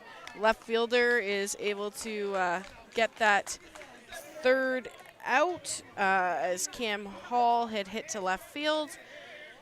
Spartans are happy to see that third out come. And stop the bleeding with 11 runs. With 7 runs coming in, but being down by 11. Spartans pitcher Wood with tried to sneak a little windmill throw there past their home plate umpire. Tried to give it a go. Well, he's tried the pause and seemed to squeak a couple of those through, so why not try the windmill next?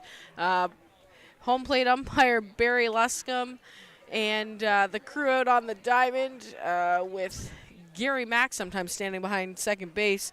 They've got their work cut out for them in this game, as they've really got to watch to see what kind of tricks Wood's going to try and pull next. Absolutely, got to be up on your toes up here in A. They're always trying to get away with whatever they can.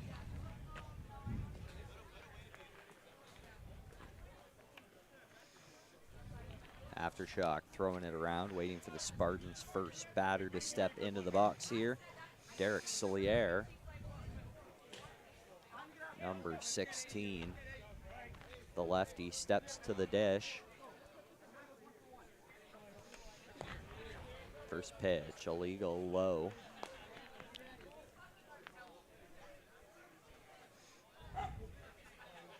Next pitch, also illegal low, both at the front edge.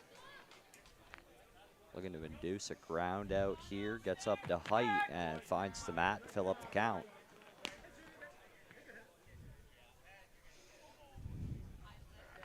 Yes, sir. Oh, and Solier he got watches him. it fall. Backwards K goes up here for the number 16. And after the few walks that Campbell's had this game, it's got to feel good to get a strikeout looking, that's for sure. Yeah, both pitchers have walked a few aboard here. Seen a lot of batters being patient, taking as many pitches as they can. That one lands on the front edge. Batter definitely doesn't like it.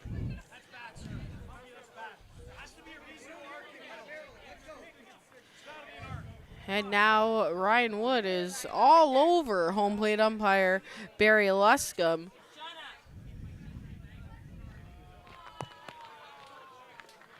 That ball off the back edge.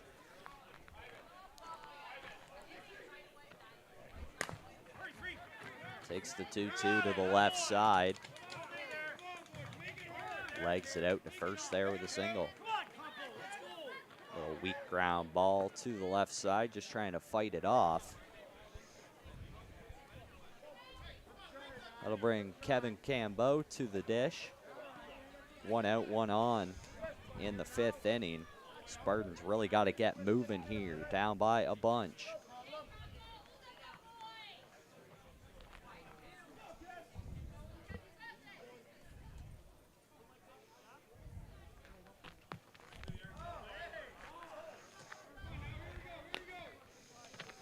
This is who the Spartans want up to bat, hopefully to spark something into their bench. He's fast, so at least he kept himself out of danger, but he definitely hit into that fielder's choice, and there's 2 away. Yeah, you see, even at speed on the runner at first there, almost able to beat it out to second. They were able to get that out and then throw over to first, but nothing happening. 2 out now. Still got a runner on first base. Neville Clayton up to bat, number 21.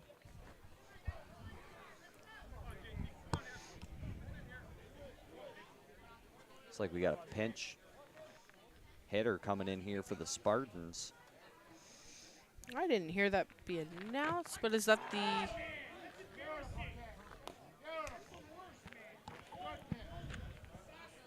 Maybe I should go ask the Spartans again.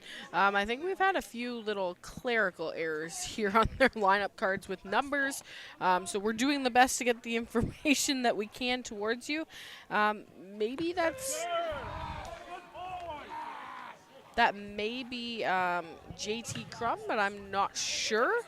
How about that if pitch? If he does bat again, then we'll go find out. That pitch came in right at 6 feet. You see Wood out there giving it to home plate umpire Barry Luscombe. Not happy about a number of calls in that half inning. 2 strikeouts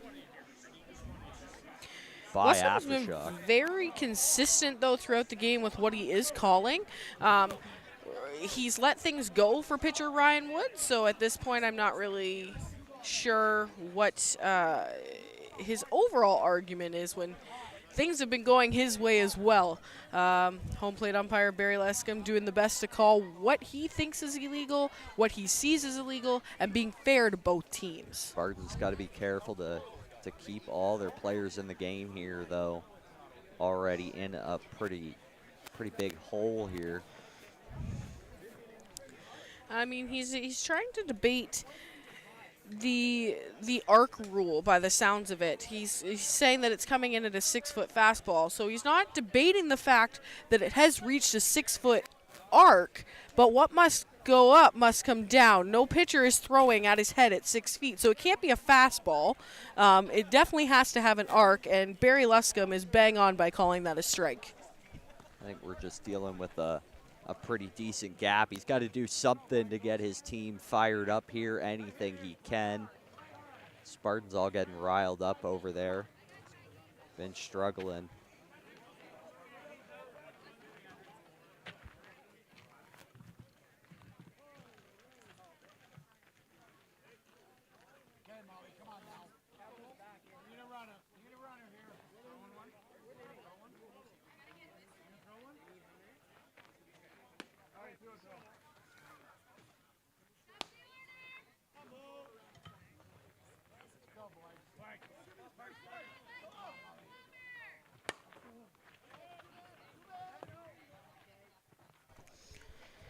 Leadoff hit to left.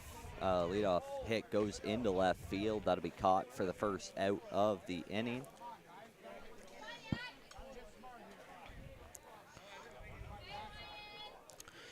This is 1 out at the bottom of 5. That was leadoff hitter Chris Mullen. Stepping into the box now is the 7 of Ryan Yakura.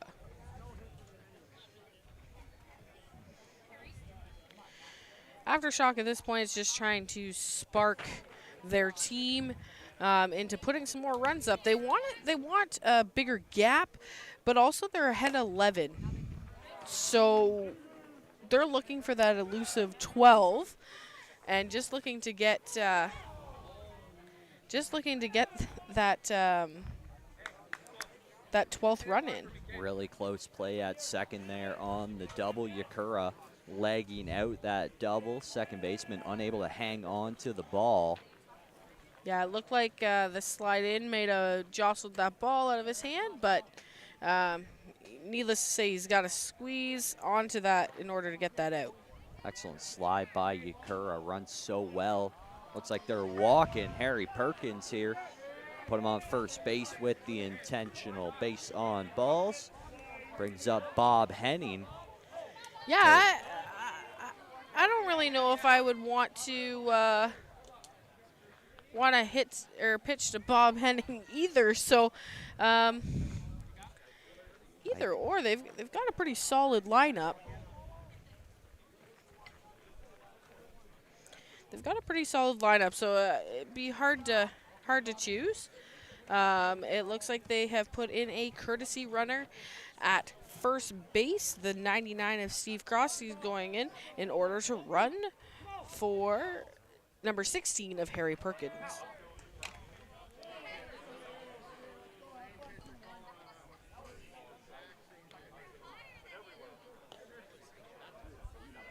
A little bit of controversy on that pitch. Falls for a ball. Next one coming. Popped up. Right up the middle. 4 fielders on it. Somebody calling it. Center fielder calls him off last second. You saw the shortstop duck down there. Saved his head from getting knocked off as the center fielder flies over top and makes the catch. 2 out. Yeah, that's definitely not what Bob wanted to do there with that pitch. But up to the plate comes the 10 of JR. Just needs a single here. Yakura's on 2, and Yakura's fast. So you hit that single, and he's probably going to score from there. You've got wheels behind him, too. So even a single where everybody stays put, not a bad look for Aftershock right now. They're just looking to score that run. Especially with 2 outs, he's going to be moving on contact here. Yeah, it definitely makes him easier to score if that ball goes down. Jeremy Roy takes the first pitch out to left center. It might go. And he wanted no doubt in that runner having to move. He jacks that out of here, and that's game. It'll be Shock and O's in the final right here after a short break. I'm Kate Friel, joined by Jordan Mosley. We've had a great day so far, and we can't wait to bring you the final between the O's and Shock.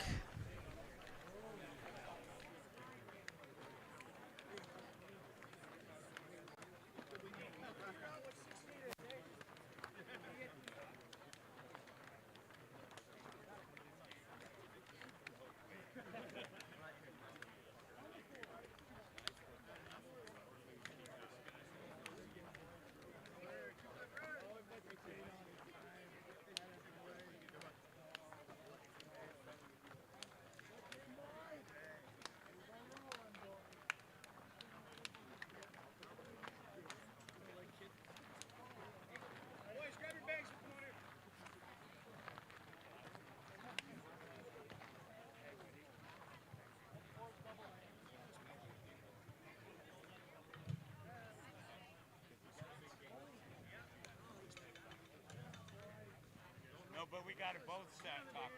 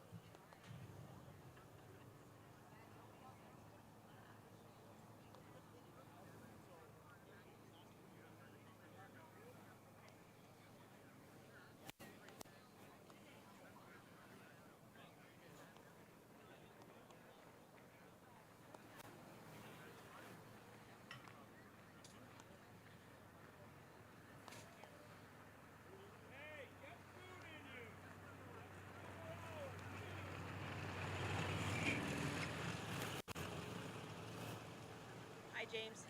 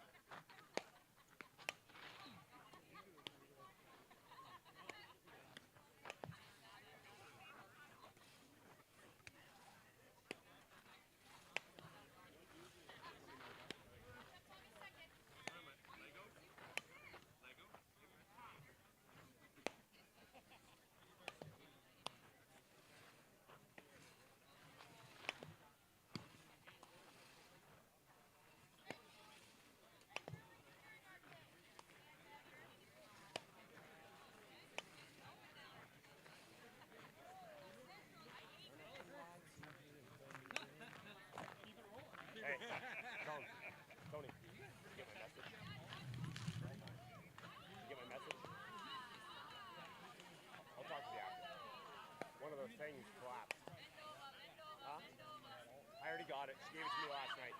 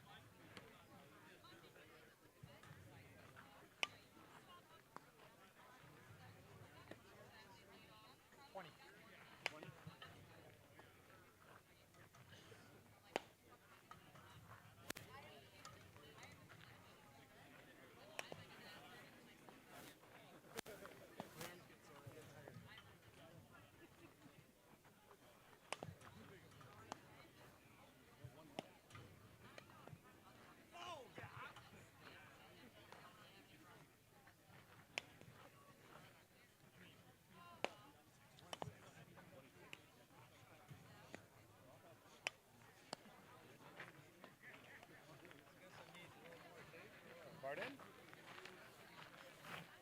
10 inches of tape. I think that's okay, right? One layer is good. Yeah, that's good. Yeah, that's good. I still say that bat last night. No way.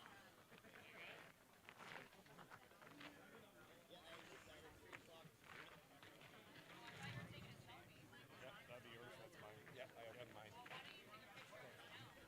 not sure why I put it on that.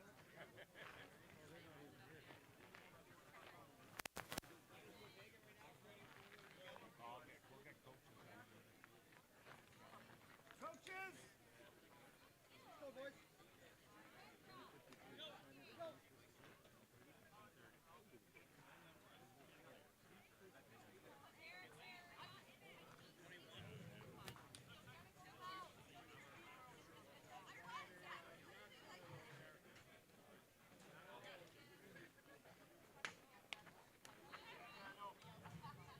Go, boys.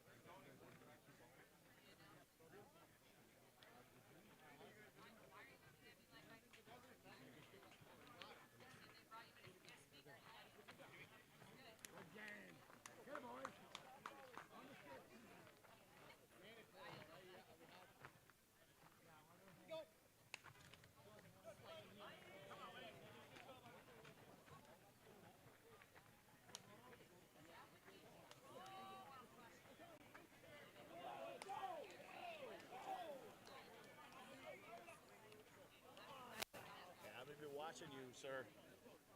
You are.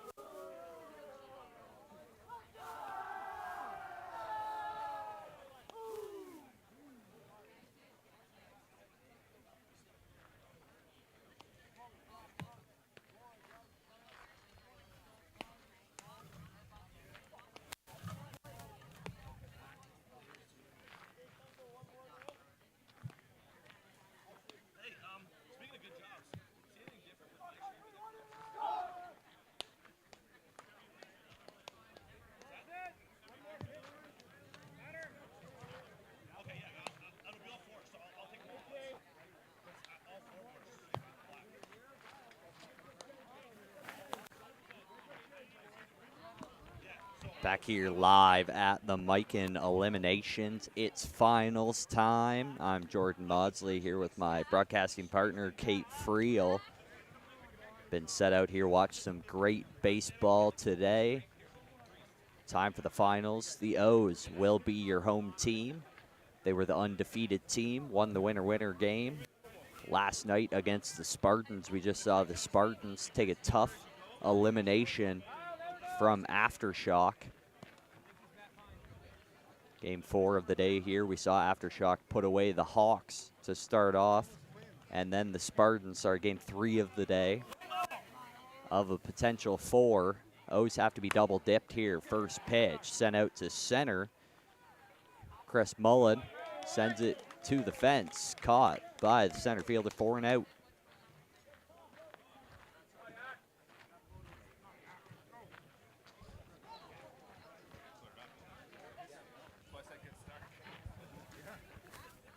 Second up to bat, Ryan Yakira. Had a pretty productive last game for Shock.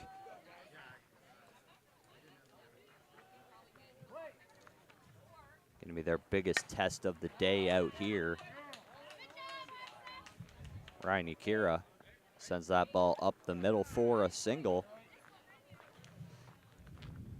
Harry Perkins, big power hitter, steps to the plate. Left-handed number 16. Hit a missile off the top of that tree in right center last time.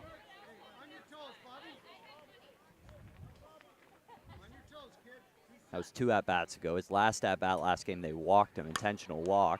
Sends that one up the middle, gonna go off the pitcher. Can't quite turn anything. Realized nobody was over there at third covering. All the O's go over to cover. Runners at first and second now. Tough play, ate up the pitcher there. And that bat's gonna go out for testing.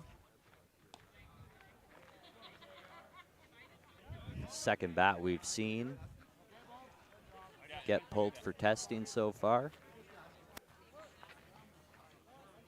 Number 10, Jeremy Roy, steps up to bat now. 2 on, 1 out here in the first. Yeah, Jeremy Roy making sure that that last run was in for sure for Aftershock to push them to this game. So he's hot from last game, and hopefully it can carry on into the rest of this game. Yeah, big home run for him to finish off the last game. Gonna parlay that with A fly ball to right field here, 2 out.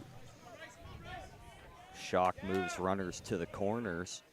Ryan Yakira over to third. Shock has also been really good today at rallying with 2 out. So hopefully they can continue their momentum that they've had all day into this game.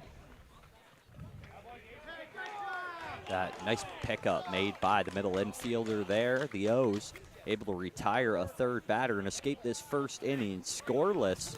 They go to their offensive half of the inning, 0-0. Yeah, that's definitely not how the Shock wanted to start this game. They wanted to put up a number early and put a little bit of pressure onto the O's. Unfortunately, that's just not the way it is working out so far.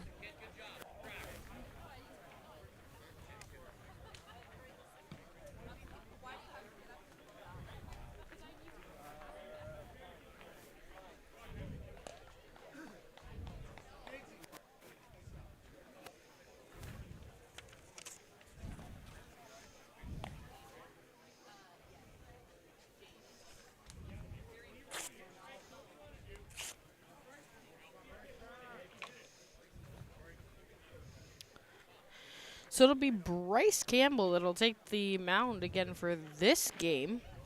He heads out there to get all set up. He pitched the Shock into this game as well, so he's definitely looking to continue that momentum that he's had so far. Worked his height around really well. A few strikeouts in the last game.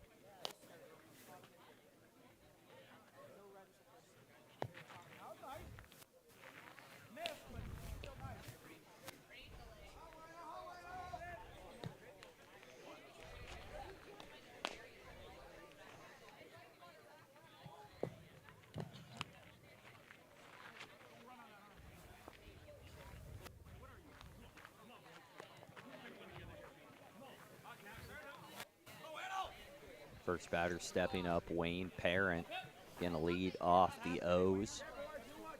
Their offensive half of the first. We mentioned they had a big win over the Spartans last night. Gave them a couple of bye games this morning, so they're fresh coming into this one. Shock has had to work for it. 3 wins already this morning.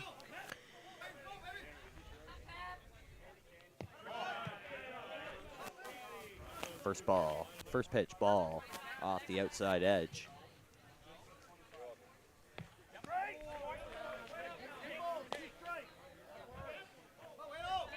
Evens up the count at 2-2.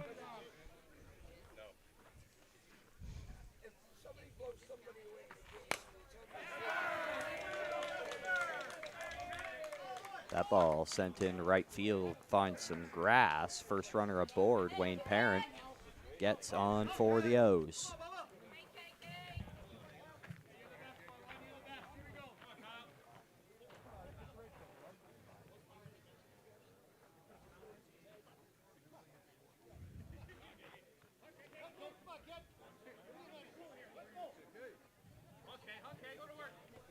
That'll bring Kyle Nechtles to the plate.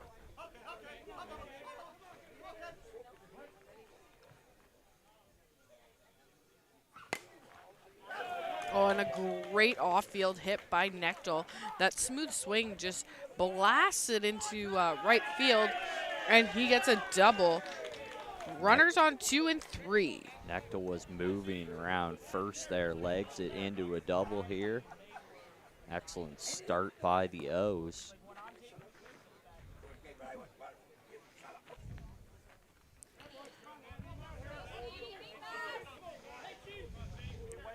Now, Jordan, I'm going to turn over my headset for the bottom part of this inning over to my other half, Kyle Friel, and he'll help call this game for the bottom of this inning.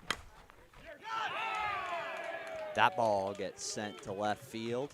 It's going to find some grass, scores 1 run here for the O's.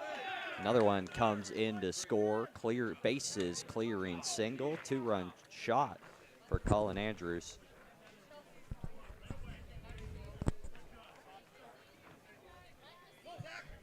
Kyle's got the headset on. We're going to welcome him in here. Kyle, you were on for a little bit yesterday. How's your weekend being?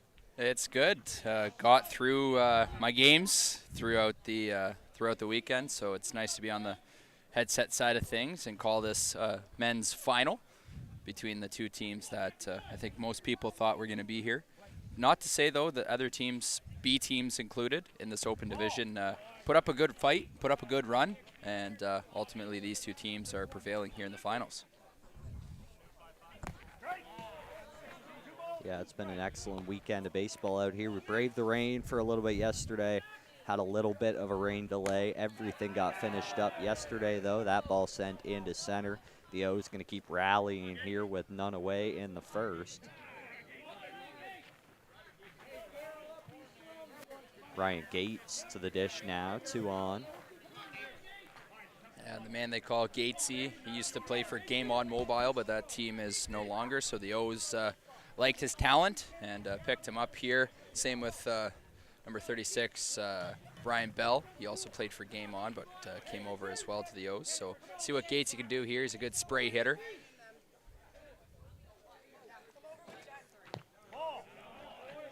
That ball just deep off the back edge of the mat. Ball, 2 balls and a strike here on the count. Bryce comes right back with a strike, evens up the count at 2-2.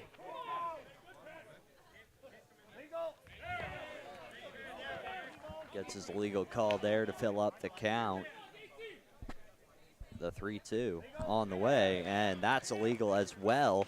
Walks the bases loaded here in the first. The O's are rallying. Yeah, the O's are rallying. They're just down 2-0 here in the the Shock is down 2-0. They're up 2-0. The home team here is the O's. The undefeated team in this Mike and Eliminations tournament. Ryan Niebel, number 27, up to the plate. Takes a good look at that first pitch off the outside edge.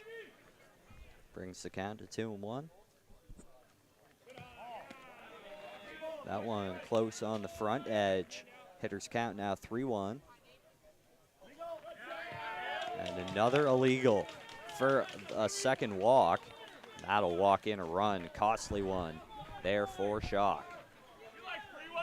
Yeah, just off our screen here, we see number 25 of Aftershock, Kyle Reinders. He's back trying to get his shin pads on and probably getting ready. Had a good performance for Shock earlier this morning. Been down, but he's always ready to go out there. They're going to look for Belly here to blast one out. Bases loaded, good time to use one of the 7 home runs they have. But that's also if Bryce for Aftershock's going to give him anything close. Yeah, I mean, you can't really afford to walk another batter at this point, so he knows he's going to have something near the mat. Gets to a 3-1 count early. Where he wants to be, knows this has got to be out over the mat, and another illegal. That'll walk in. Another run for the Orioles. Brings them to 4 runs on this inning. Yeah, that's right. Belly was looking maybe for a couple more RBIs in that situation, but will take a team at bat there. Gets 1 RBI on a walk. So productive team at bat for Brian Bell. 7 batters so far for the Orioles. 3 of them on base there on your screen. The other 4 have scored. Still none out here.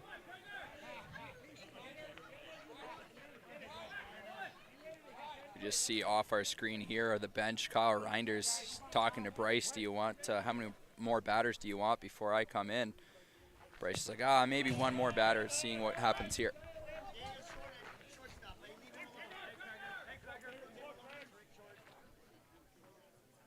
Pitch on the way. Finally got one on top after 7 straight balls. That pitch sent out to right center.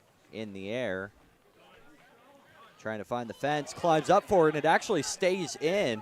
Climbed the fence, and it dropped on the glove side of him away from the fence. And that overthrow is going to cause the runner to move up to second. Looks like Belsey a little shaken up at third after sliding in there. Yeah, might have jammed his knee up there as the throw was missed the cutoff, and then the middle infielder definitely tries to make that off-balance throw to third, causing Brian Bell to slide safely into third, but that also moves Landry up to second into scoring position, taking the forces off there. So right now it seems to be clicking here for the O's. A pitching change going to be made as Kyle Reinders will now take the mound. Bryce Campbell out of the game here. He gets some pats on the back from his teammates saying, hey, they were hard hit balls. You tried your best, but switch something up here and let everything go here.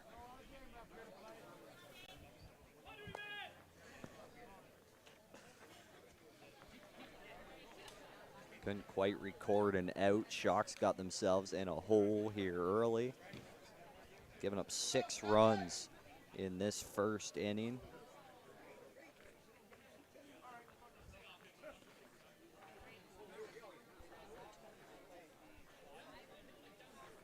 Yeah, so that'll be a substitution there as 29 comes out and 25 comes into the game to take on the pitcher's spot in the order. Kyle Reinders just taking his warm-up pitches here as he was not didn't pitch a bit last game either. So as mentioned, 29 out, that's Bryce Campbell. 25 in, that's Kyle Reinders for Aftershock, as hopefully here they're gonna maybe make a pitching change and spark the momentum on their side of the ball defensively, try and record their first out of the bottom half of the first inning. Coming in with a tough spot here, runners on second and third, no forces anywhere. Tough spot to be searching for an out. Reinders just trying to limit the damage here.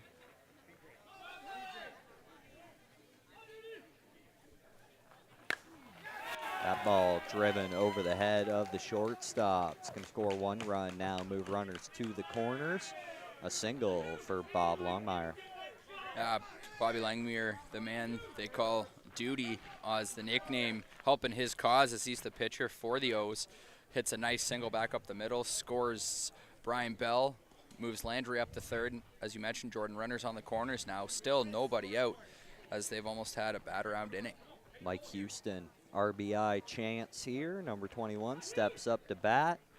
Takes the first pitch to the right side. Big hole there between first and second. They were shifting him the other way.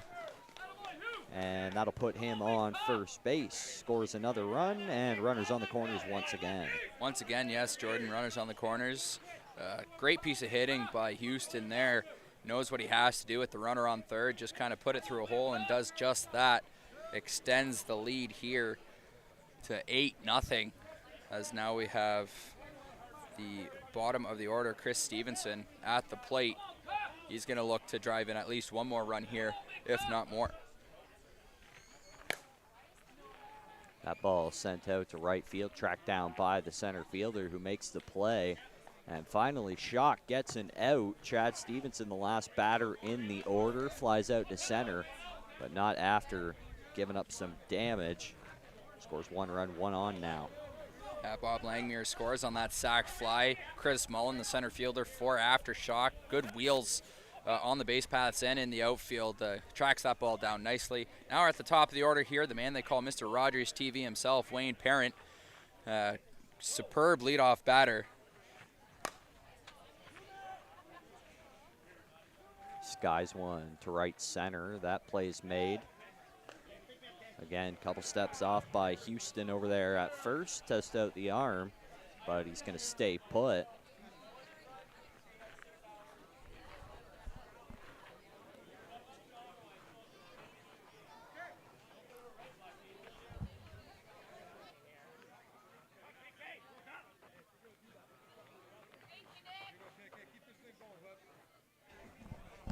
Shock was in a 5-man last game. They moved back to a 4-man infield here. The O's peppering the ball everywhere. Nice hit to left by Nechtel.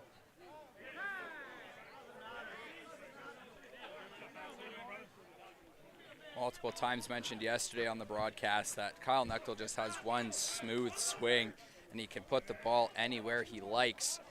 And in that case, shows it, and he's got a double now. Runners on second and third in scoring position.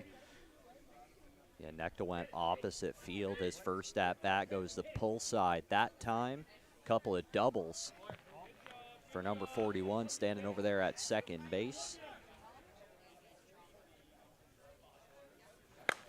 And that ball launched down the right field line. It's going to stay fair and leave this park. A 3-run shot for Colin Andrews. This one's getting out of hand here in the first. That is a bat around inning here, and Andrews just absolutely sends a moonshot down the right field line for a 3-run bomb. And this lead is just absolutely getting larger here for the O's. But again, Shock do have the bats to come back here in this game. They just got to do it early here. Finally get out of this inning as there's 2 out. Finally get the 3rd out and get to their side of the sticks. 2 of the last 4 batters have been outs. That ball grounded to the left side, and again, the 4-man bites him. That's going to find some grass for a single.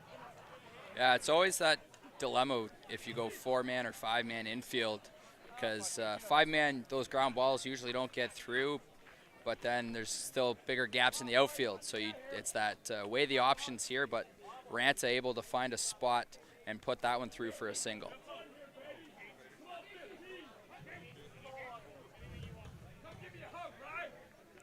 Testing my counting skills here. 12 runs in this inning for the O's. That one over the head of the third baseman makes an excellent play to get up there and get it, but doesn't have a chance to make a play on it. Gonna move runners to first and second now. Gonna be chalked up as a single. That was a nice opposite field chop by Ryan Gates there, but Foisey at third base able to keep that ball in the infield to keep it to a single and keep runners on first and second. Keeps the forces on for Niebel, who steps to the dish.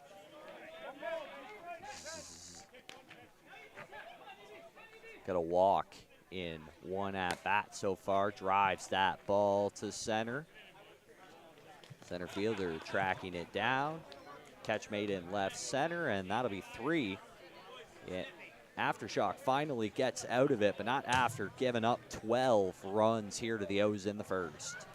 That's a pretty big first inning for the O's, as we're going to turn things back to Kate Friel on the broadcast with Jordan Monsley, as she just had to have something to fill her stomach, and we're going to get her back on the broadcast.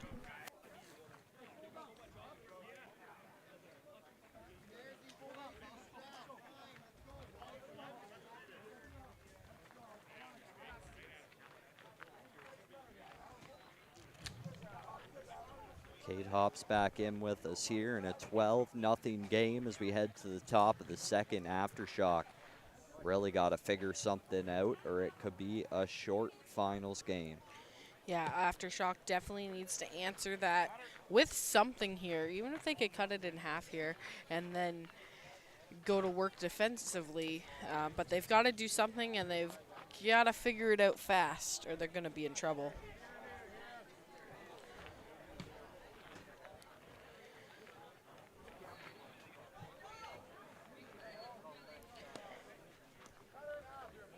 Leadoff batter will be the 67 of Chris Schneer.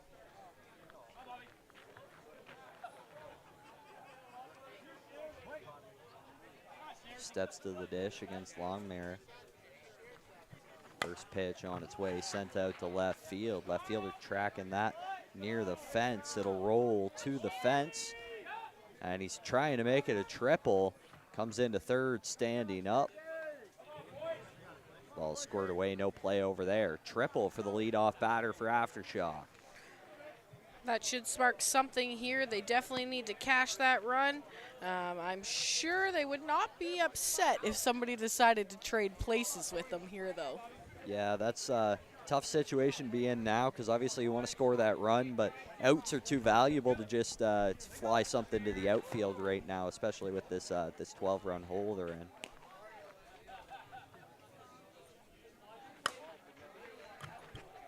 Pokes that ball out to right center. That'll find some grass in the hole.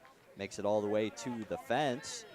And Brett Foisey up at Foisey. second with a standing double.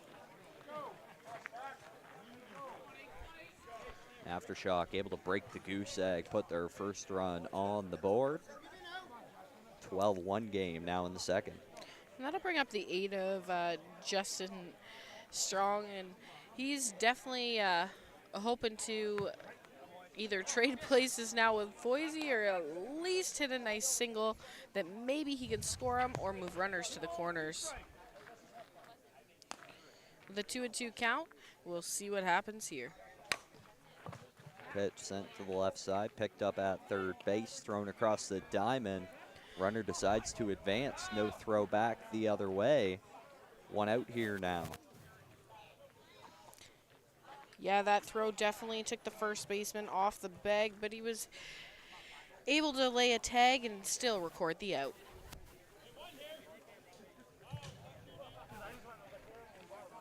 Moves Brett Foisey over to third base with 1 out. 1 in here for Shock. Matt Pine to the plate, wearing number 23. First pitch just off the outside edge. Second pitch sent down the third base line. That'll go foul, even it up at 2-2.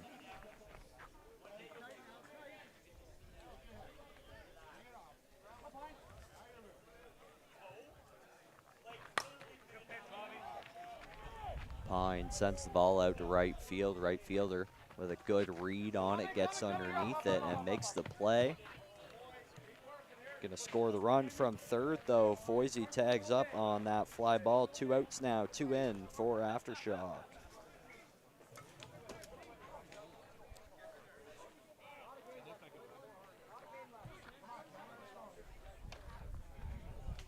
And that'll bring up the 87 of Cam Hall. He's very fast, so if they can get him on, that's best for them. Shock batted around in the top half of the first, or in the bottom half, sorry, the O's batted around in the bottom half of the first inning. Shock still working to get through their whole order, and they're not going to do it here in the second. Cam Hall with a line out to the second baseman there, and that'll end the second inning here offensively for Aftershock. Yeah, and it looked like he did swing on that illegal pitch. The first one was illegal for high. The second one looked like it might have been illegal for low. Pitcher for the O's is definitely on his game, making sure that he's working the tops and the bottoms of the zone.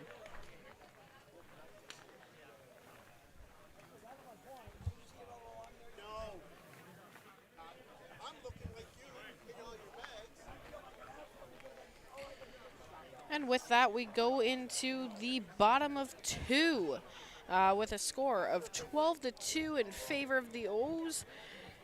Kyle Reinders definitely looking to pitch them something here that they can't hit, hopefully, or at least something that will produce a fly ball and an easy out. Aftershock really needs to get back on the bats and put some more runs in the book. Yeah, Reinder came into this this game in the last inning, was able to retire his first 2 batters after they struggled through the first 10.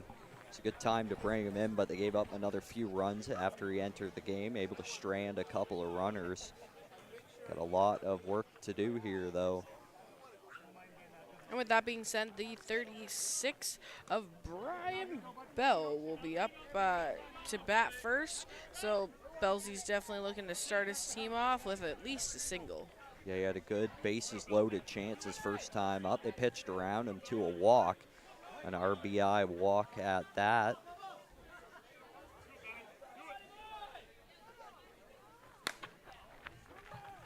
Takes the first pitch out to right center. Right fielder tracking it down, makes the play near the fence. 1 out for the O's.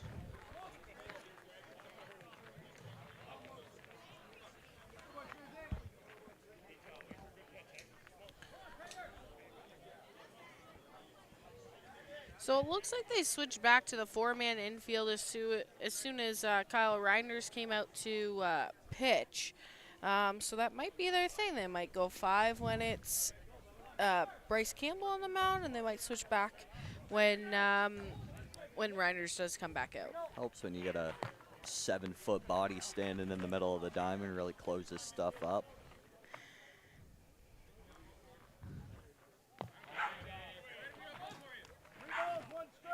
Really tall pitcher here for Aftershock. Good defensively. Takes a 3-1 count. Puts it on the mat. Fills it up.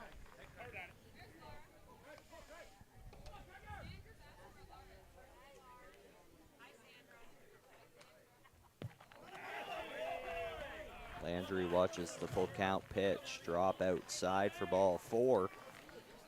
Puts a runner on here in the second.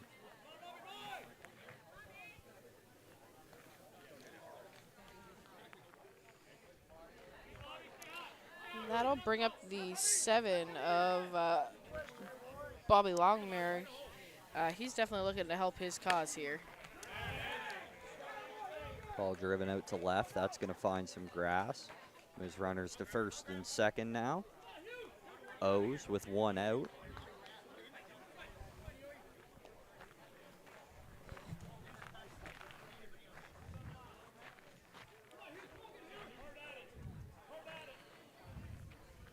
You can just kind of tell one of these teams out here looking really fresh. The other team in their 3rd game of the day. That bye, having those couple bye games is really big.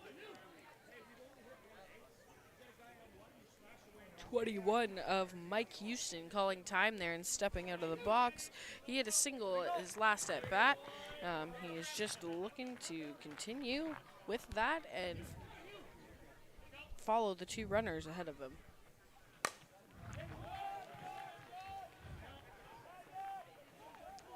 Fly ball to right field. Runner tags up from second. Throw coming to third.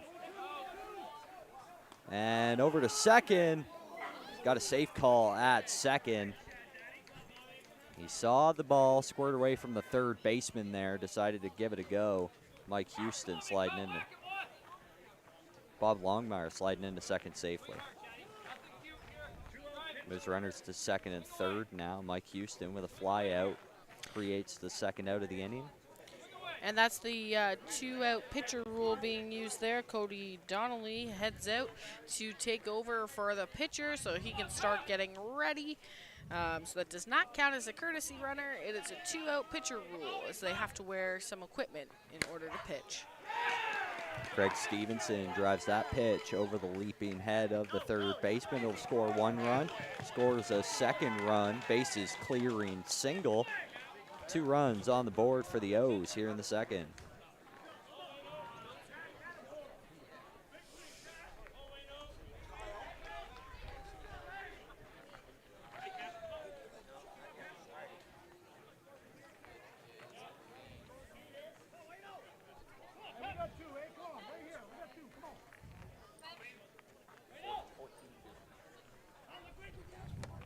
Next batter up, your leadoff batter, Wayne Parent.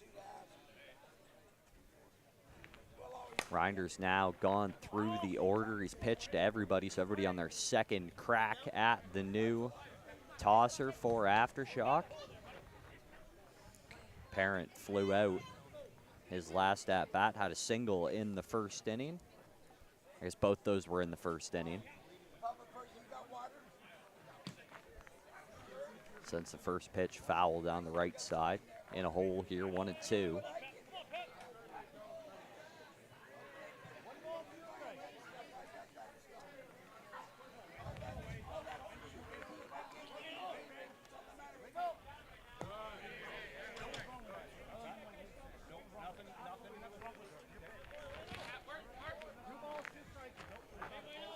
Wayne Parent steps back into the box here as Reinders gets ready to deliver the pitch.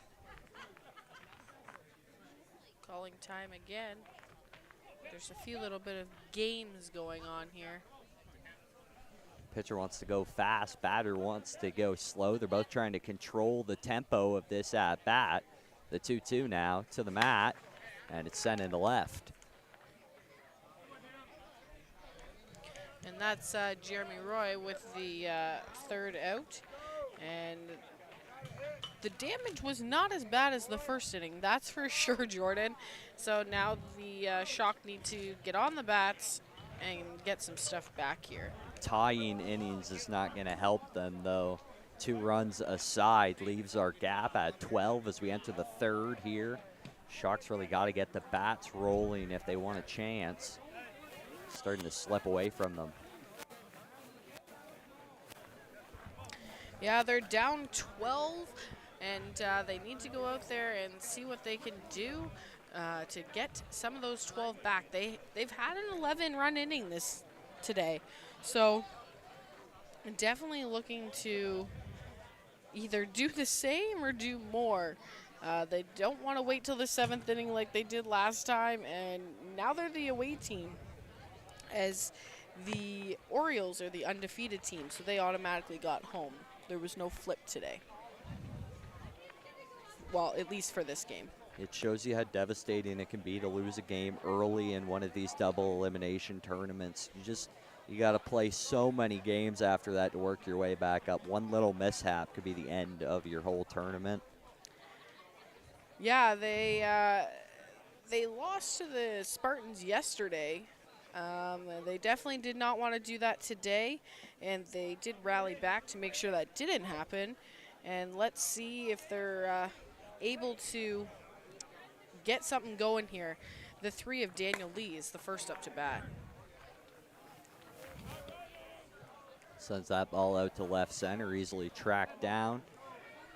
In left center by Mike Houston, who makes the play, 1 out. The O's batted around in the 1st inning. It took 2 1/3 for Aftershock, but they finally made it through their order. Back to the top here, Chris Mullen up to bat with 1 away.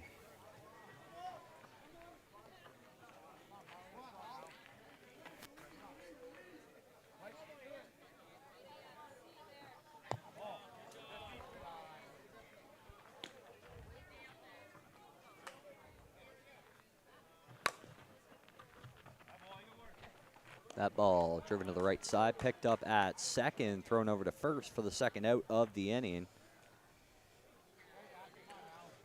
The bench for the Aftershock has definitely gone quiet, especially compared to when they were rallying back in their last game. And they definitely need to get something going or something to spark their bench in order to get back in this and give the O's a run for this game.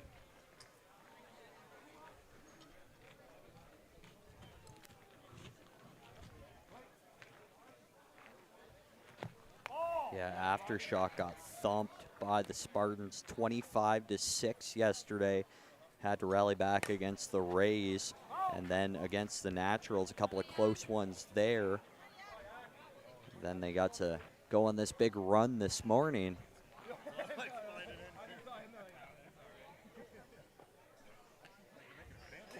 That ball put foul here with 2 outs. And the 7 of Ryan Yagura has definitely been a leader for his team today. And he's definitely looking to get his team fired up here with at least a single. A lot of speed on the base paths. He's legged out a couple of doubles. Likes driving the ball to the left side. And it drops in there.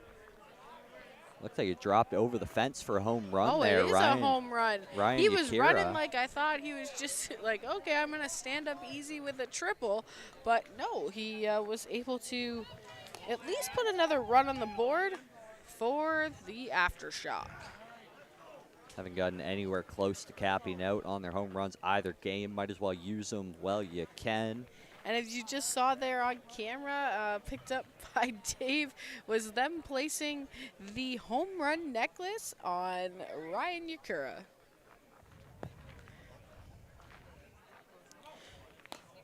That pitch inside, another power hitter here, Harry Perkins.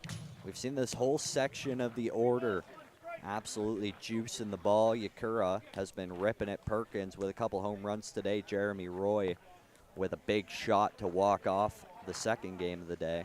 And with that, Harry Perkins goes down the first baseline, and he's on first.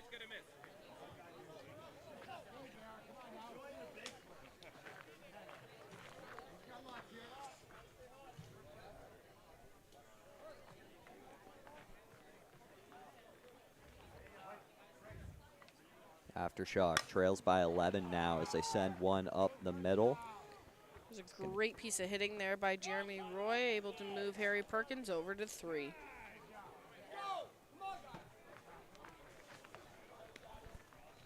Good running by Perkins in there, standing up. Single for Jeremy Roy. Bryce Campbell going to step up to the dish. Oh, that is actually Kyle 25. Reinders taking his first at-bat of the day here.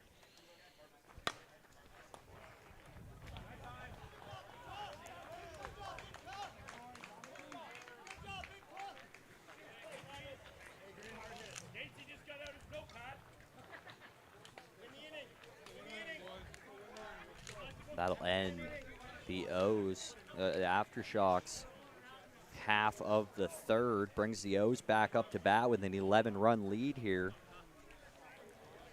Kyle Nechtel going to lead off the Orioles in their offensive half.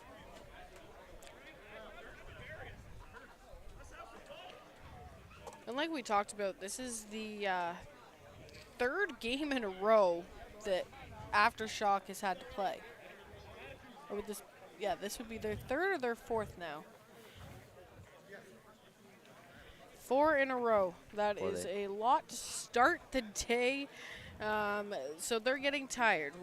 They're trying to make changes. They're trying to see what they can get sparked here in order to change the trajectory of this game.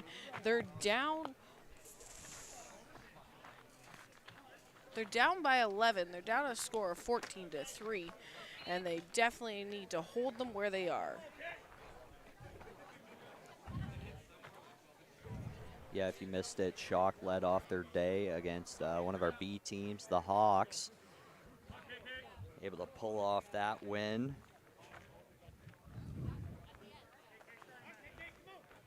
Then they headed into a second game.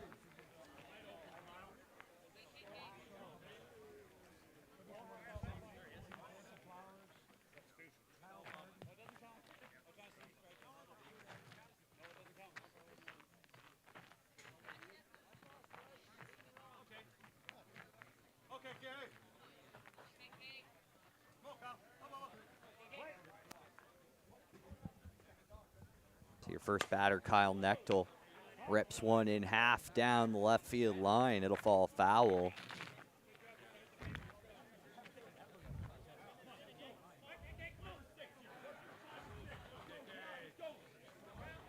Went Oppo his first at-bat, Pull his second at-bat for a couple of doubles. Watches that close pitch.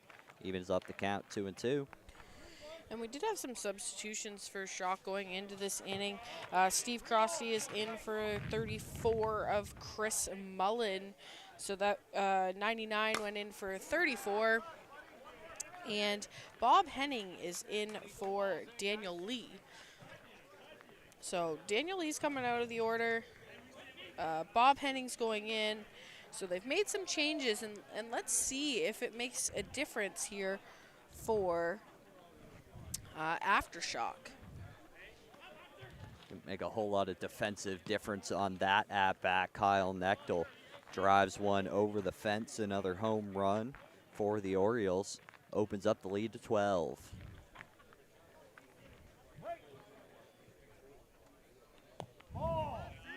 Really close pitch off the front edge there. Colin Andrews up to bat, drives it up the middle. And that one also going to find its way over the fence. Another home run for the Orioles. Couple of solo shots here. Opens the gap up to 13 now in the third inning.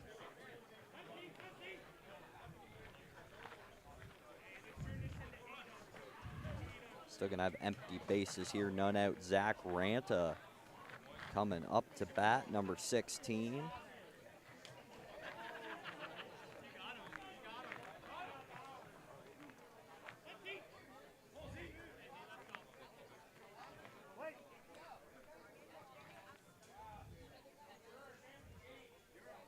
Pitch on the way, takes the first pitch out to left field, tracking it.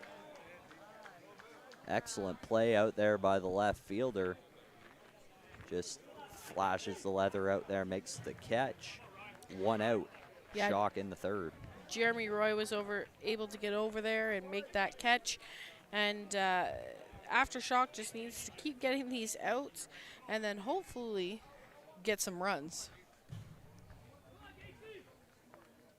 A lot of work to do. We've seen them come alive late in games today. But this is quite the hole they've placed themselves in. Again, beating that 4-man infield. Hard round at first, going to come sliding into second safe. Ryan Gates with a double. Beating that third baseman to the hand side.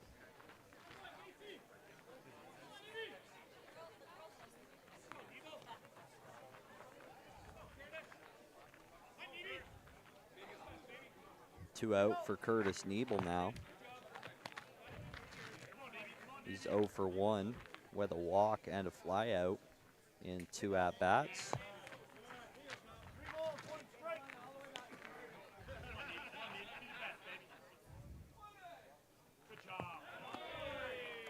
Takes an outside pitch for a ball and walks into an open first base. First and second now with 1 out.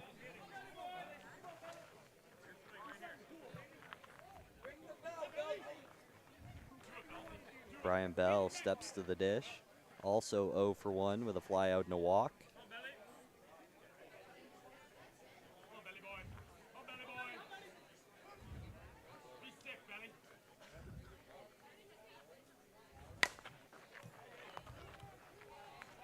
Ball sent out to left field, tracked well by the left fielder. Play made out there. Both runners are going to advance on the tag up.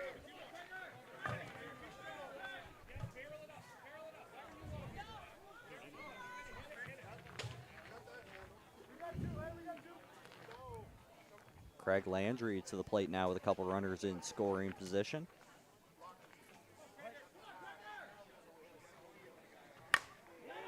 Drives the first pitch to right center. That one is out of here. Yeah, he was off the diamond before. I think the ball was even classified as a home run.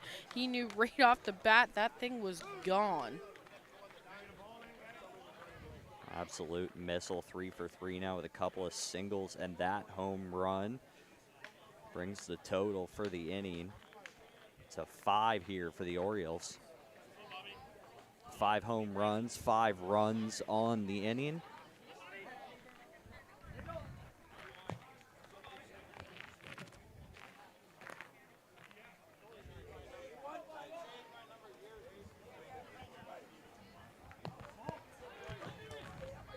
Real close pitch brings the count to 3-1 here. Pitcher Bob Longmire up to bat. He's 2 for 2 with a couple of singles here. Scored both time up. Needed some offensive support, just decided he'd do it himself out here. And watches another close one. That's another walk. Mike Houston now to the dish with 1 on. Gonna have the 2-out pitcher runner headed down to first.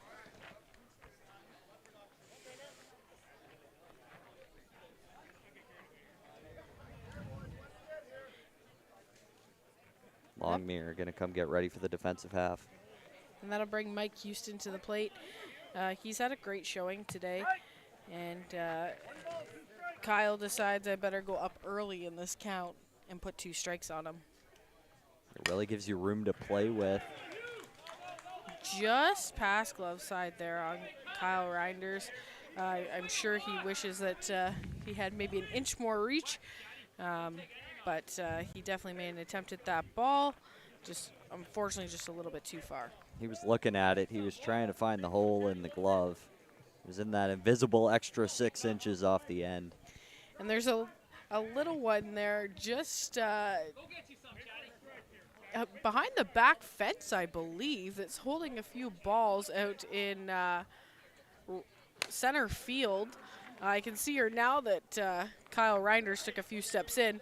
But, yeah, she's holding a few balls there. She found some home run balls. She's going to toss them over the fence, and they're going to bring them in and add them to their collection.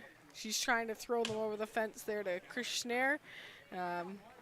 Not quite making it, and just making sure that they don't hit her in the head there. So Well, she saw Rinder head out there and walk back with 10 of them, so she figured there had to have been a bunch out there. She'd give it a go. yeah, she said, I better go find the other ones. I'm shocked she gave them back. Finders keepers at that point.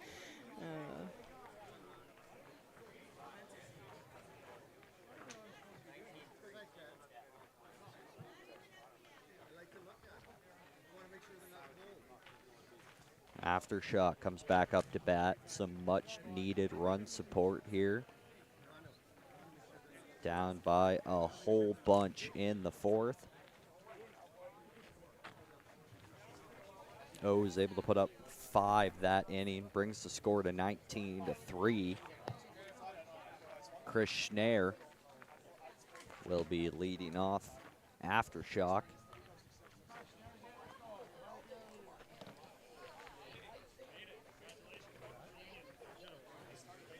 Who knows, maybe Chris Schneer will put another one over there for that little one to go find and bring him back.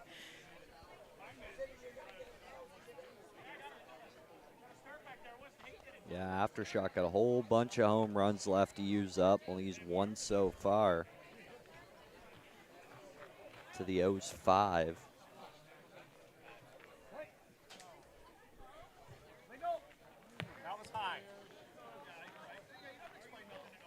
Catcher Zach Ranta instantly looks at home plate umpire Mark DeCoste, so he was real quick to give him that answer of it was high. And see, I called it. He sent one over for her to go find and bring him back. There's another kid. There's 2 or 3 kids out there right now trying to shag home run balls.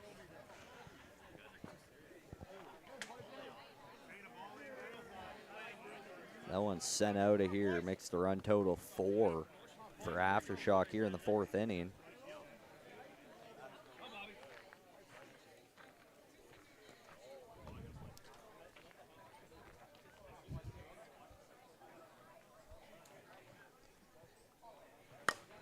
That ball sent out to right center field. See if it's got enough. Right center fielder up on the fence. He's not going to be able to get up there, though. That one will sail out of the yard. Another run here for Aftershock. Doing it one at a time. They had the home runs left to use. Might as well use them. That brings their total to 3 now. So at the top of the 4th inning, we are sitting at a score of 19-5. So Aftershock's definitely just trying to get the runs where they can and get below that 12-run gap. Yeah, we're closing in on that time here in the 4th. Justin Strachan up to bat. He was out in his 1 at-bat so far.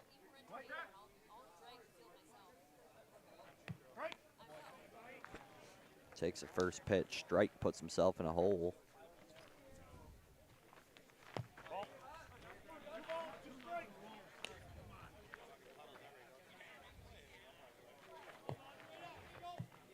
Another one inside, fills up the count.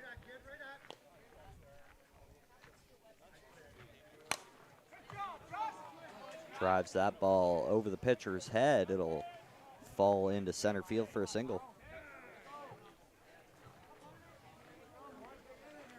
And that'll bring up the 23 of Matt Pine.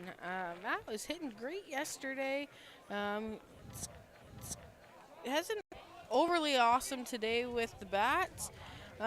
He definitely is going to have to use that hitting ability that he has to place something here. And as I say it rolls to the fence, and he's going to have a stand-up double.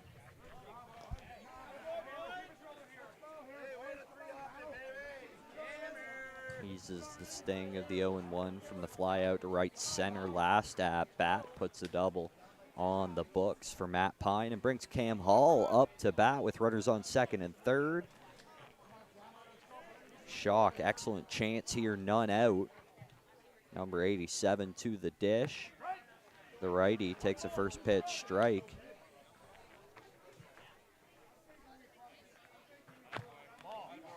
Next pitch, real close, evens it up 2-2. That ball sent out to right center. Looper caught by the right fielder. Brought in, but it'll score the runner from third. Runner stays at second.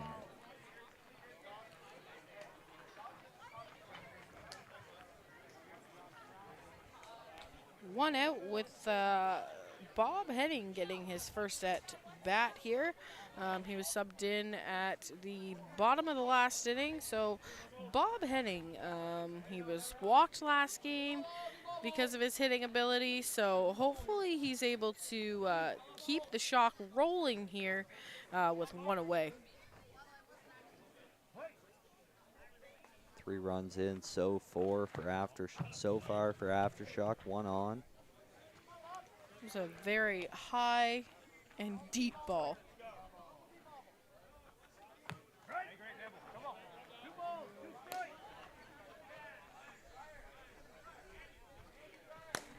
2-2. Wind picks up as the ball's on the way in. Going to force that pitch outside. It'll fall into a glove in left field. Runner going to stay at second. 2 out now. Definitely not what Bob Henning wanted to do. I saw the catcher, Zach Ranta, waving the pitch deep, so that's what they went with.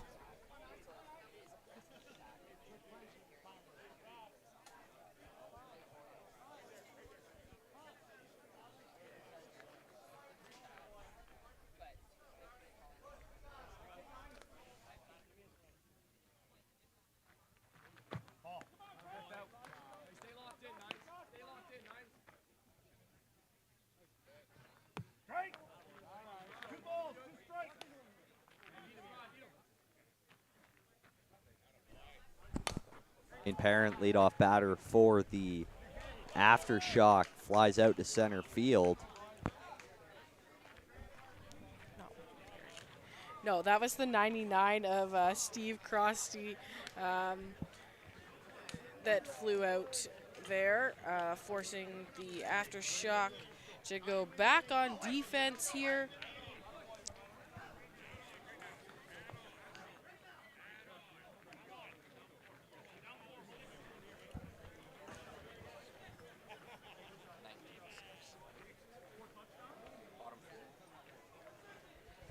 So there's a good shot of the Orioles bench. They're getting ready to get on the bats.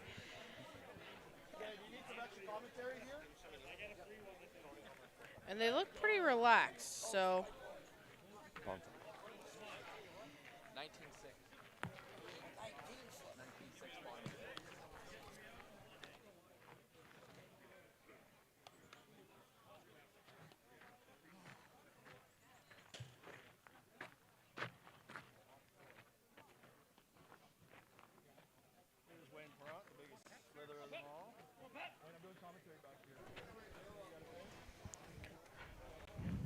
Aftershock able to put up 3 runs, chop into that deficit a little bit, brings their total to 6.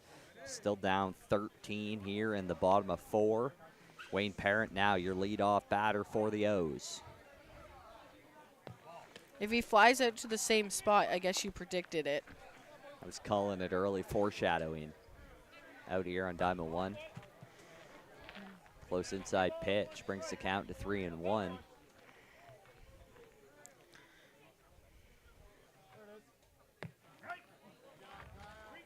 Reiner puts it right in the middle of the mat, evens the count at 3-2. Nope, no foreshadowing. He pokes that into right field. And that'll bring up Kyle Nechtel. They said didn't put him as an out on here. This is a good thing.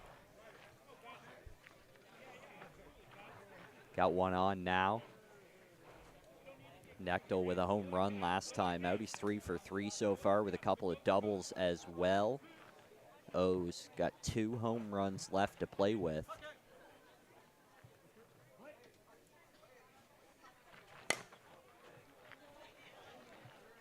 That ball gets ripped to the right fielder.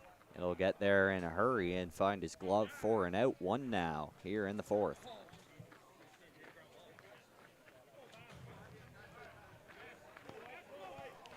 That'll bring up Colin Andrews to the plate, the guy they like to call Seabass. And we'll see what he's able to do with Wayne Parent on first.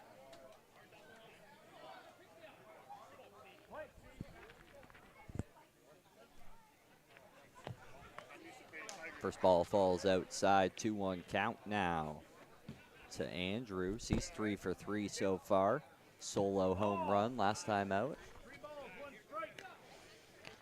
He's got 2 home runs actually in this game. His last 2 at bats, both moon shots. That one's going to be a walk. Keep his average at 3. Kyle was definitely trying to pitch him something that was harder to hit.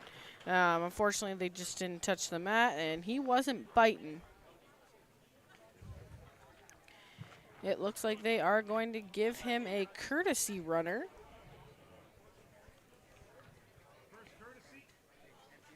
And that'll be the first courtesy they've used of the game. They've put the 11 of Cody Donnelly on to run. We've got Perrin on 2, Donnelly on 1, and Zach Ranta at the plate.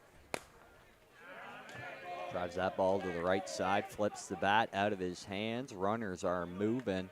They'll get to first and third now in to score. Quick on the outfield there to get that ball in so that they could hold Donnelly on 3.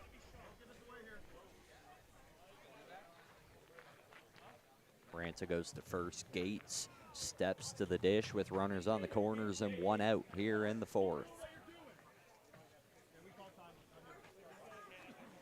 O's have done a really good job of scoring every inning so far.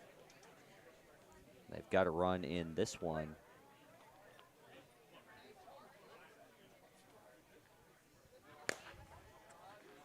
That ball driven out to right center, tracking it at the fence, and it'll sail over that 310 sign in center for another home run for the Orioles.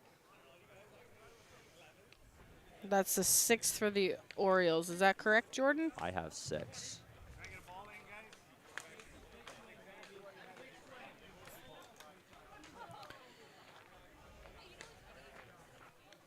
Well, by the looks of things, they may not save any, and they're trying to get it done in 5 here. But we'll see what Aftershock has to say about that. Can't take them with you. Might as well use them. That one sails to right center at the fence, but this one's going to stay in the park and be caught. Second out of the inning out there in right center.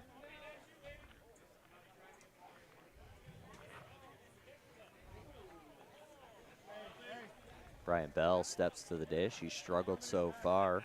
0 for 2 with a walk. A couple of flyouts. Looking to turn it around here.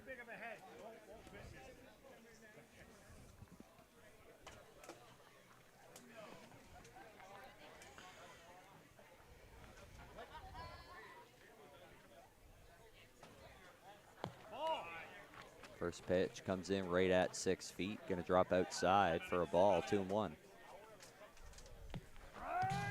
Works it up a little higher. Finds that inside edge for a strike, 2-2 now.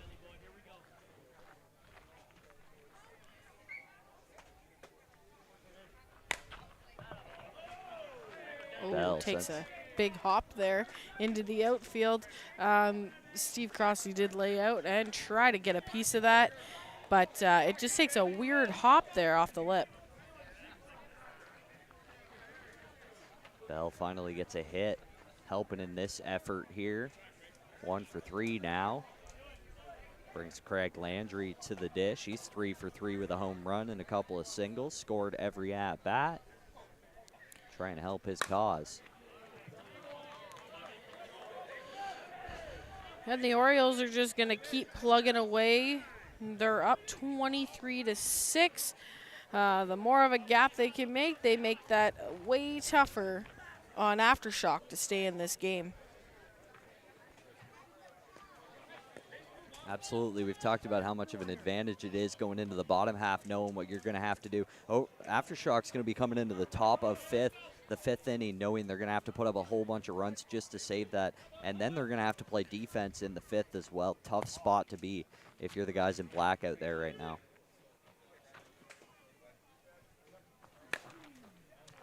That ball driven out to left. Being tracked near the fence. It's going to hit the bottom of the fence at that Bud Light sign out there in left field.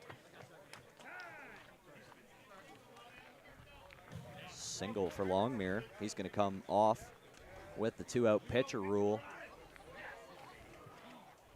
Moved Landry over to third and scored Bell from second. 5 runs now this inning by the Orioles.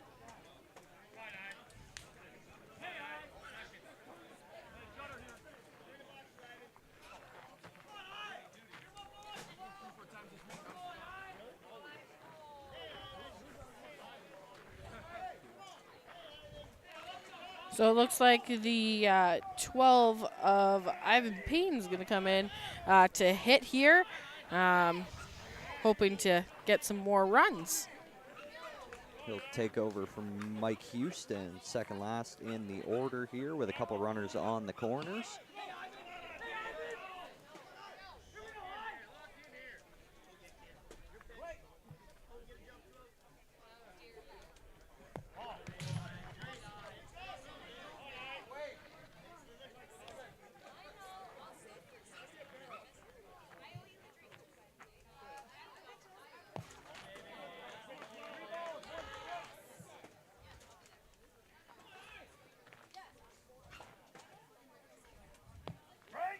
The Payne train fills up his count.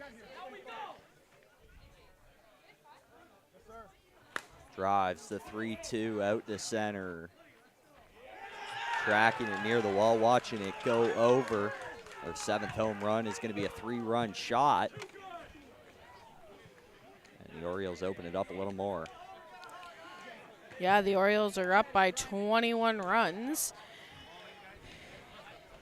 And with 2 out, Aftershock definitely needs to stop the bleeding if they have any hope of coming back.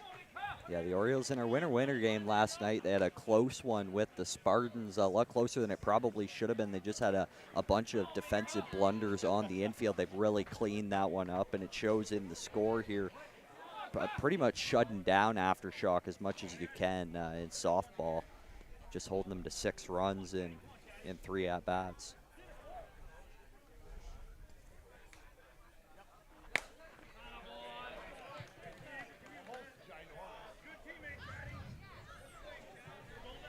That ball taken to center by Chad Stevenson. Another single for the Orioles. They have batted around for the 2nd time this game. And that'll bring up the 4 of Wayne Parent.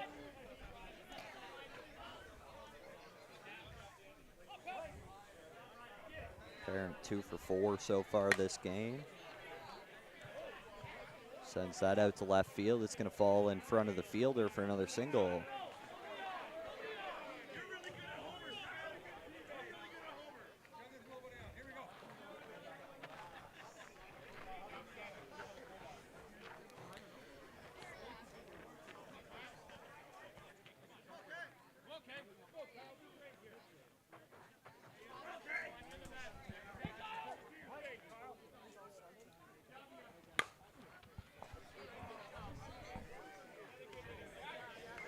That ball hit over to shortstop.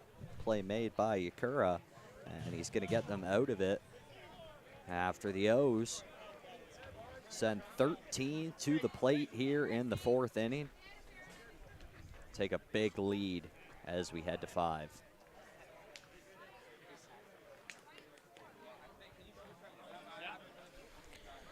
So the Orioles are playing for 3 outs. And Aftershock needs to put up 9, or 10 to stay alive. See a conference going on here behind the plate. Orioles putting in some defensive replacements.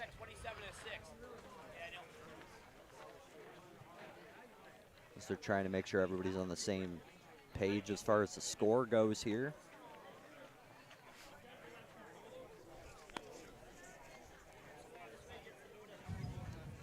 O's looking to finish it off.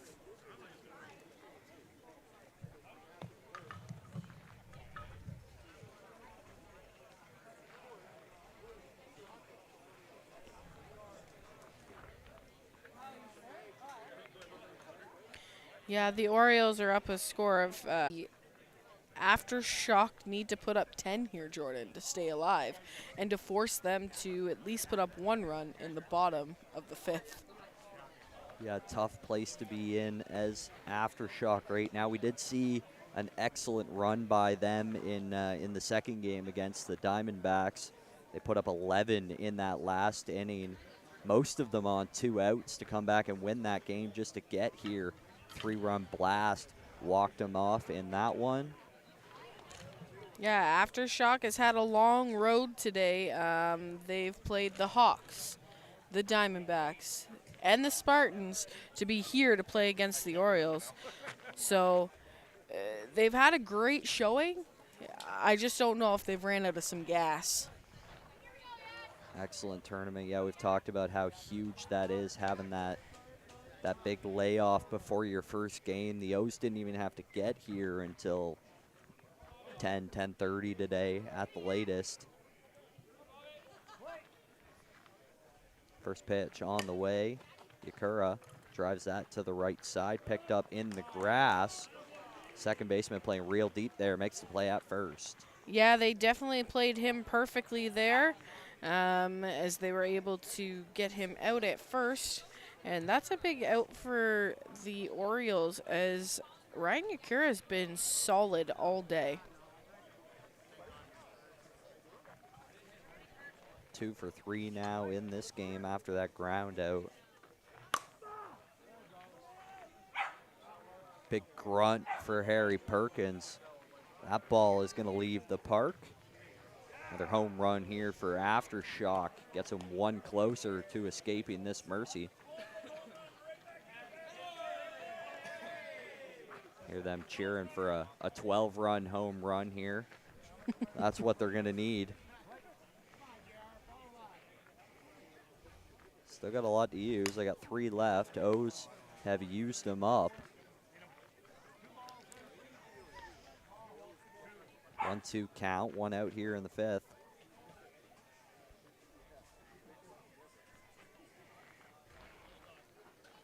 Jeremy Roy has hit a couple moonshots today. 1 for 2 in this game.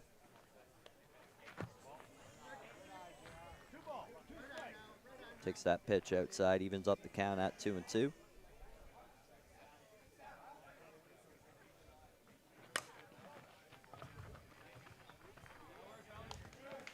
Driven over to Belzy at short, makes the throw across the diamond. There's 2 away here in the 5th. And that'll bring the 30 of John Rondeau to the plate. He'll be batting. Just trying to remember who he's batting in place of. Jordan?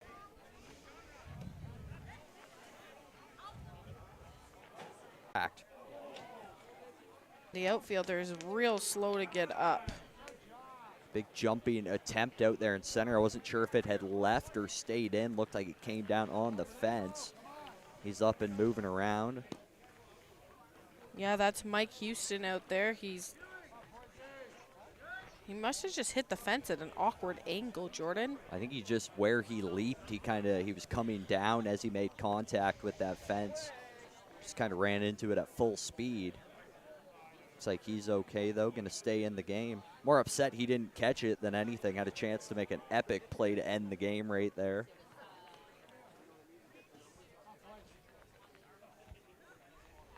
Turned it into a 3-base hit.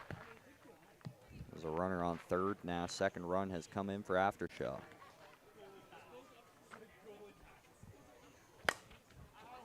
That ball, absolute no-doubter to right field. Put another couple runs on the board for Shock. Brett Foisey loses 1 to right. They're still chasing some runs here, Jordan. They're down 17, so they've still got to get within 11. So they need another 6 runs. Got 2 home runs left to use.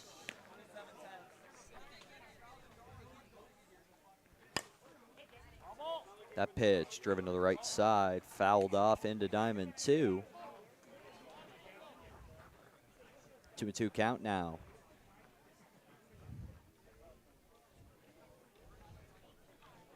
Waiting on a couple baseballs here from Aftershock.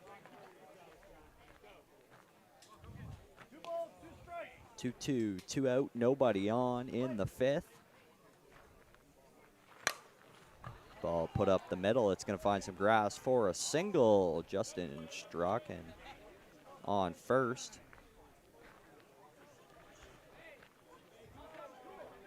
Matt Pine to the dish now. He's 1 for 2 so far with a double.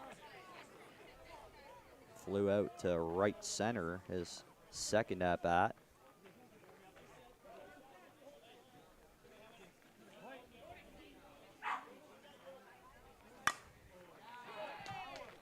That ball driven to the gap in left center. It's going to roll almost all the way to the fence. That'll be a stand-up double. Not a lot of aggression there on the base path. It's going to hold him at third. Need a lot more than just that one.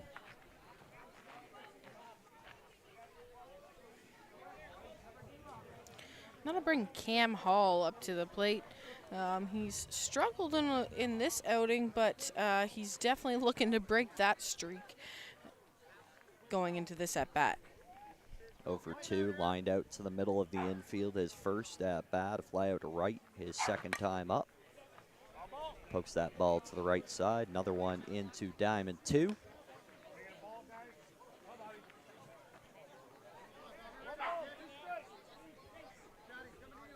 See, the clouds have set in over here. We've lost our sunshine.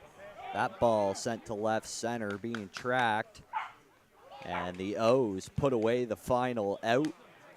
Finish off this eliminations tournament. So with that, the Orioles have gotten their berth to Canadians for 2024. That will be held in Alberta. And Aftershock will have to find another way there. Final score being 27-10. We thank you for joining us on the broadcast this weekend, whether this was your first game or if you've been with us the whole 2 days. We look forward to seeing you or having you join us on the broadcast for the 2023 eliminations that will be held here at Slow Pitch City in Dorchester, Ontario. I'm Kate Friel, joined by Jordan Mosley. We thank you again for joining us, and that will be all from us here at Slow Pitch City in Dorchester.